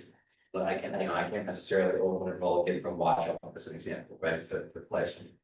So I think that this board should have a conversation about what that looks like. So I do think it's challenging for our kids to be playing against teams after team after team that are from all over the place and are frankly in different leagues. So that's the conversation. That's good. If I may, I think, let me just make this comment. I've had this conversation with Mr. Jackson, and I believe it goes against the regulation to go in this direction. And it would have to be probably a regulation change, so I'm gonna have to lean on you. Yeah, it's perhaps true. I would love to know what, Okay. I mean, this is just, I don't think this is like a motion to create X. This is the path towards whatever that looks like, whether it's regulation, change, whatever. I don't know. I haven't seen that around, so I don't know exactly what it's. If I'm hearing you correctly, Yeah, correct me if I'm wrong. What I'm hearing is you would like staff to do a presentation to the board on the classifications, how they're formed, and regulations that govern public, private, and charter schools. As it pertains to their zone of attendance. yeah, and how we, I guess, are we in our balance to create two separate groups? If not, what's the change to make that? So once again, classification. Is that like, that's Because right now, all schools in Nevada begin, Kate, jump in here if I'm wrong. All schools in Nevada, classification starts with enrollment. Districts establish their enrollment zone, we do not. And they regulate how their enrollment zones are established. So CCSD sets the Cimarron Memorial enrollment zone, the ASAC. From that point, moving forward, then regulation is applied. Now, whether the regulation is applied to a charter school or public school, we have an equitable application process, and that would be the next thing you want to see is what part is applied only to a charter school, what part is applied only to a private school, what part is only applied to, I'm hearing Yeah, that. so yes, I guess the hearing that, it is the classification discussion. How should we classify? Because I do think it's worth noting that while I have the same number of kids as some charter schools or even status equivalent, our athletic programs are very different, right? And so I don't know that necessarily saying because we have 3,000 kids this year about that. still might only have 100 athletes that are competitive, et cetera. So like, I think the classification conversation is where I think where I'd like us to go. Yes, okay, I'm saying, based on that conversation, based on what you said. Yeah, so my understanding, if we wanted to move in this direction, and, let's just say that we're going to try and create a charter private league, right? And so then you have 1A, 2A, 3A, 4A, 5A charter private. To do that, from my understanding, that would take legislative change. Wouldn't it? I believe so. Believably. I did, that would take legislation. You have to create that. Yes. Because right now it says all schools. Yes, it does. And so you would have to make the change at the legislature in your laws to say, and that's just from my perspective, and I'm not 100% on that, but that is a legislative change to be able to create that. Also, if we move into this realm of changing the classifications, currently it's all enrollment, and charter private has the double population called prior enrollment. And that was in place to put in, because they can draw from different areas in different, a bigger geographical area than other schools can, right? And so that's why the double enrollment was in place, because they could go and gather from a larger regional area. It also sounds like part of the problem at Park County School District, if I'm hearing it right, is their own policy about you can only enroll in your zone and transfer from zone to zone unless if there's availability at another school, then you have to apply or get there. So to me, NIAA can't control that. We can't control what the CCSD does with their enrollment policies and zoning policies. We can only deal with what is we have as a state as a whole. So that's just some perspective from my mind from what I said. Thank you. You're up. So I'm not being in the one end at least, in the north, there's very few competition for us, in any sport. So namely basketball, some private and charter schools are like Sage Ridge, Sierra Lutheran. And if you take those away from our league and put them in a bigger school, we'll have maybe 4 schools to compete with, which would totally take our schedule and like lessen it, which would give us less competition. And also, there's a difference in like facilities, with private and charter schools. So again, St. Church, for example, their facilities are like much different and, with lack of better term, nicer than ours. So being able to go and compete at a charter school is really cool to be able to experience that, atmosphere, I guess. For lack of better term. Thank you so much. Bart, you're up next. I actually, was you both articulated, though, as you say, a lot better than I would agree. So Dave?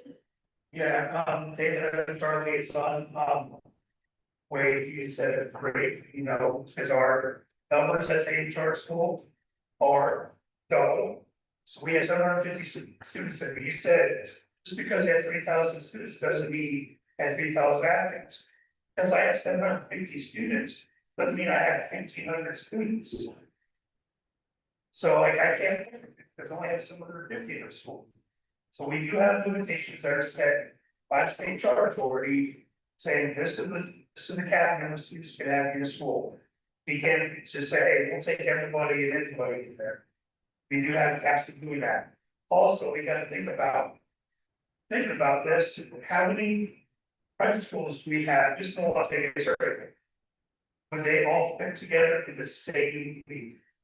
Bishop Orman, basically, they be Christian, Greenbelt Christian. Not be Christian. You're looking It's a lot of two-way schools, kill the two-way league in the south. By doing that, making it private league. In charter schools, there's 4 of us, football, 5, 6, and there's some. That are in that football realm in the state. You're gonna put us all in one league, you got Portal and Video. It can be the same league as Pearl Vegas, and they just have to come down to Vegas at the end of the week. So there's a lot of things to think about. This, it sounds, I get it, I've talked to a lot of people about it, and like, elephant in the room, I say an elephant, but they want to avoid, I said it's loose. I get it.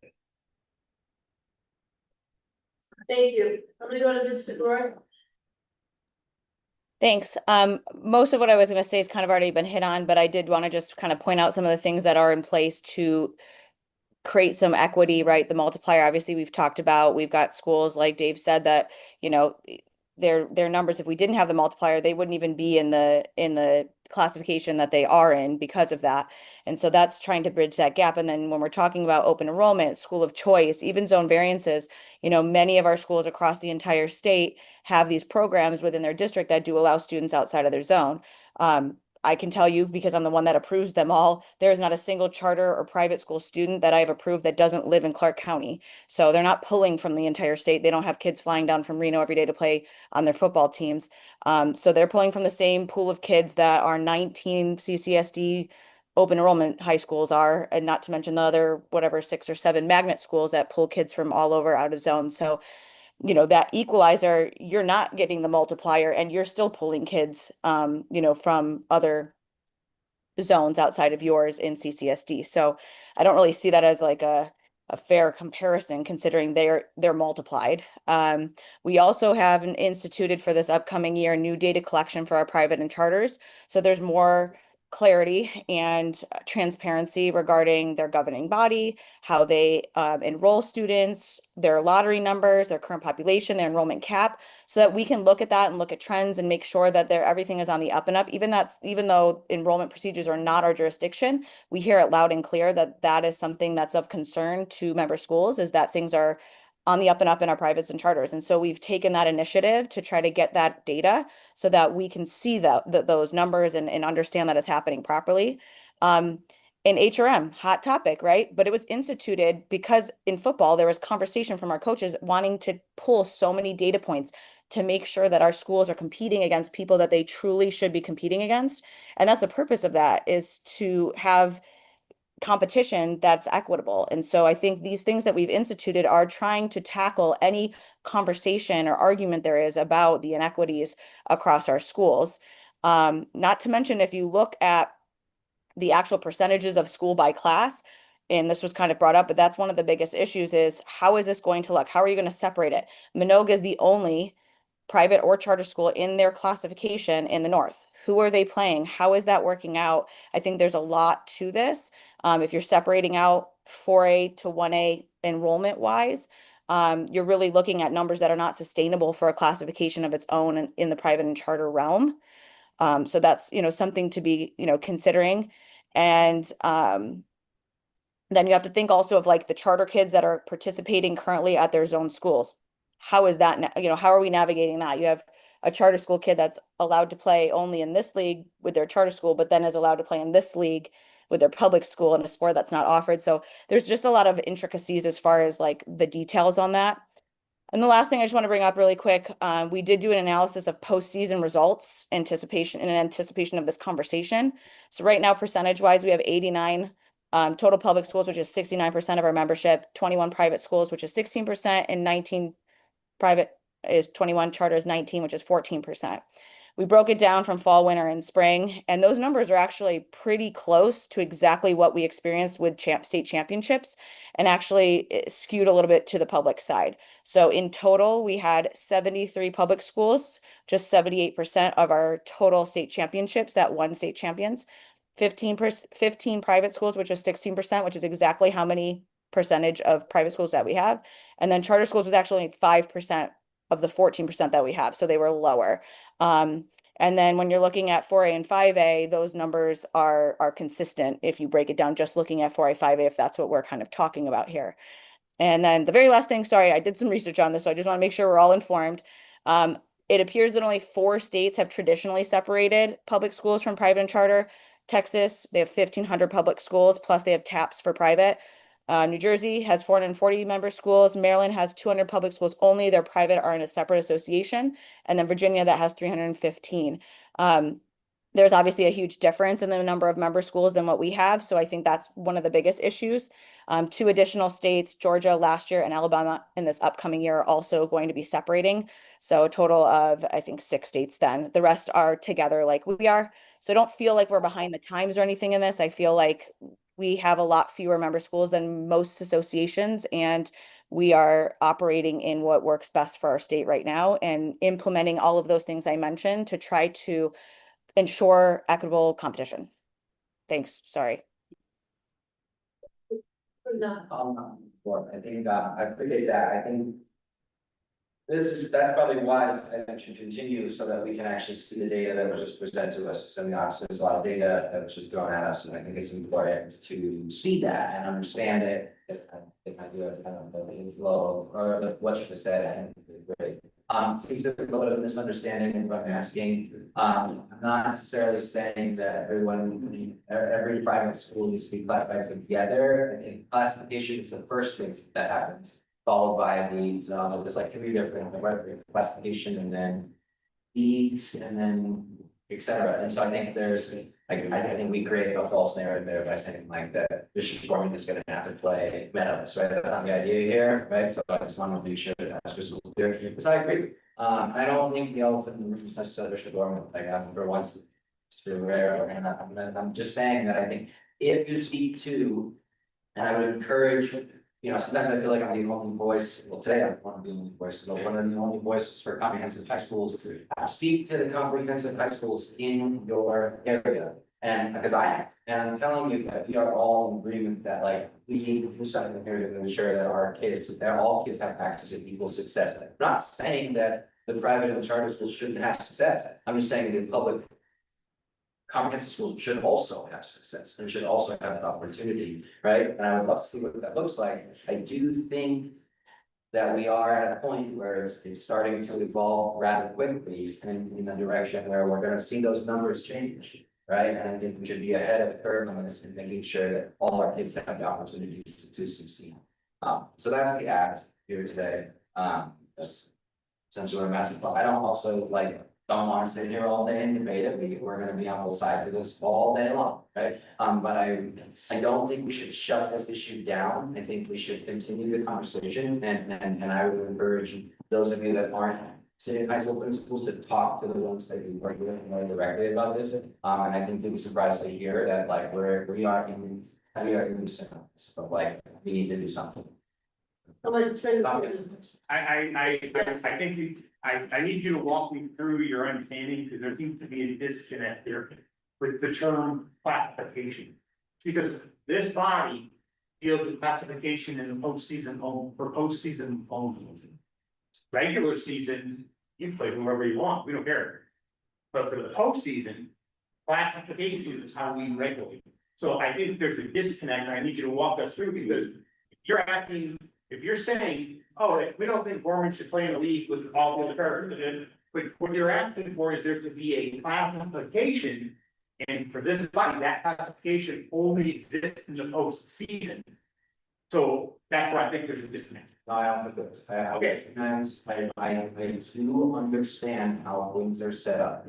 So I make sure everybody hears that, right? So what I am proposing is a modification to the current setup of classification. You just explain to me how classification is gonna work, right? So I'm literally just asking for a modification to that. Okay, but then the classification is what we use in the postseason. So you're asking for there to be a classification modification that the NIAA would implement into the postseason. Because we align, right? So we do 4A, 5A. Right. And all those schools are in the same classification, correct? Yeah. Yes. That classification. Right, yeah, well, in the sport, right? So then create leagues or divisions, divisions that work, where you can create divisions based on the classification you create, right? So if we created a private charter classification, we could then create divisions that were appropriate for like whatever within that group, right? And then leagues within that. I think that the ask here is to adjust what is currently in place to better align to athletic success, my opinion, to the kids being successful. And you know what, here's what I don't, okay, I don't want to debate it, right? I agree, like, and I know, again, if this body has a tendency to always like, kind of be like, oh, you just don't understand, so let me help you understand it. I do understand, I'm smarter than I look. And my request here is to modify the classifications that exist to a private charter and a public comprehensive, right? And if that's something I have to report, something I have to report, so be it. It is what it is. I'm entitled to my opinion. This is it. And my understanding is, I think, stronger than some of us realize. So I think just like, let's just hear that, right? So I would be willing to make the motion and see if this body is interested. I do have a couple of other individuals that have their cards in the bottom. So I would like to hear before the motion of people. Yes. Oh, Chief. So long ago. No, right at the end, I wanted to ask Paul what, expansion he was looking for. Here, does it sound like we wanted an expansion of the classifications, and he answered that, so I'm open. Okay, go ahead. I was just gonna say to the young lady in the corner, that it's nice to hear the actual kids talk about what they want and how they feel compared to just talking about what principals want.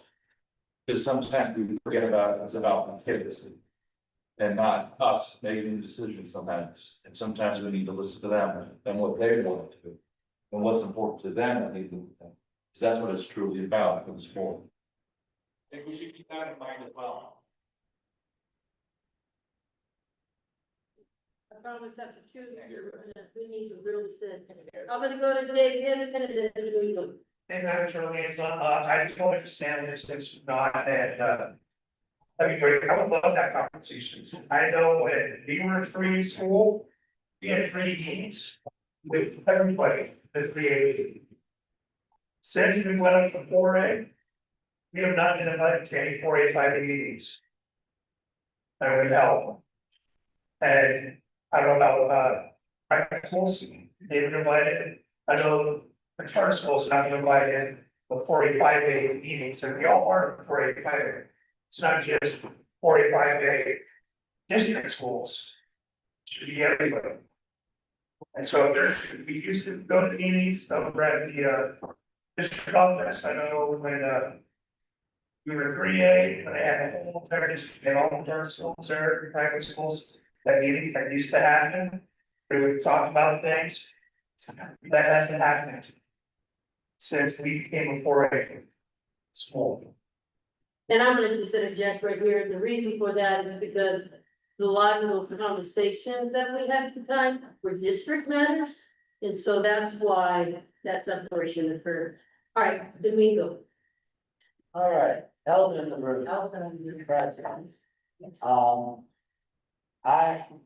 We knew this was coming, that's why I'm not on this thing anymore, and that's why we had to bring down the Christian, because in consideration for the smaller privates.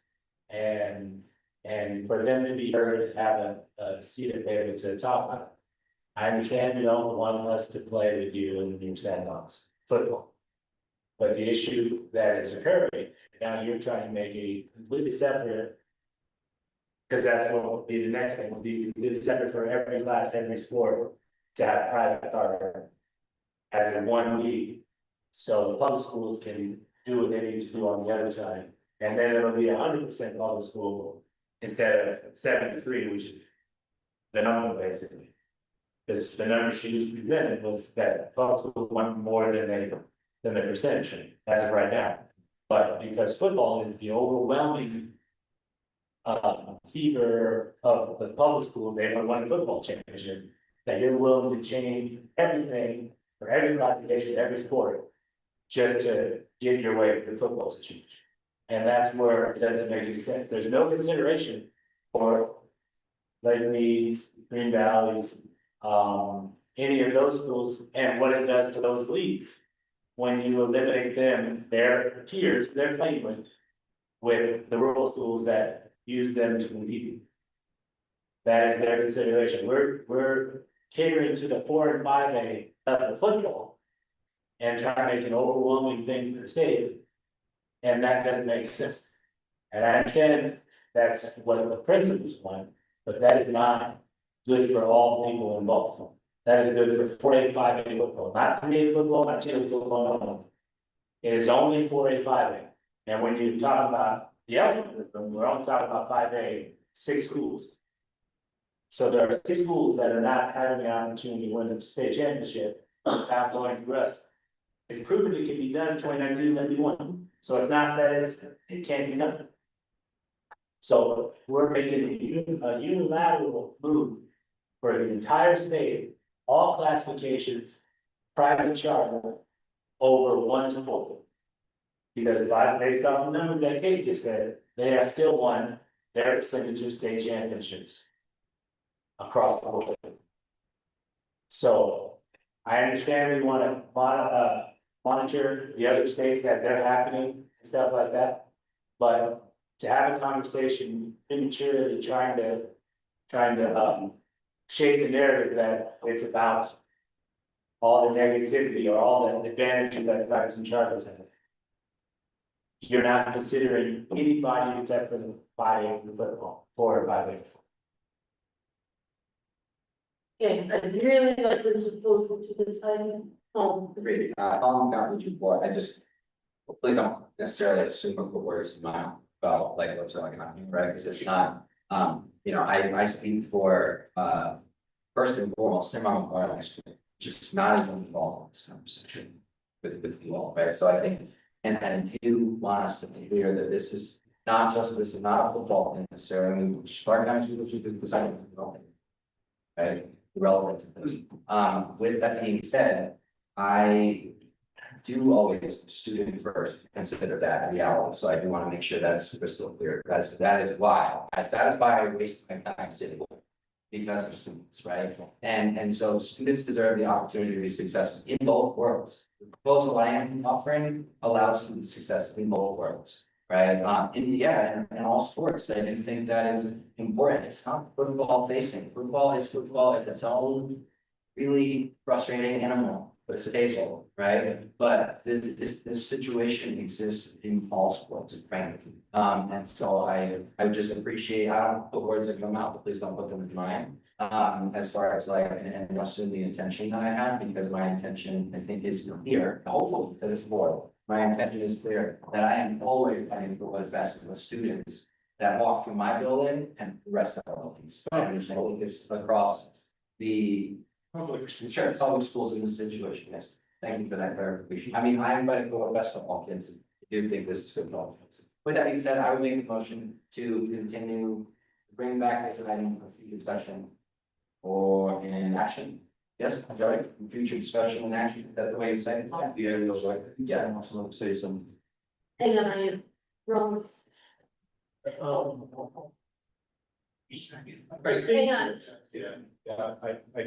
I mean, he did make the motion, so what I would do is offer a second.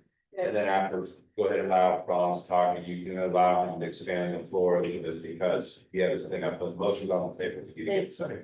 All right, we have a motion, looking for a second.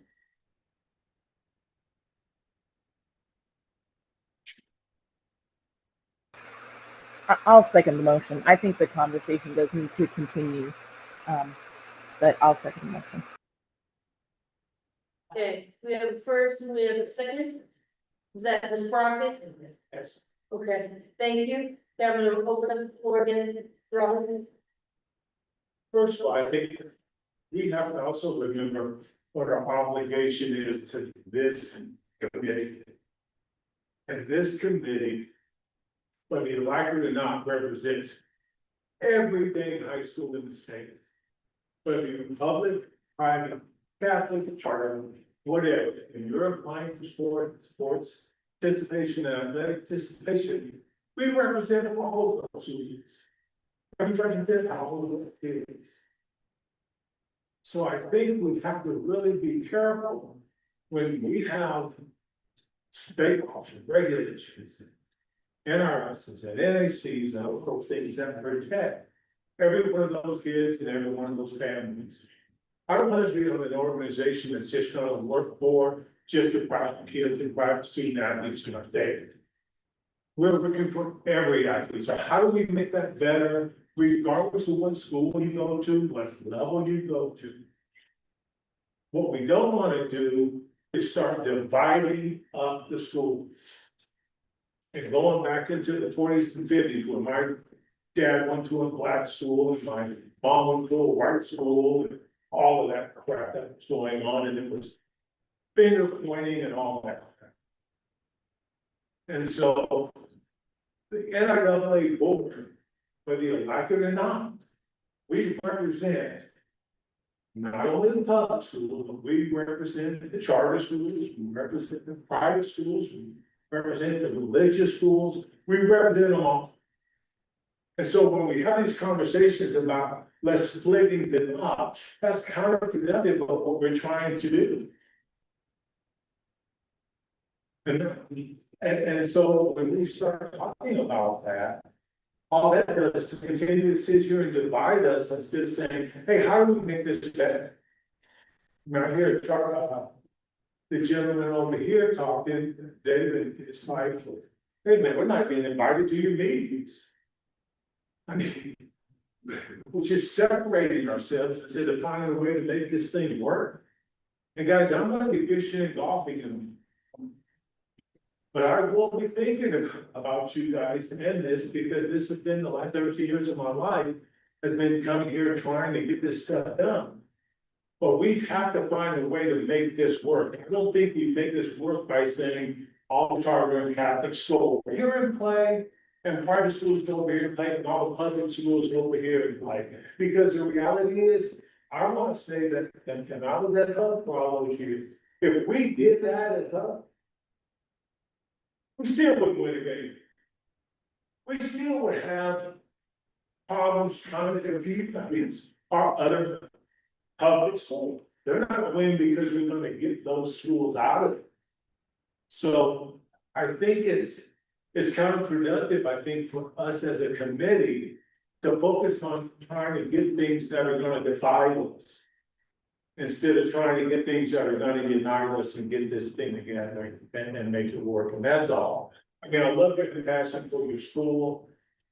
And guess what, when that happens, and I know, because I've done that in school, if, let's say that happens, is your football team gonna win any more games than they won the last 3 years? Probably. Okay, thank you. We need to come back in a little bit. The motion on right now, this discussion that we need to have is in regards to the motion. And the motion right here is to bring back to the board of control alignment policies related to classifications. That's what the motion is that correct? Yes. Okay, and that's the discussion that we should be having, the comments that are being made. Mr. Olson. With Holmes Region 3, since I've been on the board, we've had 5A1, 5A2, 5A3, 4A.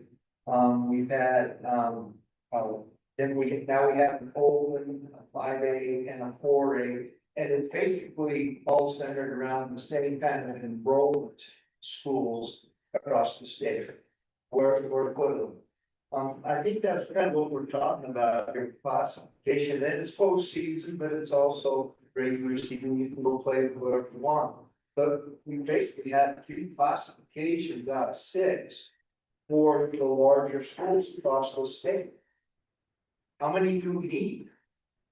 That's my question. How many classifications do we need? Because in the 1A, we have 1 classification, 1A, 2A, there's 2, 3As, there's 1. So when you get to those larger schools, there's 3 postseason, 3 classifications that we've already identified. In football, we have the Open, Fidelity, the rest of the sports, we only have 4A and the 5A. So if we're going to bring this across the board, why don't we have an open classification for, all the other schools? You know, I just want to be consistent as an NIAA board. Consistent in what our rules are and what we're doing here, not make special things for this board, or that board. Anyway, that's my 2 cents on the classification. Thank you. Ms. Crockett?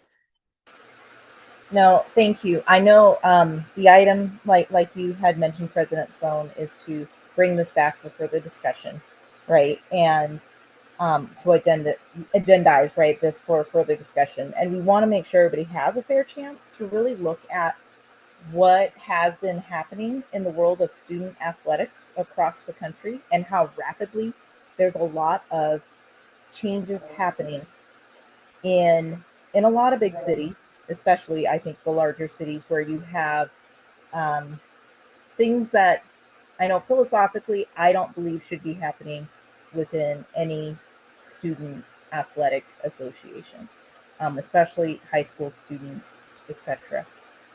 Especially with the way that NIL is rolled out. You've got the new legislation that just passed in Florida that just rolled out that will be interesting to see what that ends up creating, you know, within that context. But what's happening here and what we see here in Clark County, and I apologize if it always seems like it's a South thing, it's just because we live it from day to day and we hear it from our colleagues from day to day.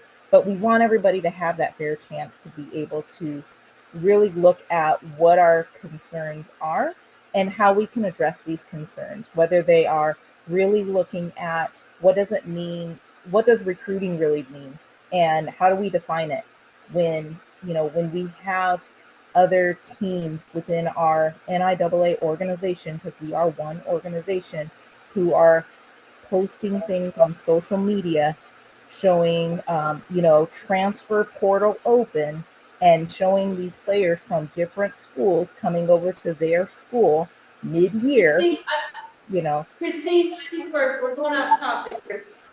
Oh, sorry. But I want people to have that opportunity to be able to look at some of those pieces again that are going on so you can understand the context to figure out what direction do we need to move in, right, as a state, so that we are still together as one state, but we are really promoting student athletics, student character building, student participation. How does that look? How does it look in other states? Again, I know Mr. McNaught brought in a more specific model. Thank you. Thank you. We call Okay. We call vote. question. So Colin, if you would please make a motion again. I motion to bring this item number 23 back, for further discussion and possible action. Wait, A later date. Yeah, that's what you said, and it was seconded by Ms. Rocket, and then you just vote now. Okay. We're gonna go to roll call. Right. All right. It was long. I think it's worth the discussion. I'm saying yay. Rolling Star. Stay. Staying. Okay, look at the process. Okay. Right, Fish. No. Jay Beck. Paul McCann. Christina Brockett. Yes. Wade Wilson. Nay. Brian Freeman. Nay. Rand Thornton. No. Alex Woodley. Keith Whipperman. Yes. Six. We're going to Robinson. Okay. So it's the gap, 5 against 6, you know. 5 against 6. And Ron, the extension, we have to go around together, extension to what? What? No, I'm trying. Oh, Okay. you know, I'm playing the part of this with a dark tree. I don't know how you want to discussion. How do you want to go mention that? Okay, that's fine. No, it's a lot there. So, yeah, we're all tired. Okay. You go to the next. Yes, sir. Nice to have some clarification on that report. So there is still an opportunity for board members to request this item. No, that's the point of this item. This board has voted no to consider this. Okay. So now that we have the process, this would have gone through the 4 members. And then we would have voted whether or not the whole board wants to hear. Right. We skipped that because we didn't have that process in place, so we allowed you to signally put this on the agenda. Got it. Does that make sense? Now that I want to, yeah, so the only, like, a motion to rescind, reconsider this. You would need a motion to reconsider at that time. Yeah, Absolutely. And you would need a majority. Yeah, I appreciate that. Absolutely. Okay, thank you. Okay, we're gonna start. Just for clarification, to reconsider can only be done by a member of the person on that prevailed in the vote. That's true. That's right. We follow the standard, we only have motion for reconsideration. You are correct. Okay, we're actually gonna bypass number 24. I'm gonna close today with item number 25 on page 107. And this is presentation of engagement letter for the NIAA audit, and we'll turn it over to Mr. Jackson. So like I made aware earlier this year, firm out, Henderson was no longer going to do our audit. They were being, very gracious in helping us and at a very reasonable rate, and they informed us that they were no longer going to do that. I then reached out to them and said, could you give me some recommendations of a company that would like to borrow of our size? And they did, and then I also reached out to some other firms, got some other numbers. The numbers came back and the prices were, I would tell you, shocking. What we were getting prior to this year for the services for $8,500 to $12,000 was amazing when we were getting numbers of $24,000, $27,000, upwards of $30,000 to conduct the audit. And then I had the recommendation made to me to reach out to another group, and I did. And I reached out to Daniel C. MacArthur Limited out of Las Vegas, certified public accountant, put together a great recommendation and engagement letter. We have signed, we are good to go. And I'd like to publicly thank Wade. He is familiar with this gentleman. And he also does what school district?